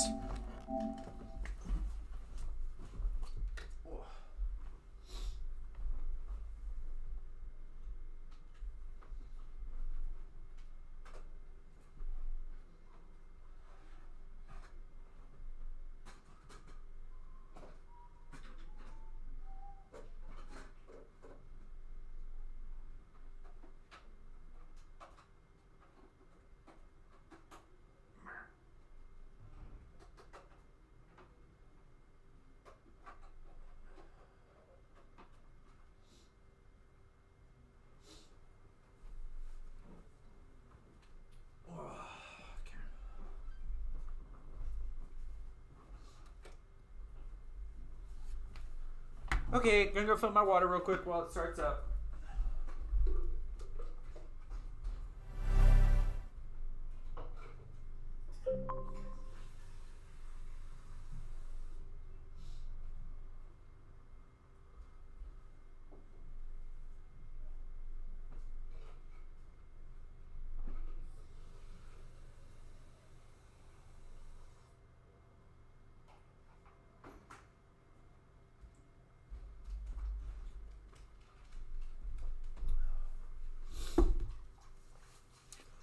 Okay.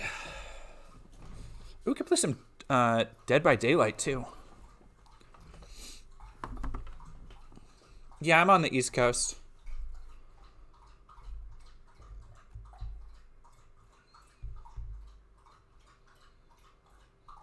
Yeah, Jen Scarlett. How about that? They had no problem with the literal Nazis. Ooh, I really like that first Hot Wheels turbocharged game, so I'm actually gonna install that.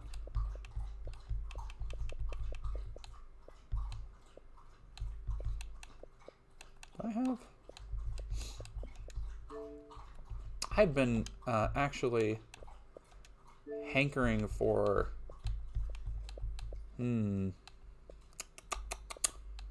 what do I want to delete? Because I want, yeah, let's actually uninstall Saints Row.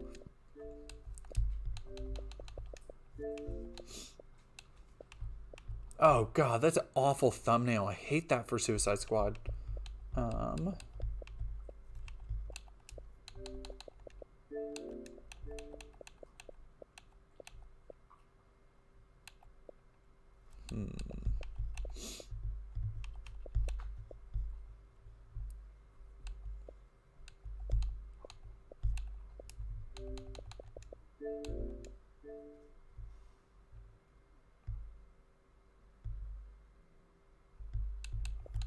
I'm gonna go.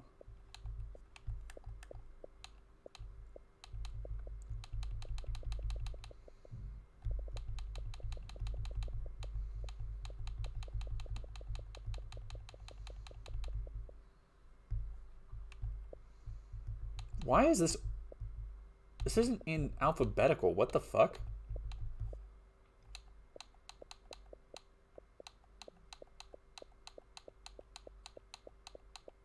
Why would you organize anything like this? What? There we go. Fuck. All right. 134 gigabytes.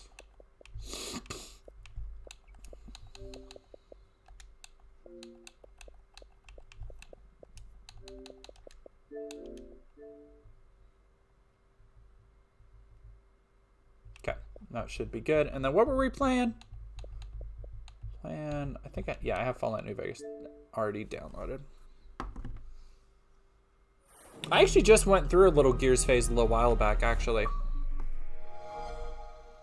I have no idea where I am in this game, too, so that'll be fun to go through.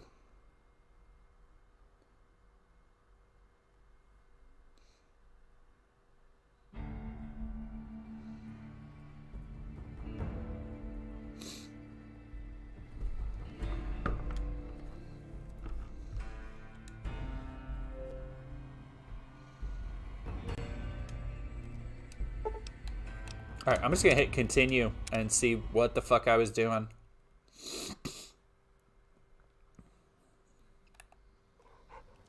Okay, I have a robot dog.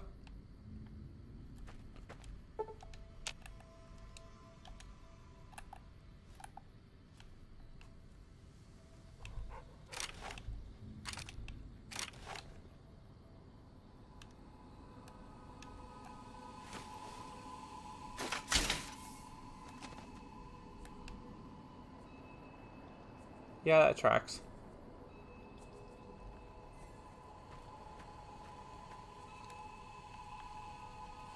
Oh, Quint's not near is great. Alright, what am I? Oh, right, duh. Take Rex to Dr. Henry in Jacobstown. Let's go.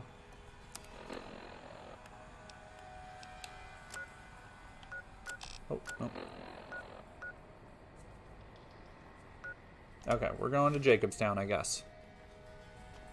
What's wrong with being on my way to Jacobstown?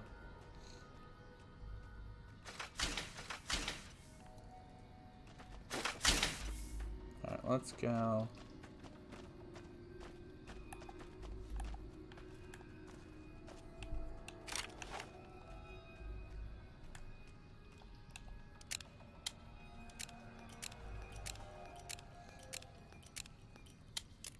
Alright, let's go. Why is... Oh, it's going through different types of ammo. Alright, plasma rifle. What are we talking? Okay. Hello, dog.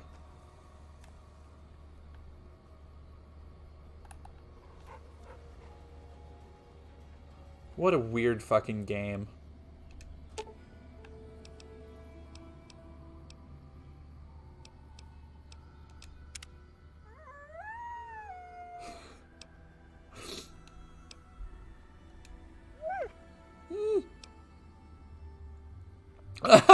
You're standing. I should stab the next person I see.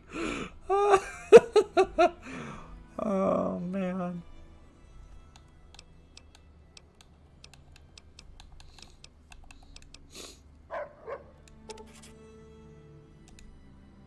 What? Oh, I can really...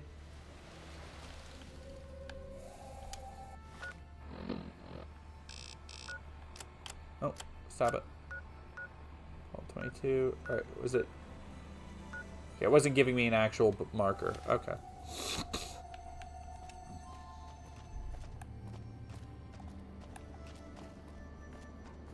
I do love Fallout 4 quite a bit. And I kind of wish that Bethesda wasn't so stuck on their fucking A, outdated ass engine, B, although Starfield did a lot better, but like,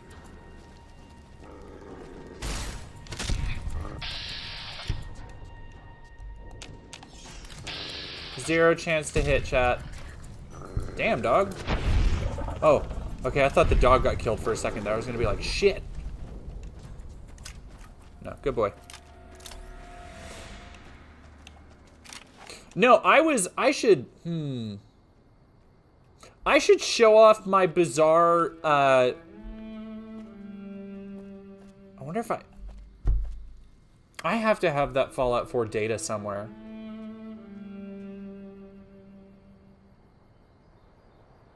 Bye, Misanthropic. Thank you. Have a good night, Procter Gambles. Yeah, nothing wrong with that, Misanthropic. Mortimer, thank you for following. No, I should show out my Fallout 4, how I ended that game as a despot with, I basically made an entire town and filled it with robots who would obey my every whim. And also some of the thing, I spent dozens of hours building just structures in that damn game.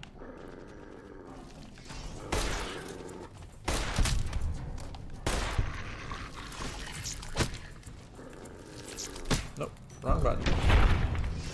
Alright, good dog. I don't think I can eat that.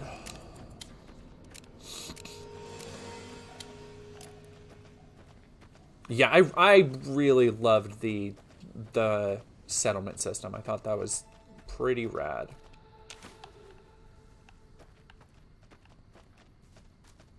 I was watching a show. I'm trying to remember. I was watching a show when I was really into this. Now I associate like certain games with shows and stuff.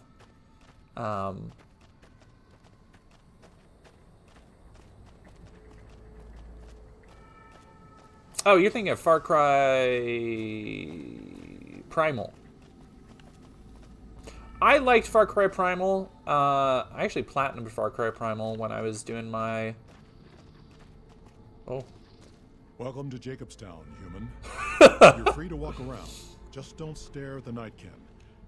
And if you're NCR, keep... A lot of bad blood between me. He's just a polite gentleman. I have a problem with the NCR. Set their sights a little too high some.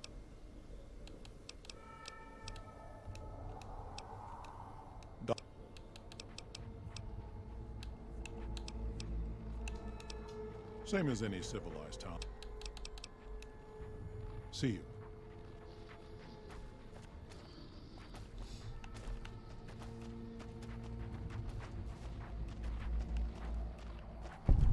See, one of my favorite things about Fallout is, like, how creative they can get with the world building in post-apocalypse. Lily's been babbling about her grandkids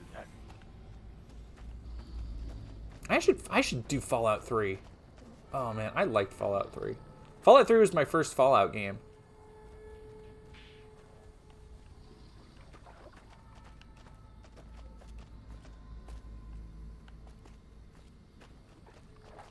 Fallout 3 was one of my first Bethesda games, actually. Another human. One was enough.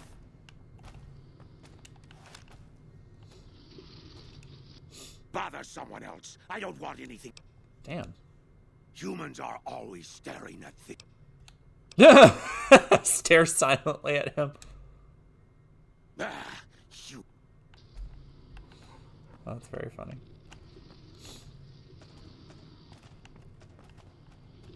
Someone's watching. I can feel it.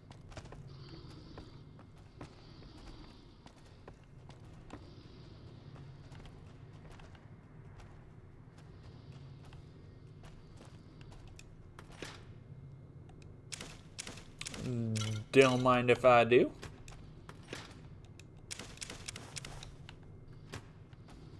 Yeah, nobody saw anything. Nobody's the wiser.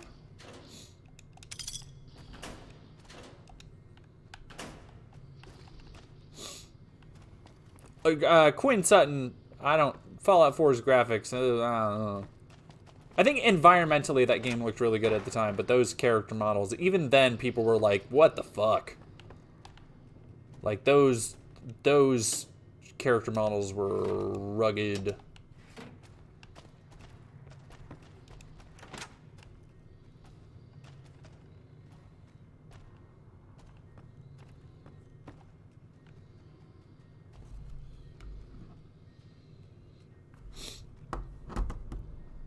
Alright, here we go.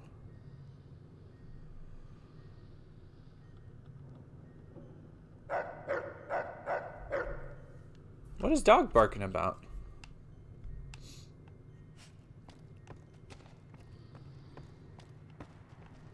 It's not Stanley if the prompt isn't in red font. True.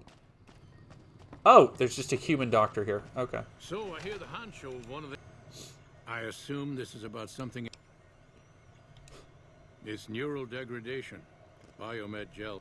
I haven't left Jacobstown in years, but there was one... Aside from her, I know that the Fiends and Caesar's Legion fight alongside...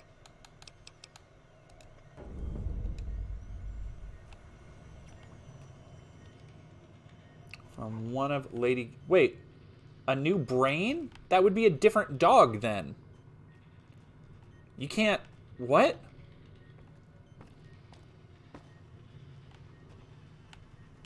What the...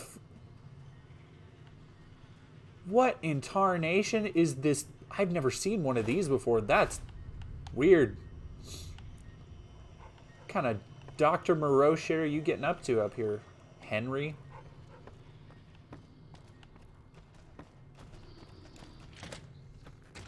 Alright, Queer Newt, have a great rest of your night. 31 hours. I played 31 hours? God damn. Alright, let me...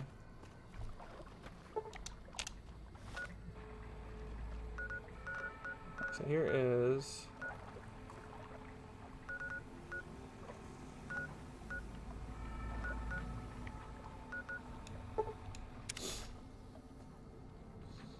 Petable rattlesnake.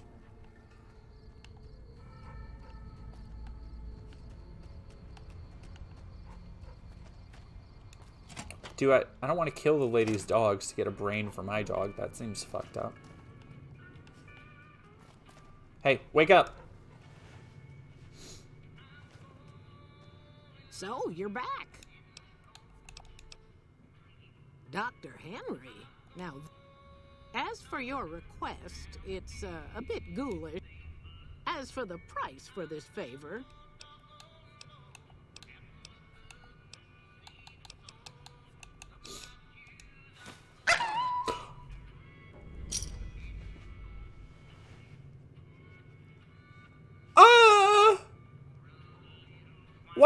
Why did they have to do the sound? No!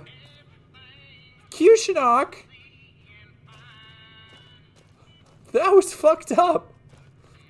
They're just like, hey dog, dead. The fuck?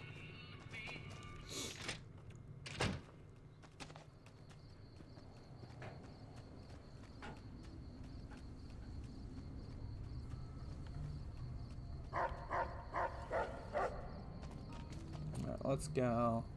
Like, see, yeah, there. I don't know. There's something about like just the open wasteland, like wandering, finding like weird things. There is something. It's the reason why I installed Fallout 76 is because I miss that Fallout sense of discovery. And I've also been meaning to go back and play some more Skyrim lately too. So maybe I'll do that at some point.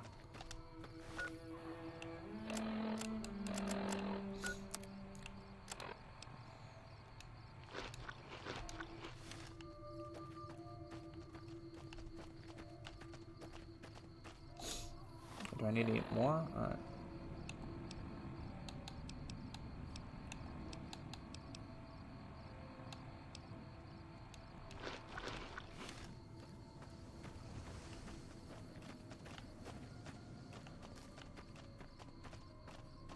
Like, look at this. Ooh, traders. Perfect. That tower on the strip, the one you can... Hey there, need anything?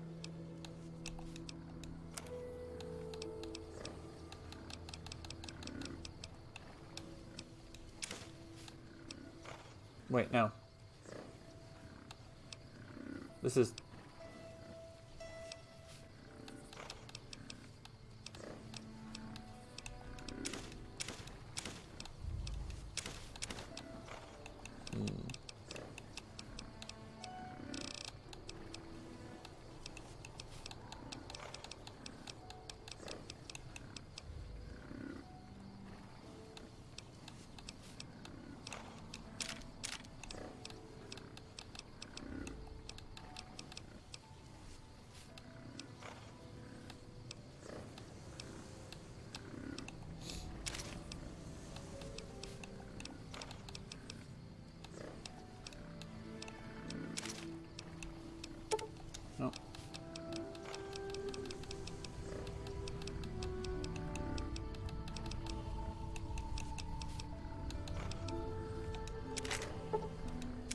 miles.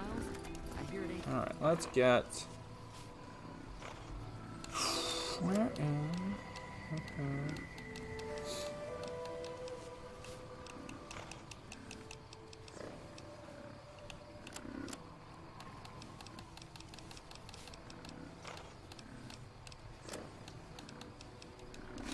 Sealed up no more.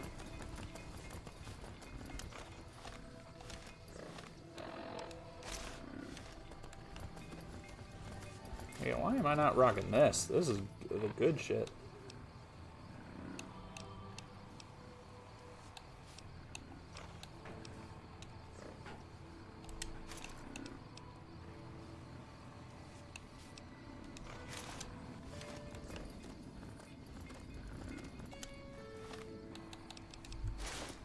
Heavy weight. All right, there we go. Alrighty, Jen Scarlet, you have a good night. I'm gonna go finish this dog quest and see what I can see.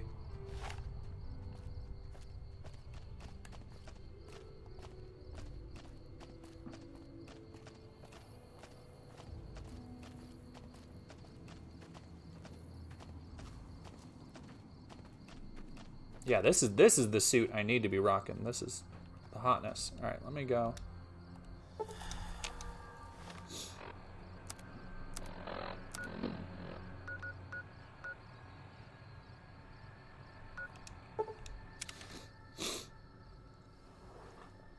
Camarocho.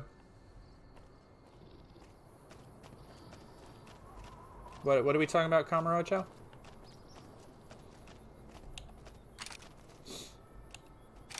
Do I have... There we go.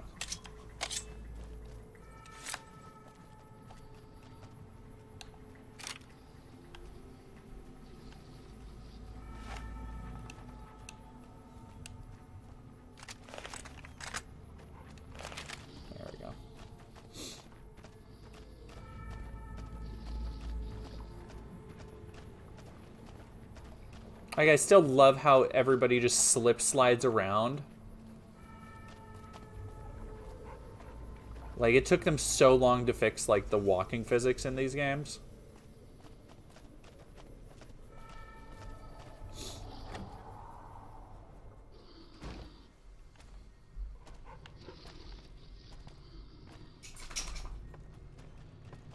Alright, got the brain. Oh, good God. I'd heard there were new people in town.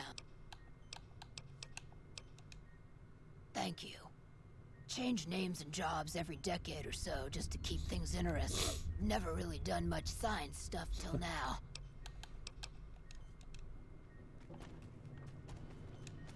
Again, you interrupt me. Why? Very well. All right, let's see here. If I transplant this brain into Rick... That doesn't seem bad.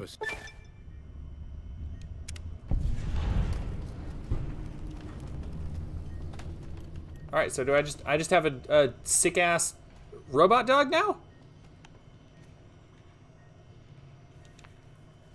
Dope.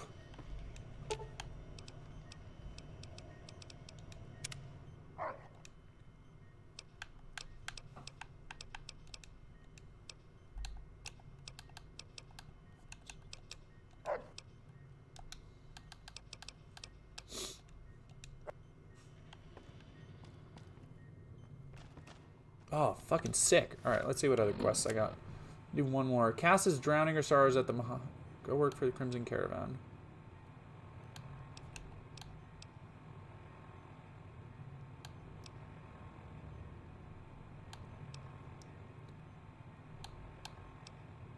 Kill Mr. House.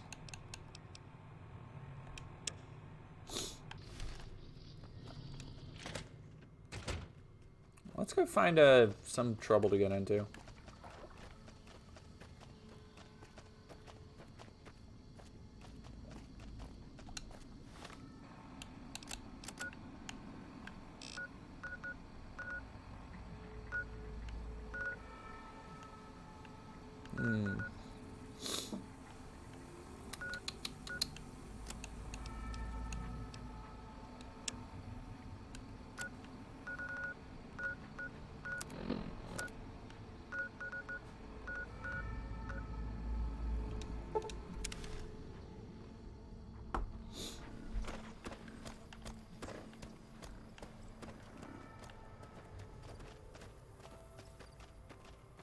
Like, there is still the world of Fallout still has, like, this quiet beauty to it that you can, like, I feel most of the experiences still hinge on it. Even this old-ass game, over a decade old, and I mean, it wasn't exactly a looker back in the day.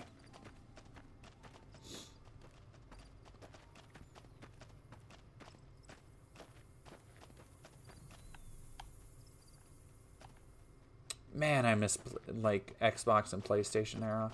Or, I mean, there's still Xbox and PlayStation, but, like, yeah, the Xbox 360 era.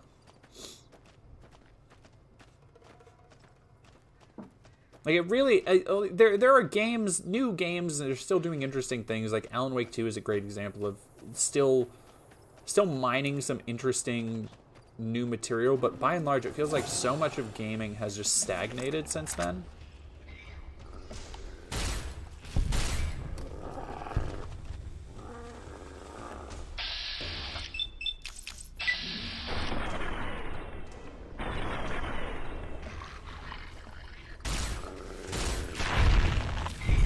God damn. Rex is just fucking people up.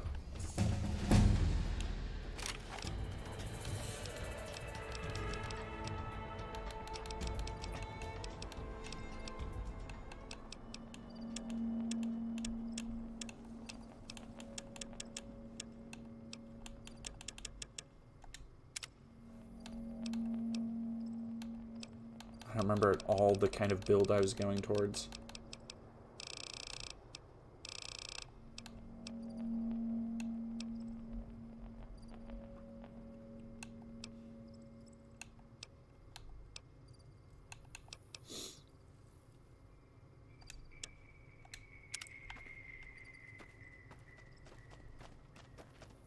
Alan Wake 2, my Alan Wake 2, oh, achievement. Hell yeah. Man, I love, the Xbox 360 achievement pop-up goes so hard.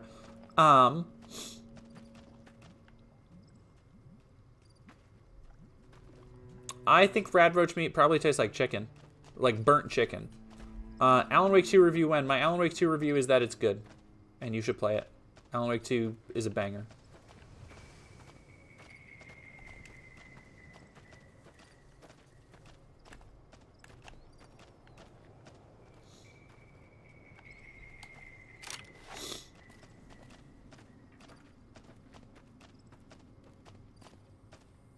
There's just an atmosphere here that is just mwah.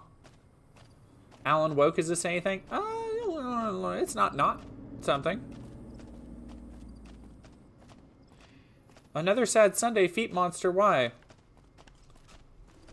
Is it because I'm not showing feet? You have to subscribe to the OnlyFans for that.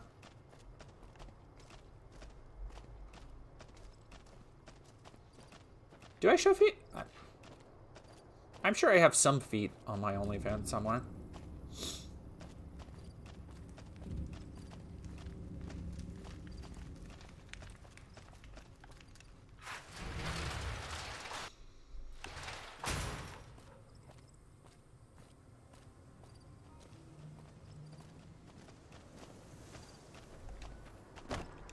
I left off like 2 weeks ago. This is perfect. Where do I recruit Cass? This is New Vegas.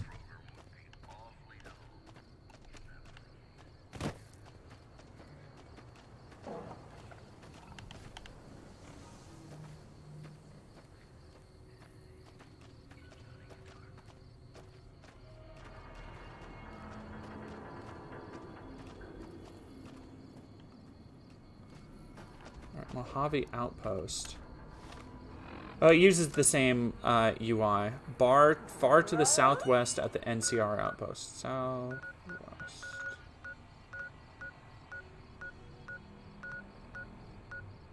Oh, okay. Mojave Outpost. Okay. Oh, I remember this place. Yeah.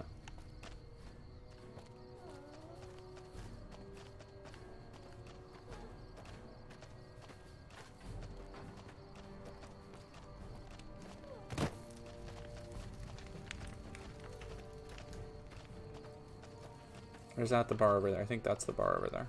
This is just the headquarters.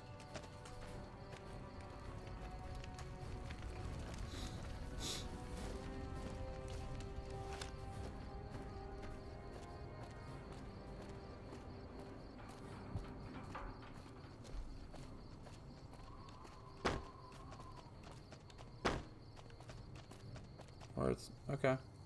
Where's the bar? Bar is next to HQ. Oh, okay, bar is the other building. Gotcha.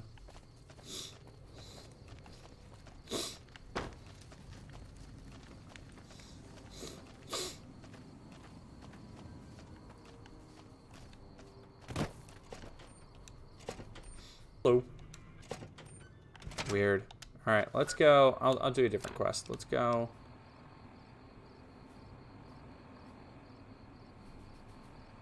Let's go to High Times.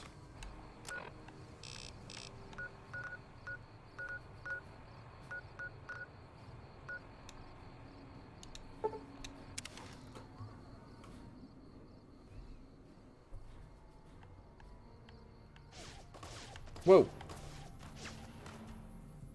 Oh, that just sounds like gunshots.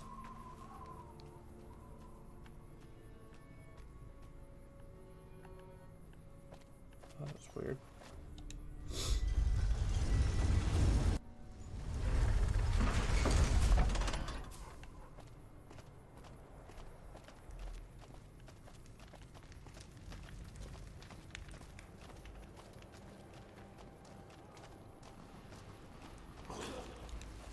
You have chems, buddy? Why stop? I feel... No. If I had 2 caps to scrape together, I'd buy the material. This guy named Dixon. Something about him. At this point, I'm mostly buying his stuff just so I don't feel sick. Alright, so I need to find this Dixon guy. Give him the old what for.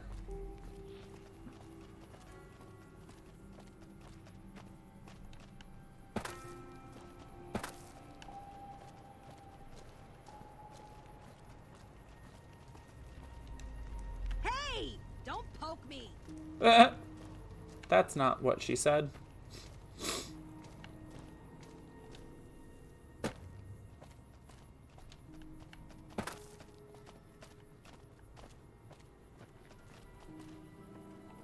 Hey, you're the one who's been going around helping people around here. Ah, sick. Thank you. Oh, I forgot about this game's weird Elvis cult. God, that's such a good touch.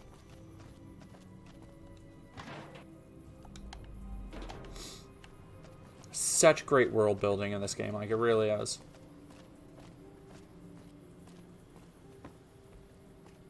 No, I don't think I have. I am going through a save that I haven't played in 2+ years, I think.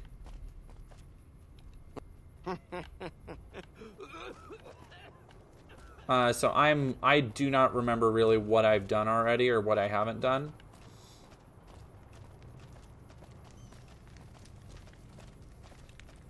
Hey.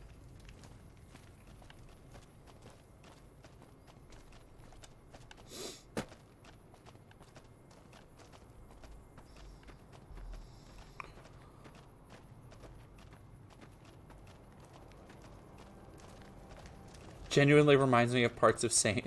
Louis. Elvis core. If it can be bought, it can be found at Mick and Ralph's. Let's go local map.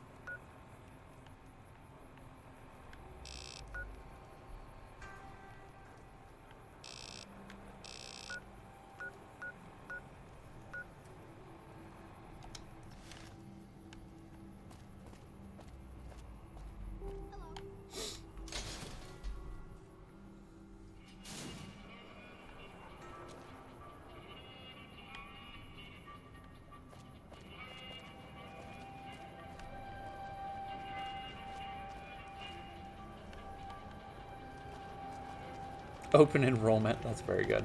Some nut attempted to kill the head of one of Mr.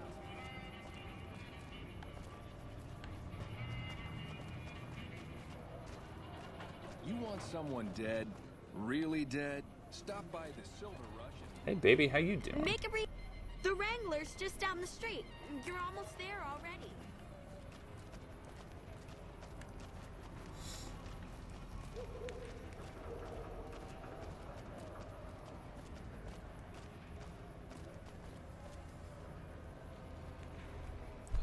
Wait, Banana Brain ZF, I haven't been seeing you give me any advice. Wrong way. Well, no, I'm following the other marker for the other person, Bill Ronte. You seen Dixon around? Okay, where's Dixon, Banana Brain ZF? Find me. Get me to Dixon. Do I want to go back to where that first guy was?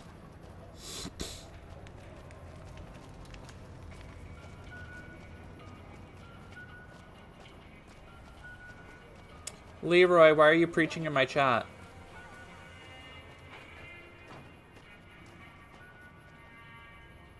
Why don't we talk about the Atomic Wrangler car? She's fine. Fine.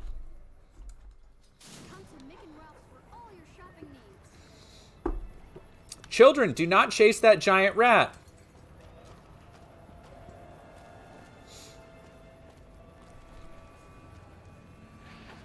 Dealer outside Mick and Ralph's. Mick and Ralph's. So Mick and Ralph's is... Nope. I keep pressing select for... Alright, Mick and Ralph's is over here. Alright. I think that's... Yep, that's the right one.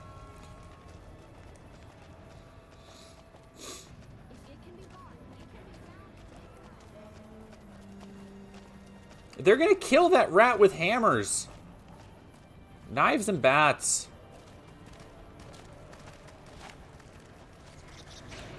Putting it out of its misery.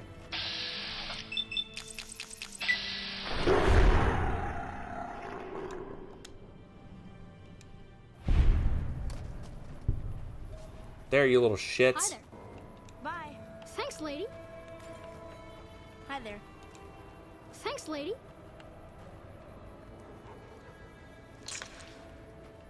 What the f-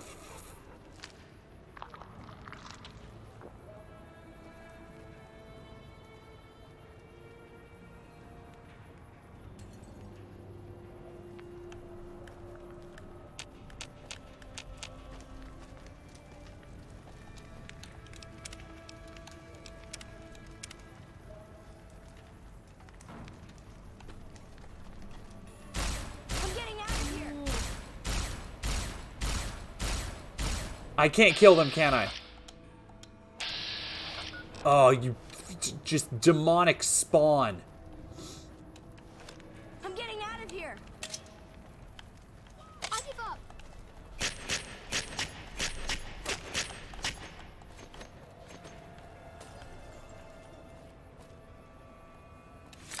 Oh. Awful children. All that rat meat's made them invincible. They're too powerful to be stopped now. Oh, now they're gonna stalk me. There's a mod for that. That should have been in the base game. They should let you blow up children in the base game. Hey, what? Now this little ruffian's trying to beat up this kid. Reach for this. I don't. So, this is the... You mean it? I bet... Yeah, there you go. Stop harassing this child, freak.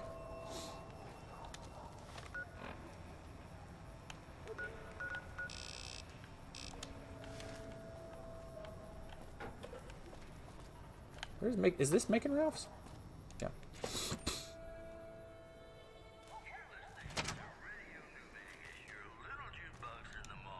How's it going, friend? We don't have the stills and equipment to supply. You could check.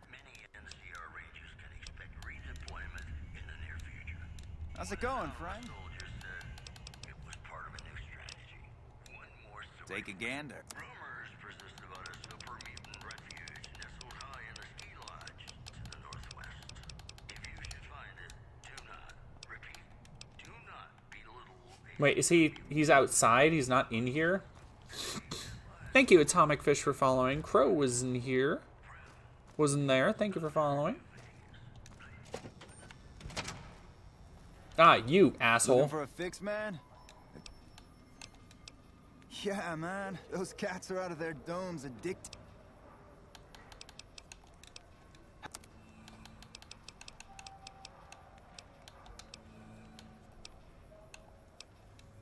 Really? You know what? I might... Wait, man. You can't go around saying shit like that. Okay, I get your... Good. Bye. Fucko. Hey, you're the one who's been going around helping. Yes, I'm the one who's been going around hitting these kids what need hitting. Oh! The child is activated in combat for me. Alright, so now I can go to... What's his face? Bill was way back here.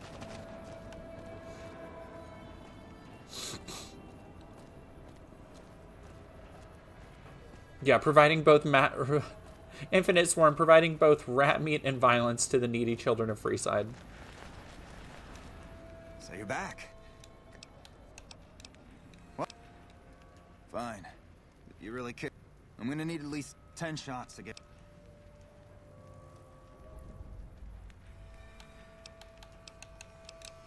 Never thought about using...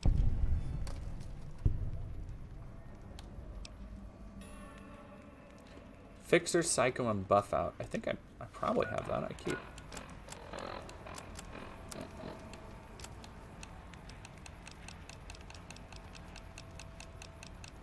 No, I do not. Okay, well, I have no idea where I'm going to get that shit.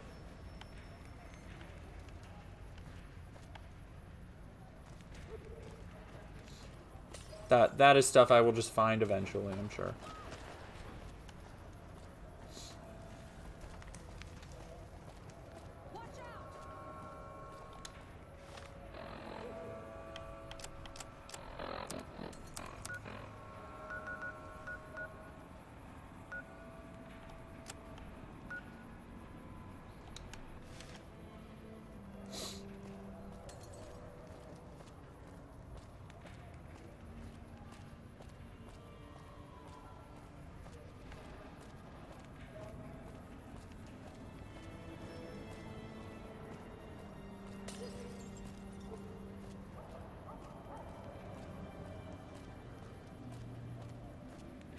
Cultured Kirby, hello.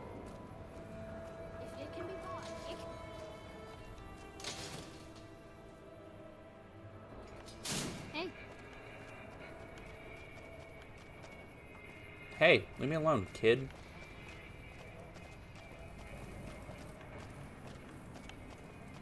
Hungry? Thirsty? Horny? Hungry, thirsty, horny. The Holy Trinity.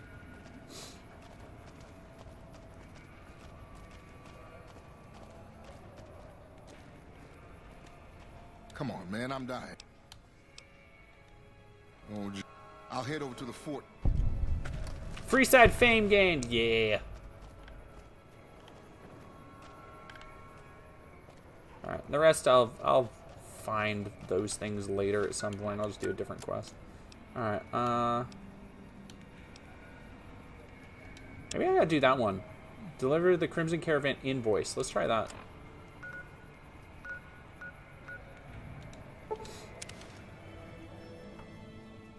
Wait, what's mid-Logan?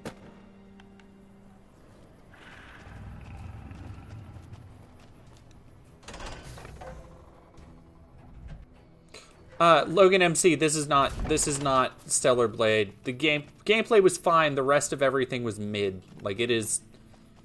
Ugh, that game is gonna be. I'm calling it now. That game's gonna be like 60s, maybe if it's lucky, maybe 70s on Metacritic. And people are gonna blame it on wokeness, which is the more depressing thing. Is that they literally, if you go and look at the people defending Stellar Blade, they are literally already making up their mind.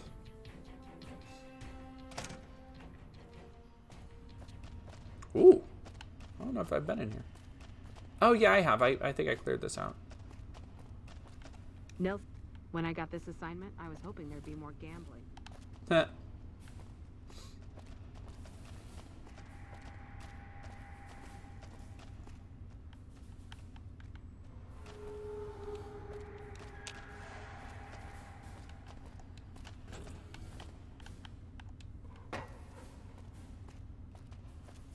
This isn't Stellar Blade, you don't say.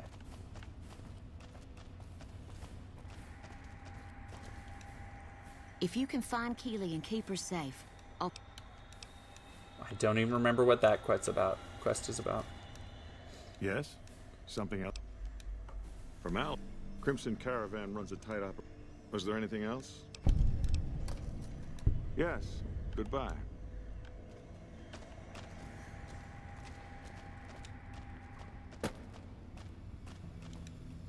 We won't go quietly. The Legion can count on that.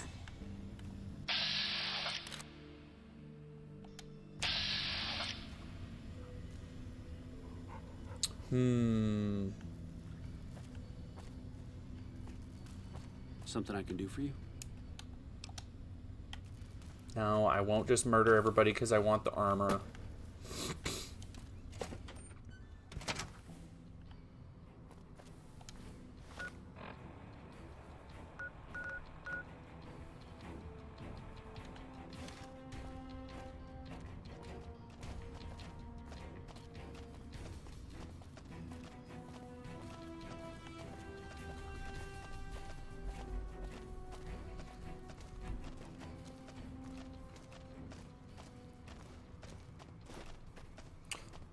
Not Caesar's Legion. I don't fuck with that. Like those guys seem really fucking awful. NCR seems fine.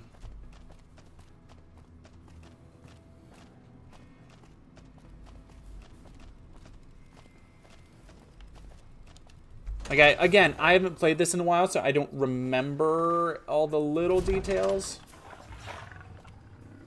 Like who I'm fucking with and who I'm not.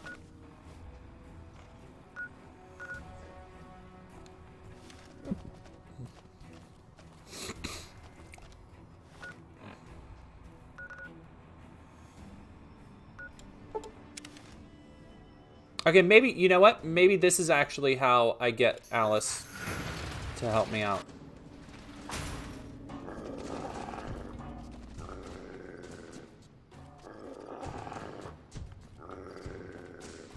Dog, please don't. What the tarnation? Okay, so somebody engaged me. Sucks to be you, buddy. Alright, well.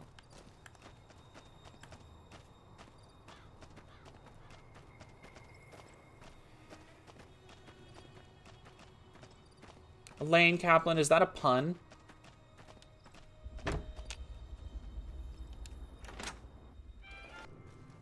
Do I have them both? Do I have both homies?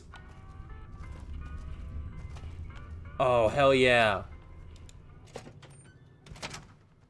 The Ranger vets are on their way from Baja. I do have both of them. I have a squad. Hell yeah.